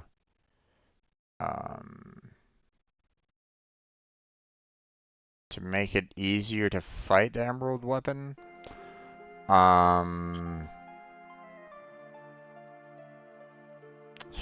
But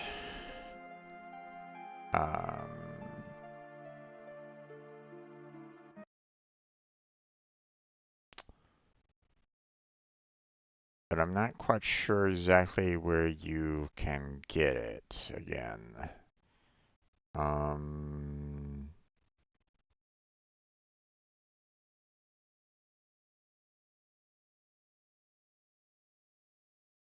Let's see.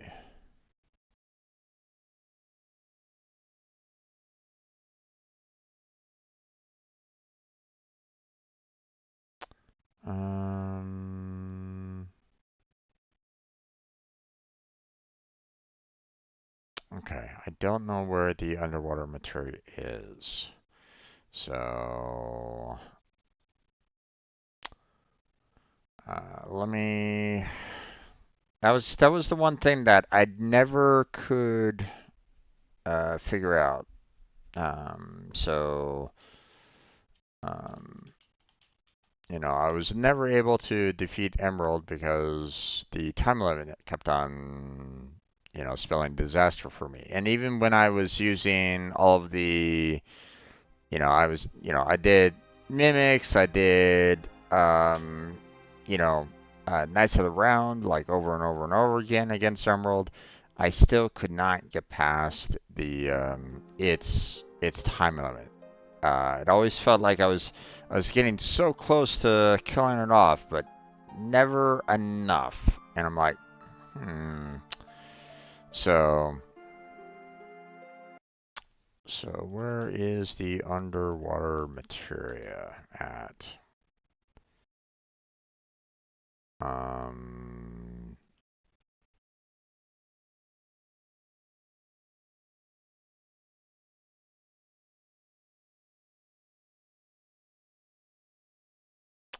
uh,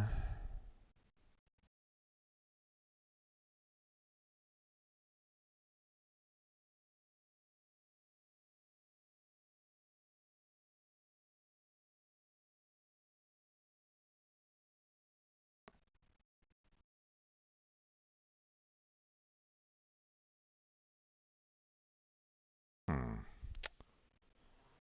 Okay. Um,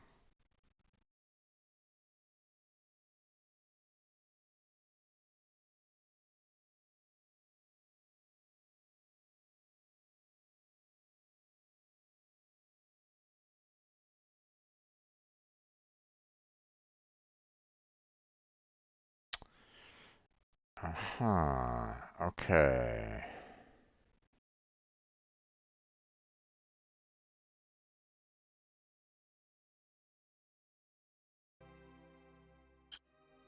Hmm.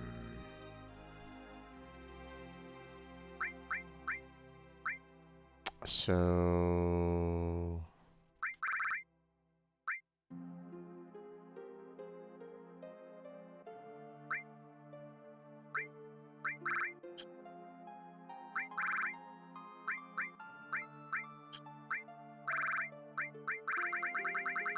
So apparently I need to have morph.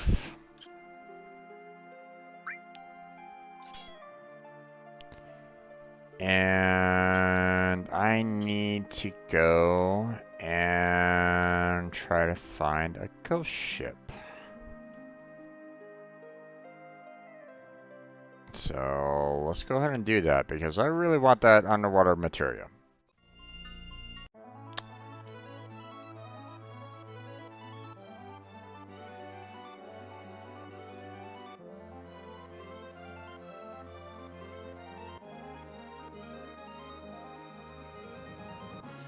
Alright. Now, was this the underwater reactor? Nope.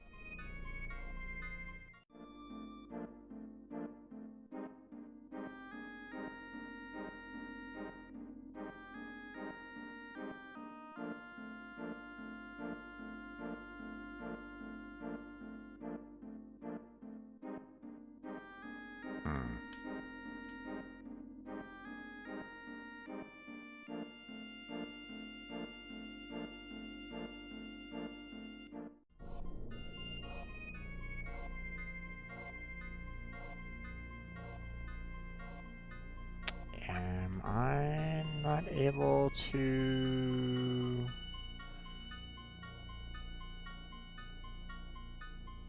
Let's see, hold on.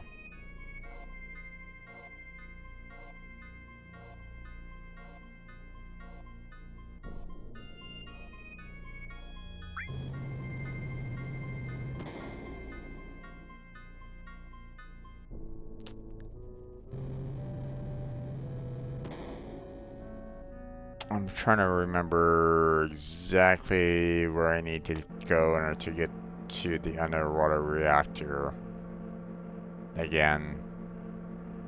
I thought I could get to it, you know, just by using the sub, but it's not letting me do that. So maybe I just need to go back to, like, the original way.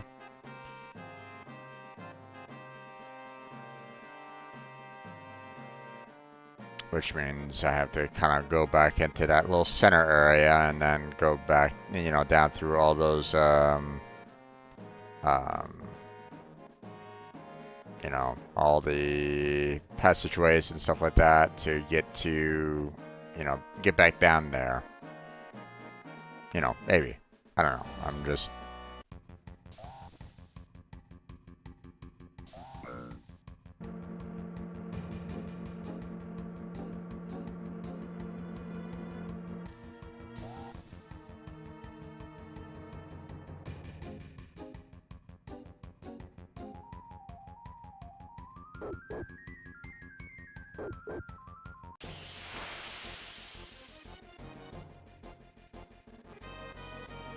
Okay.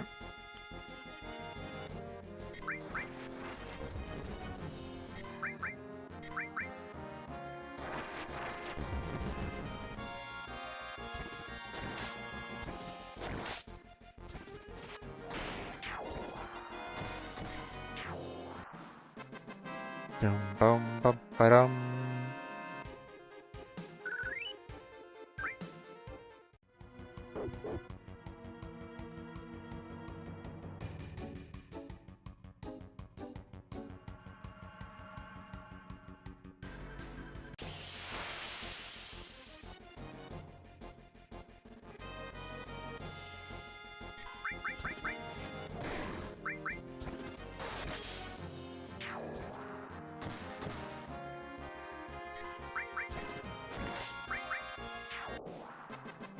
There we go.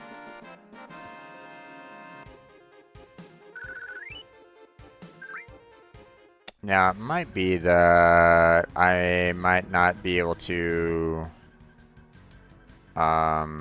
get down to the underwater reactor at all. But, I mean, one would figure that I should be able to, so...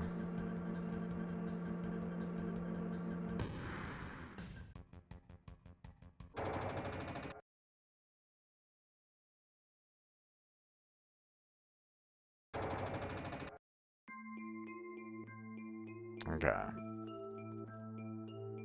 Now, if I'm not mistaken, I believe this is the spot that will have the ghost ship.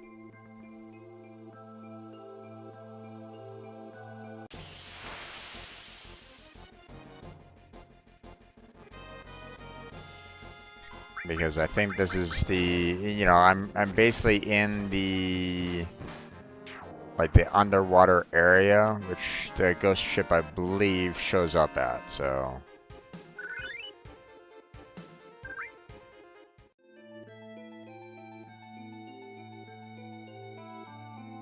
If I remember correctly.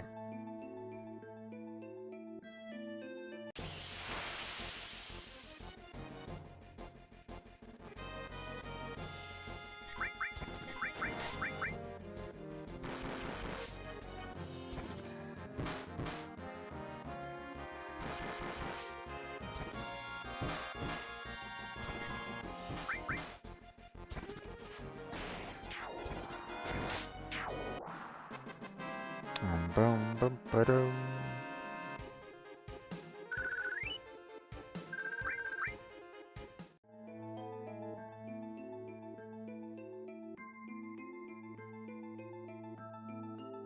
Do-do-do-do-do.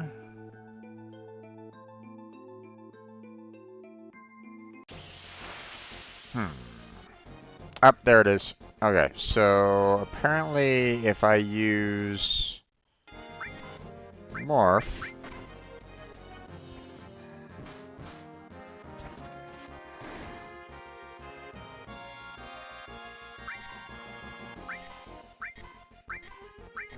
that didn't do anything.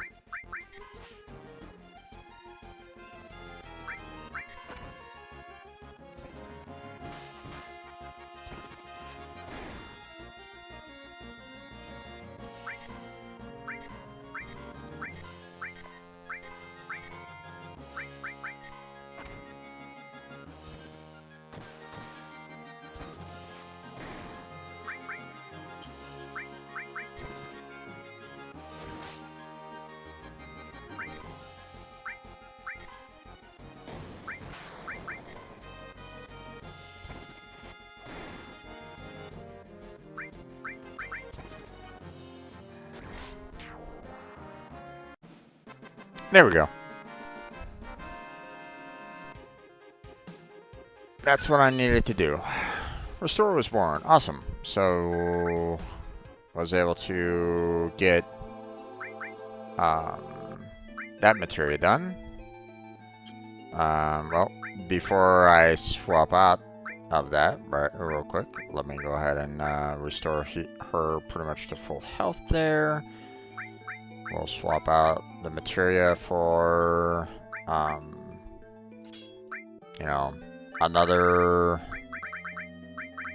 you know, the newly created restore, which obviously will be a little dangerous in that, you know, if I fight against something really nasty, then, well, won't really be able to heal all that much, but hey, we got what we needed right at this moment in time, so time to get out of here.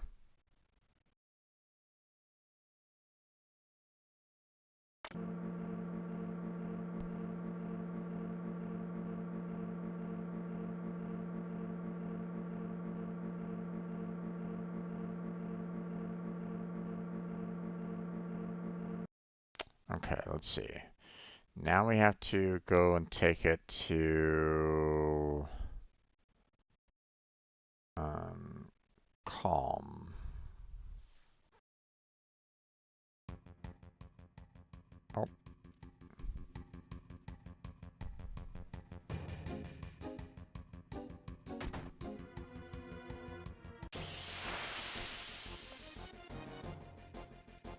What kind of animals do I like? Non-violent ones?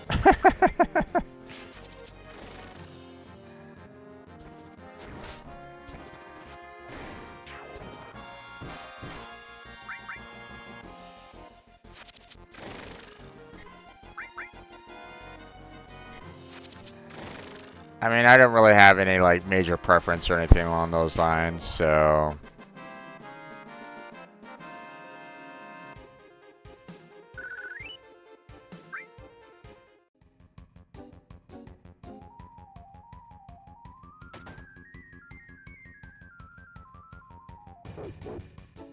Okay.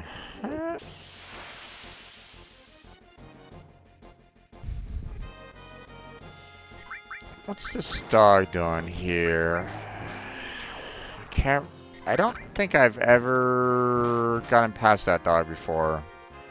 Or like I believe that obviously you need to have something to kind of like say, hey dog, get the heck out of that doorway, but I can't remember what it was.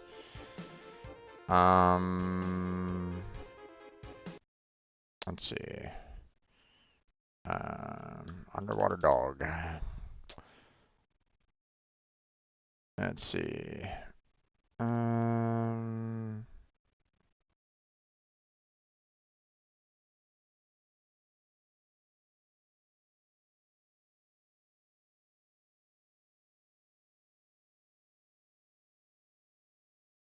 If you fail the sub game, you lose that sub. That door leads to a replacement so you can get through the game.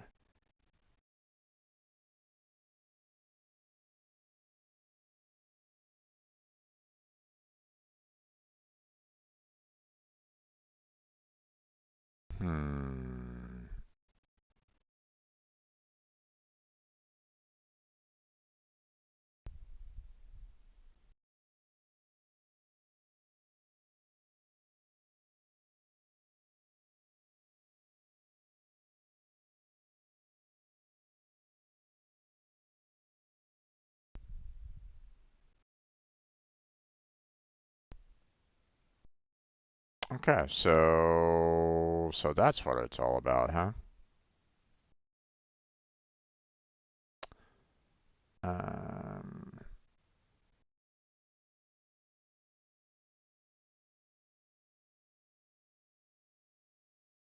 Gotcha. Okay.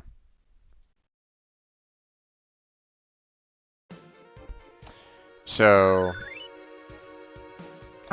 all leveled up. Nice.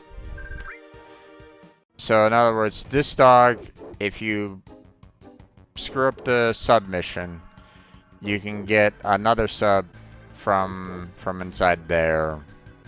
But obviously, if you fail the submission, you also lose the huge materia that comes with it as well. So.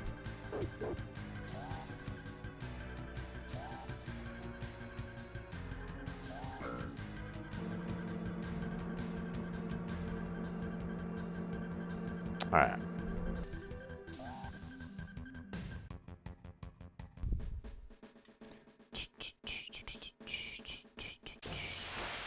Oh, okay. Still got some battles ahead of us, huh? Okay.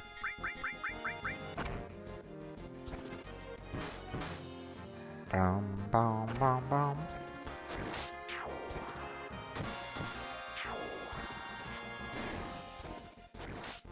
There we go. Boom, boom, ba-do.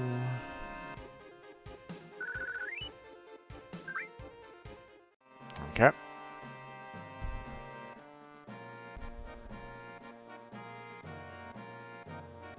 Let's see. I believe there's like a taxi service that allows you to kind of go all the way back to that outside town, I think. Yeah, Hexy Taxi only John. Sure. Roger, hey taxi.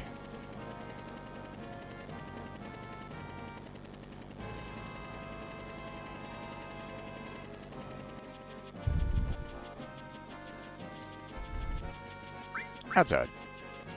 And outside journey is take care.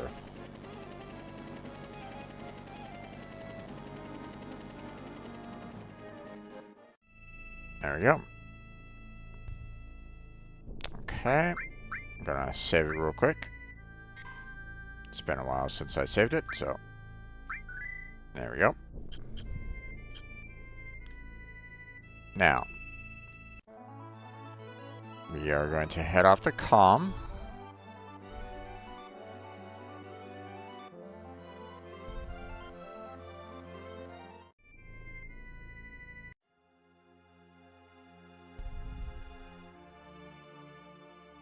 The barrier protecting Sephiroth is gone. The Shinra troops don't know what to do. Halding and Scarlet don't have what it takes to lead the troops.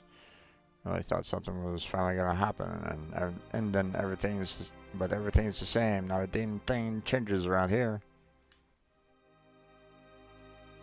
Tourists, huh?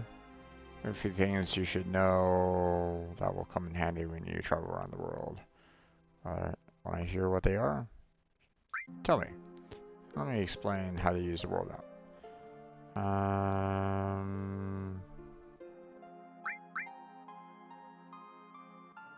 Okay, this is pretty much tutorial stuff.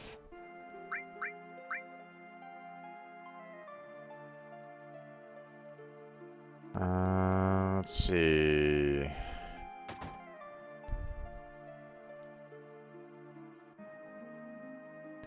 I'll stash my money. Wait, maybe I better take it with me and get out of here. Let's see.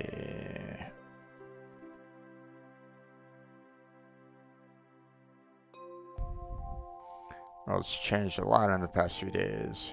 A huge meteor is covering up the sky and acting like it owned it. A lot of my friends have died. We're on our journey to pray for their souls.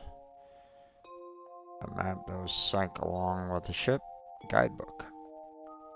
A rose that blooms once every 1,000 years in the desert. Desert rose.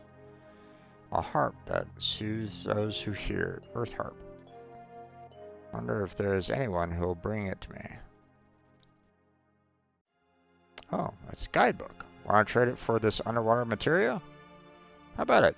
Yes. Okay then, that's a done deal.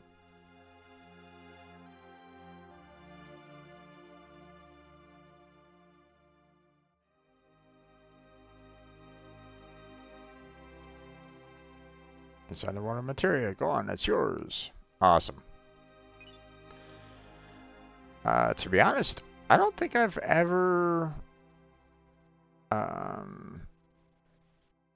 gotten those before, or at least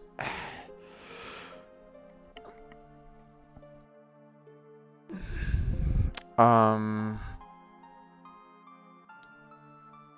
never did that in this at all during when I originally played it.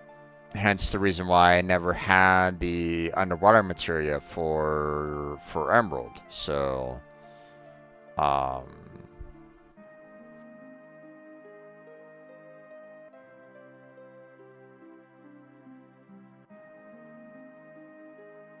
okay. So Desert Rose and Earth Harp are for the weapons themselves. Gotcha. Well, we'll obviously have to hold off on that for right now. Not willing to go into a fight with either one of those weapons right at this moment in time, but now I know where to kind of go about getting them. So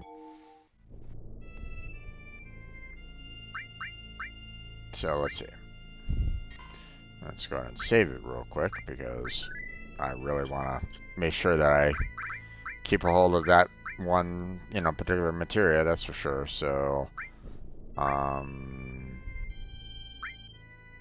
like for let's go ahead and arrange everything, and then,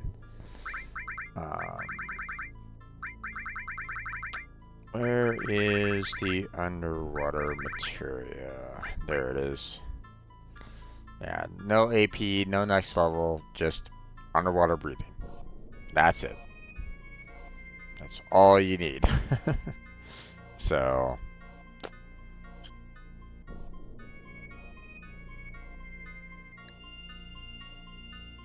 alright. So, let's see.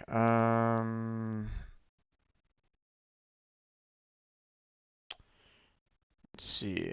Master.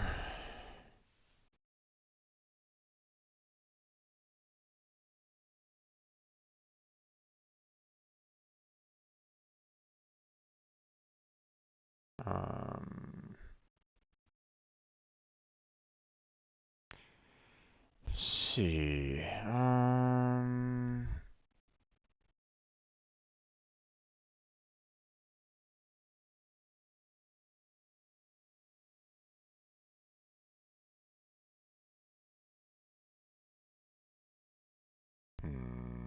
Okay.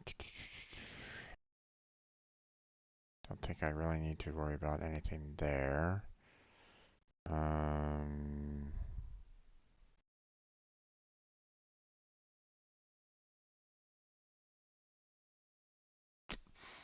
hmm.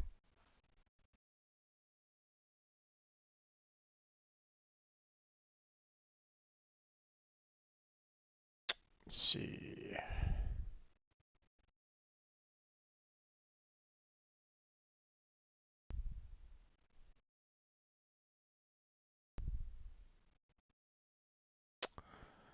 Okay, I'm just checking out what is available in terms of the, other things that I can maybe get. So,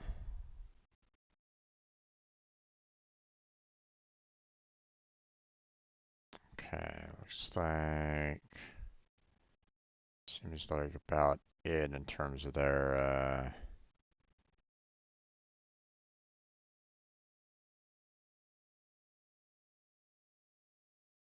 everything that I can find.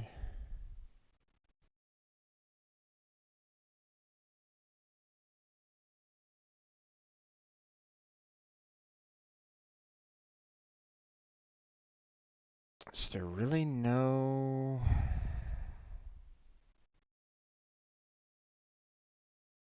Hmm.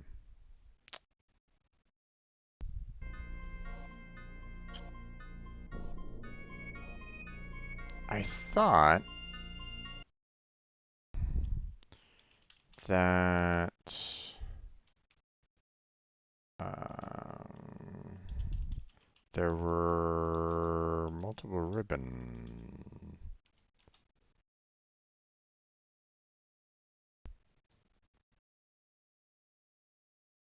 Let's see.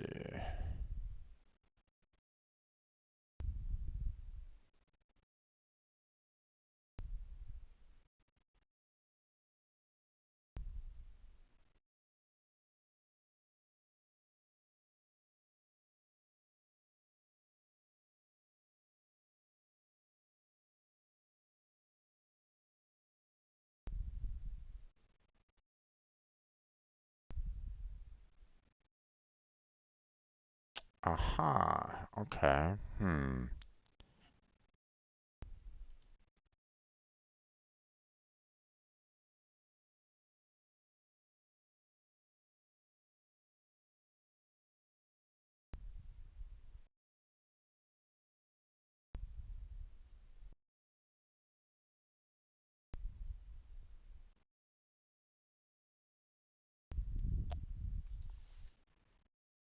Let's see.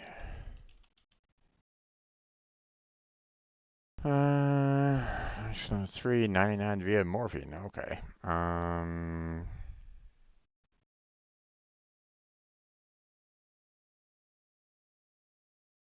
Prevents all bad status effects except for death, slow death, paralyze, slow, and stop. um,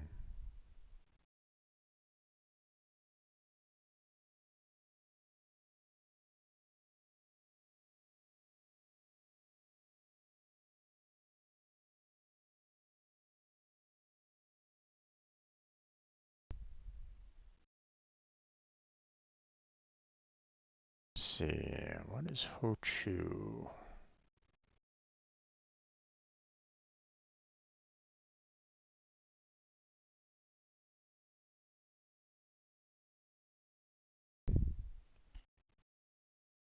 Aha.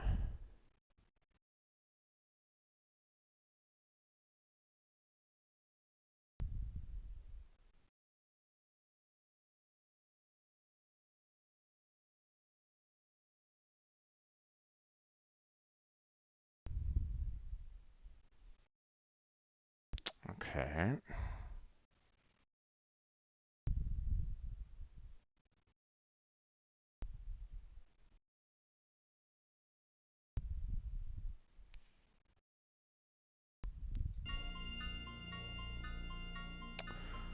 Huh.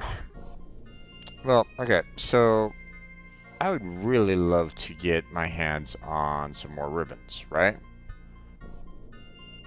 And apparently, um, Morph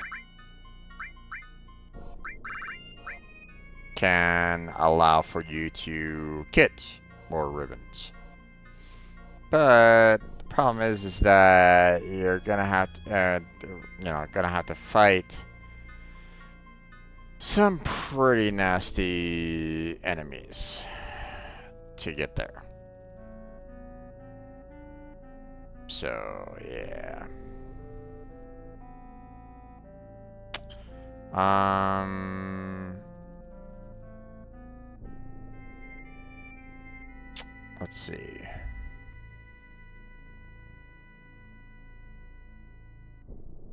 Hmm.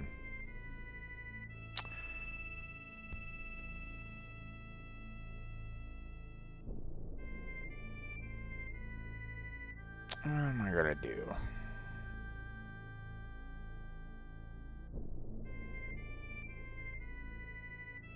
Shall I try to go for... Shall I try to go for the ribbons first? Shall I try to do...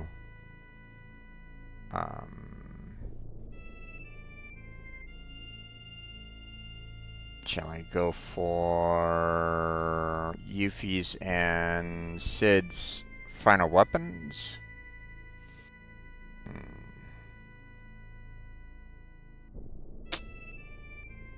Because I kind of know where that is. I could try going for the ultimate weapon.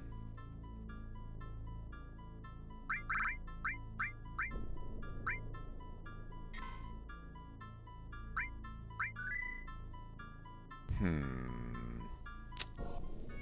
What do you think? Any? I mean, I am getting to around 3 hours in my video right at this moment in time. It might be a good place to kind of stop at this point.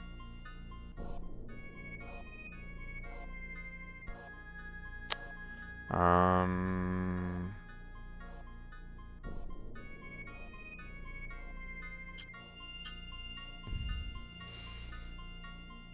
obviously one of the things that I'm gonna need to do is really kind of work on everybody's limit breaks.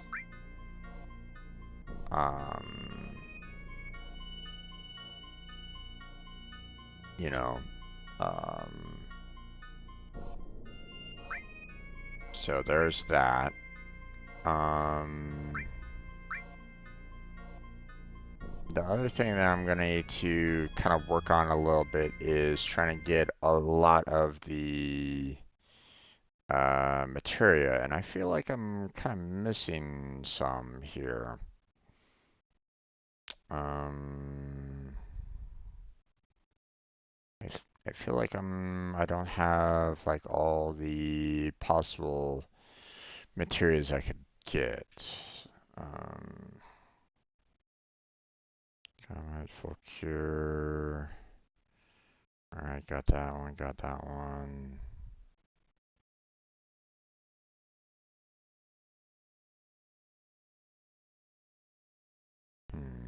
Okay. Every skill, throw, manipulate, dust blow, morph. Um, what is that, double cut?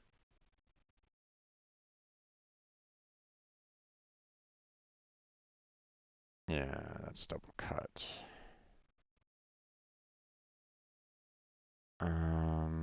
X summon, right? Ancient forest, right? Um, X magic, X item. Master command. Okay, so blue materia.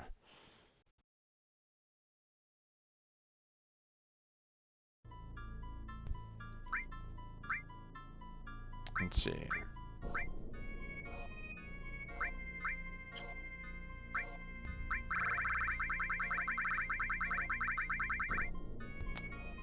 See, all elemental, added effect, MP and HP absorb, which I believe I have the MP absorb out there.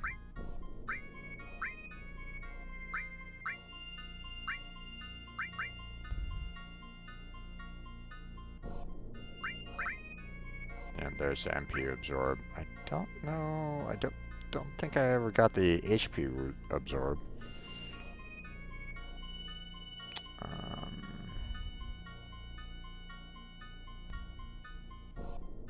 Added type, don't think I have that. MP turbo, got that. Steel as well, don't think I got that. Magic counter. Wait, thought I had magic counter somewhere.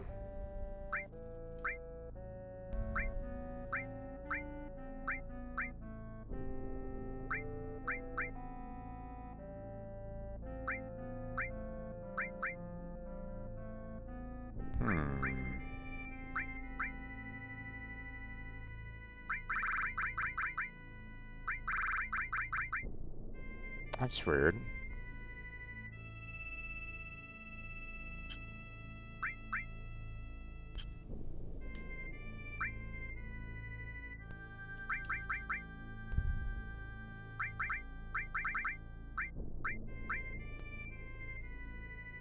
I thought I had magic counter somewhere.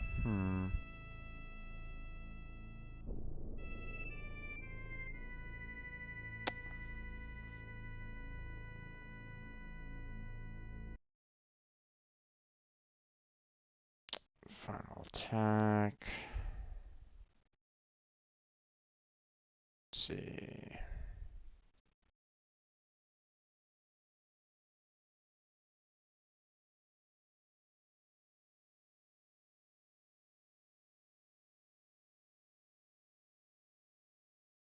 Independent materia.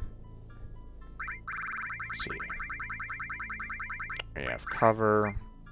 We have chocobo lore. Long range attack. Counterattack, which I already put on myself. Enemy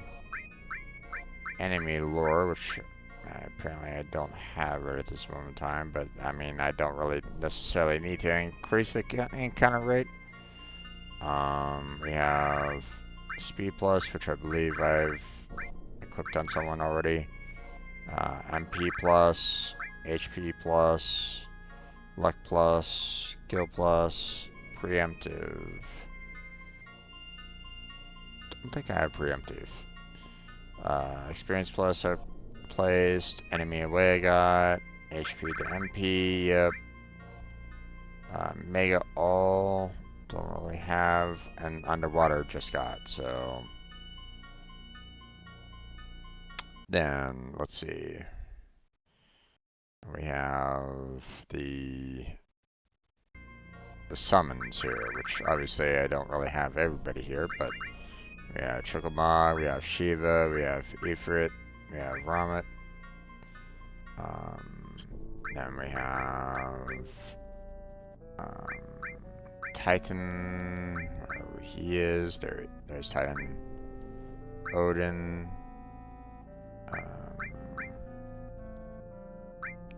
Kajata.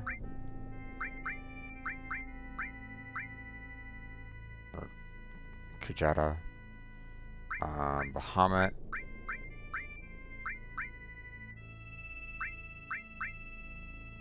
Oh, that's Bahamut 0.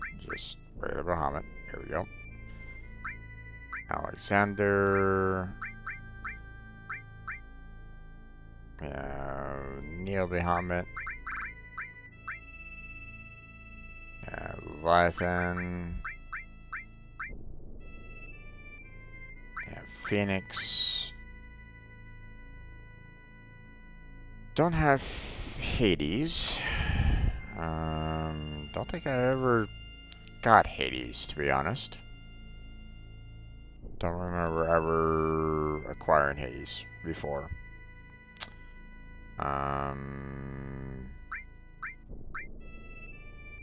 Let's see, Bahamut Zero.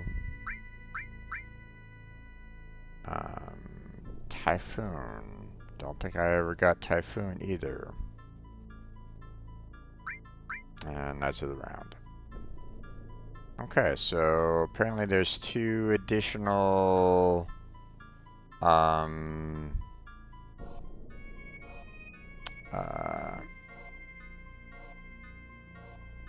there's 2 additional summons that I don't think I've ever gotten or seen before.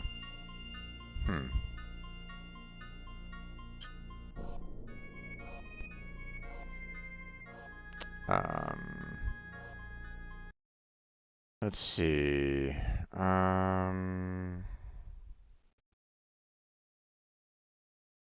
Okay, so a lot of this is potential purchased from Golden Saucer. Let's see. Shop in Cosmo Canyon. Golden Saucer.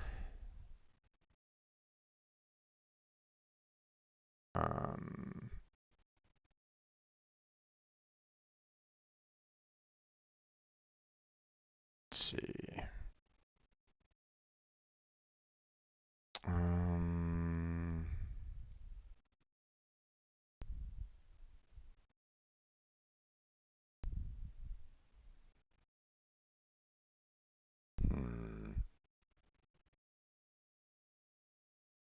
Ancient Forest.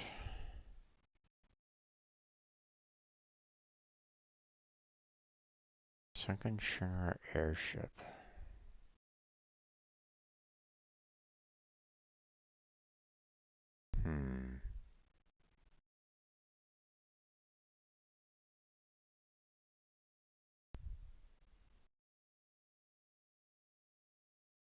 Let's see.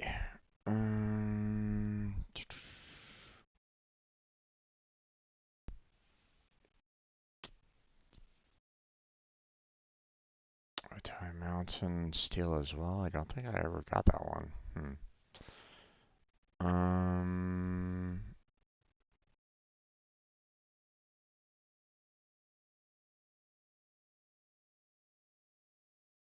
Okay. Yeah, and all the green magic is pretty much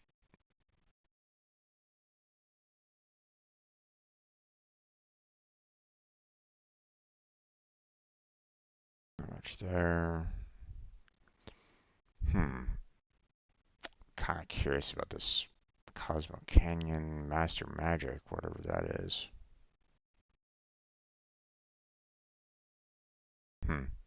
Okay.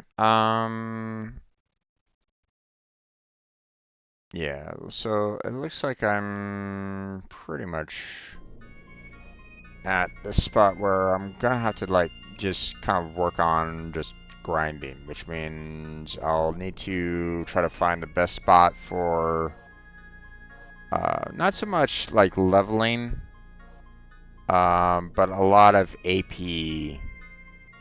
a lot of AP bonuses, so that I can really level up all the materia quickly, so that I have them available, and then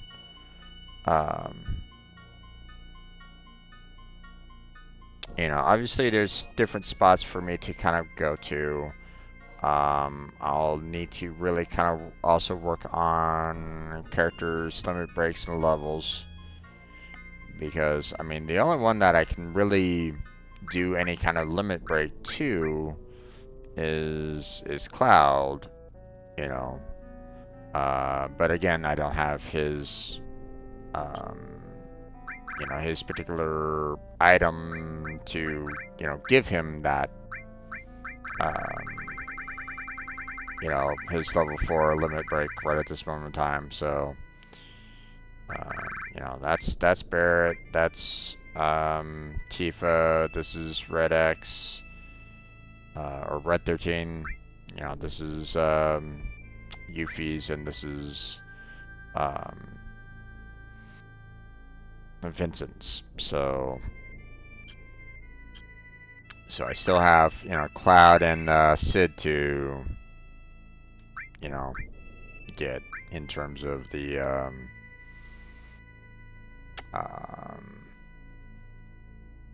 you know, in terms of their like special and you know special limit breaks and stuff like that. You know, um, missed out on Barrett's ultimate weapon, which sucks, but I mean.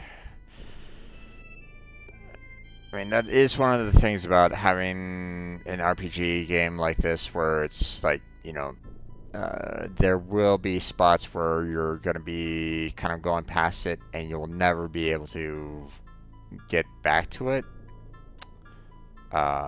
You always have that risk of never getting, you know, like all the items and stuff like that. So, um,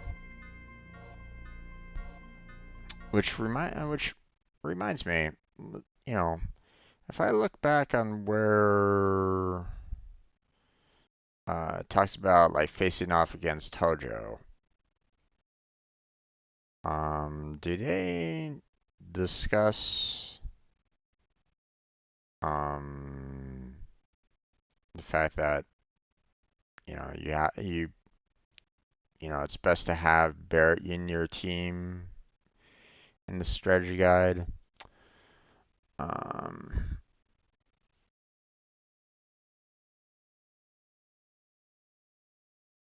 let's see.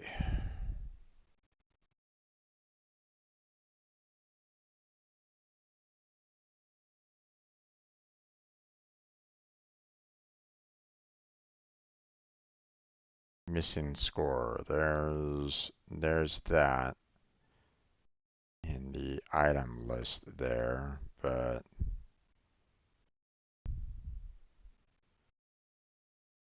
um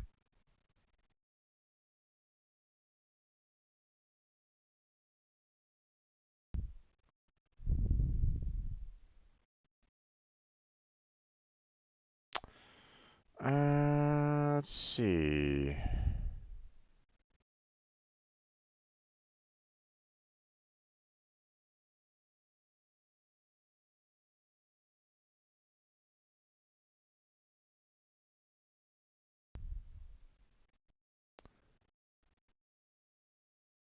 Yep, there it is. Uh, check all the chests on the way up. Barrett's ultimate weapon missing score is one of them. Missing score won't be there unless Barrett is in your party. So I totally missed that on the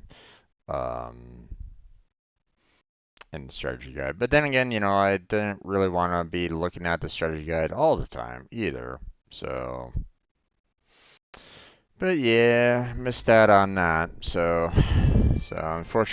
unfortunately, won't have his ultimate weapon there. So that's kind of unfortunate. That's obviously a major oversight by me on that, but it is what it is. Um, you know, maybe I won't use Barrett for the final fight. I don't know. That's also another thing that it's like I really kind of wish that they could give you like you know they always give you the three to fight, and it really I really kind of wish that they could give you like everybody you could fight with, you know, in like the final battle because let's face it, it's like you know if you're in a final battle, everybody should be fighting. um, and it's one of those things where it's like I really enjoy like you know the tactics games for like you know for example the Final Fantasy Tactics where it's like hey pretty much everybody in your party is pretty much there for the most part. So um, now of course there's always the dangers of having everybody there as well, you know, but in that you know the enemy could be like focusing on your minor characters and, you know, potentially killing them off quicker. But at the same time, if you have like everybody like leveled up nicely, then and you do well enough, then you know that shouldn't be too much of a problem. But yeah, but still, it's one of those things where it's like, come on, you know. Um, that's the only. This is one of the main downsides that I find with certain RPGs. They basically say, here's your crew of 8 people, but you can only use 3 of them. It's like, God damn it. I want to use all 8, damn it.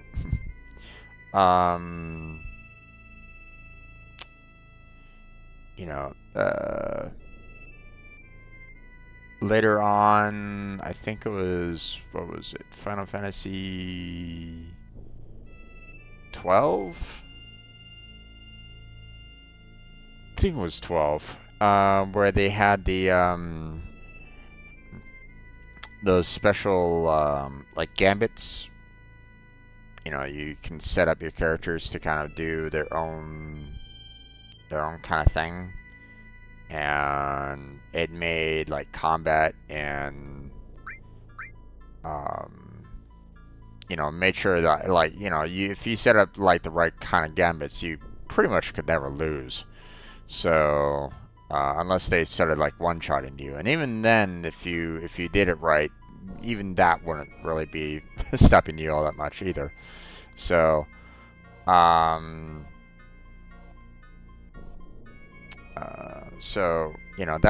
that system I didn't really mind all that much. It's just it the only problem with that one was the fact that it made the game like super easy. You know, I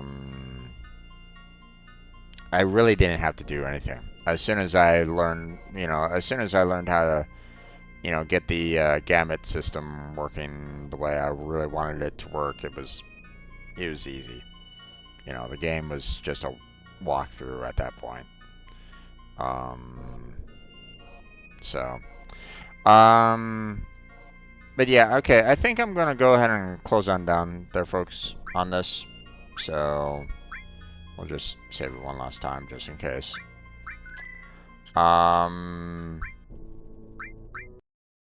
But yeah.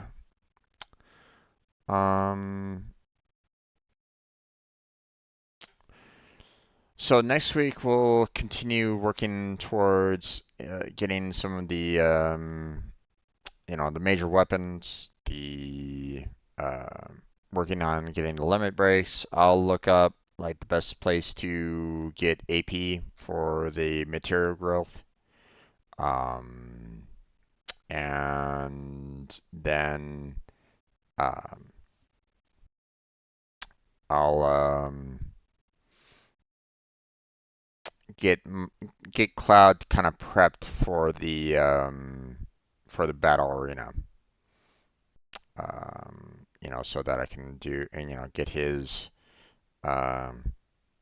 ultimate weapons and alike from that. So yeah, I think that's going to be it for tonight. So I want to thank Classical for stopping on by and chatting with me. I appreciate it there, bud. Hopefully you had a good time. Tomorrow we're going to continue with the Lego. The Lego movie, video game. Now that I have the second monitor up, that will make things a little bit easier, but I mean, I might still have some difficulties trying to keep an eye on chat, so so there's that. And we got the Pega certification studies and the Unreal studies as well tomorrow. So look forward to that. But that's going to be it for tonight's stream. I want to call it. So thank you very much for watching. I appreciate it. Hopefully I'll catch you next time. But until then, take care. Have a good night. Stay healthy. Stay safe. And I'll catch you strangers next time.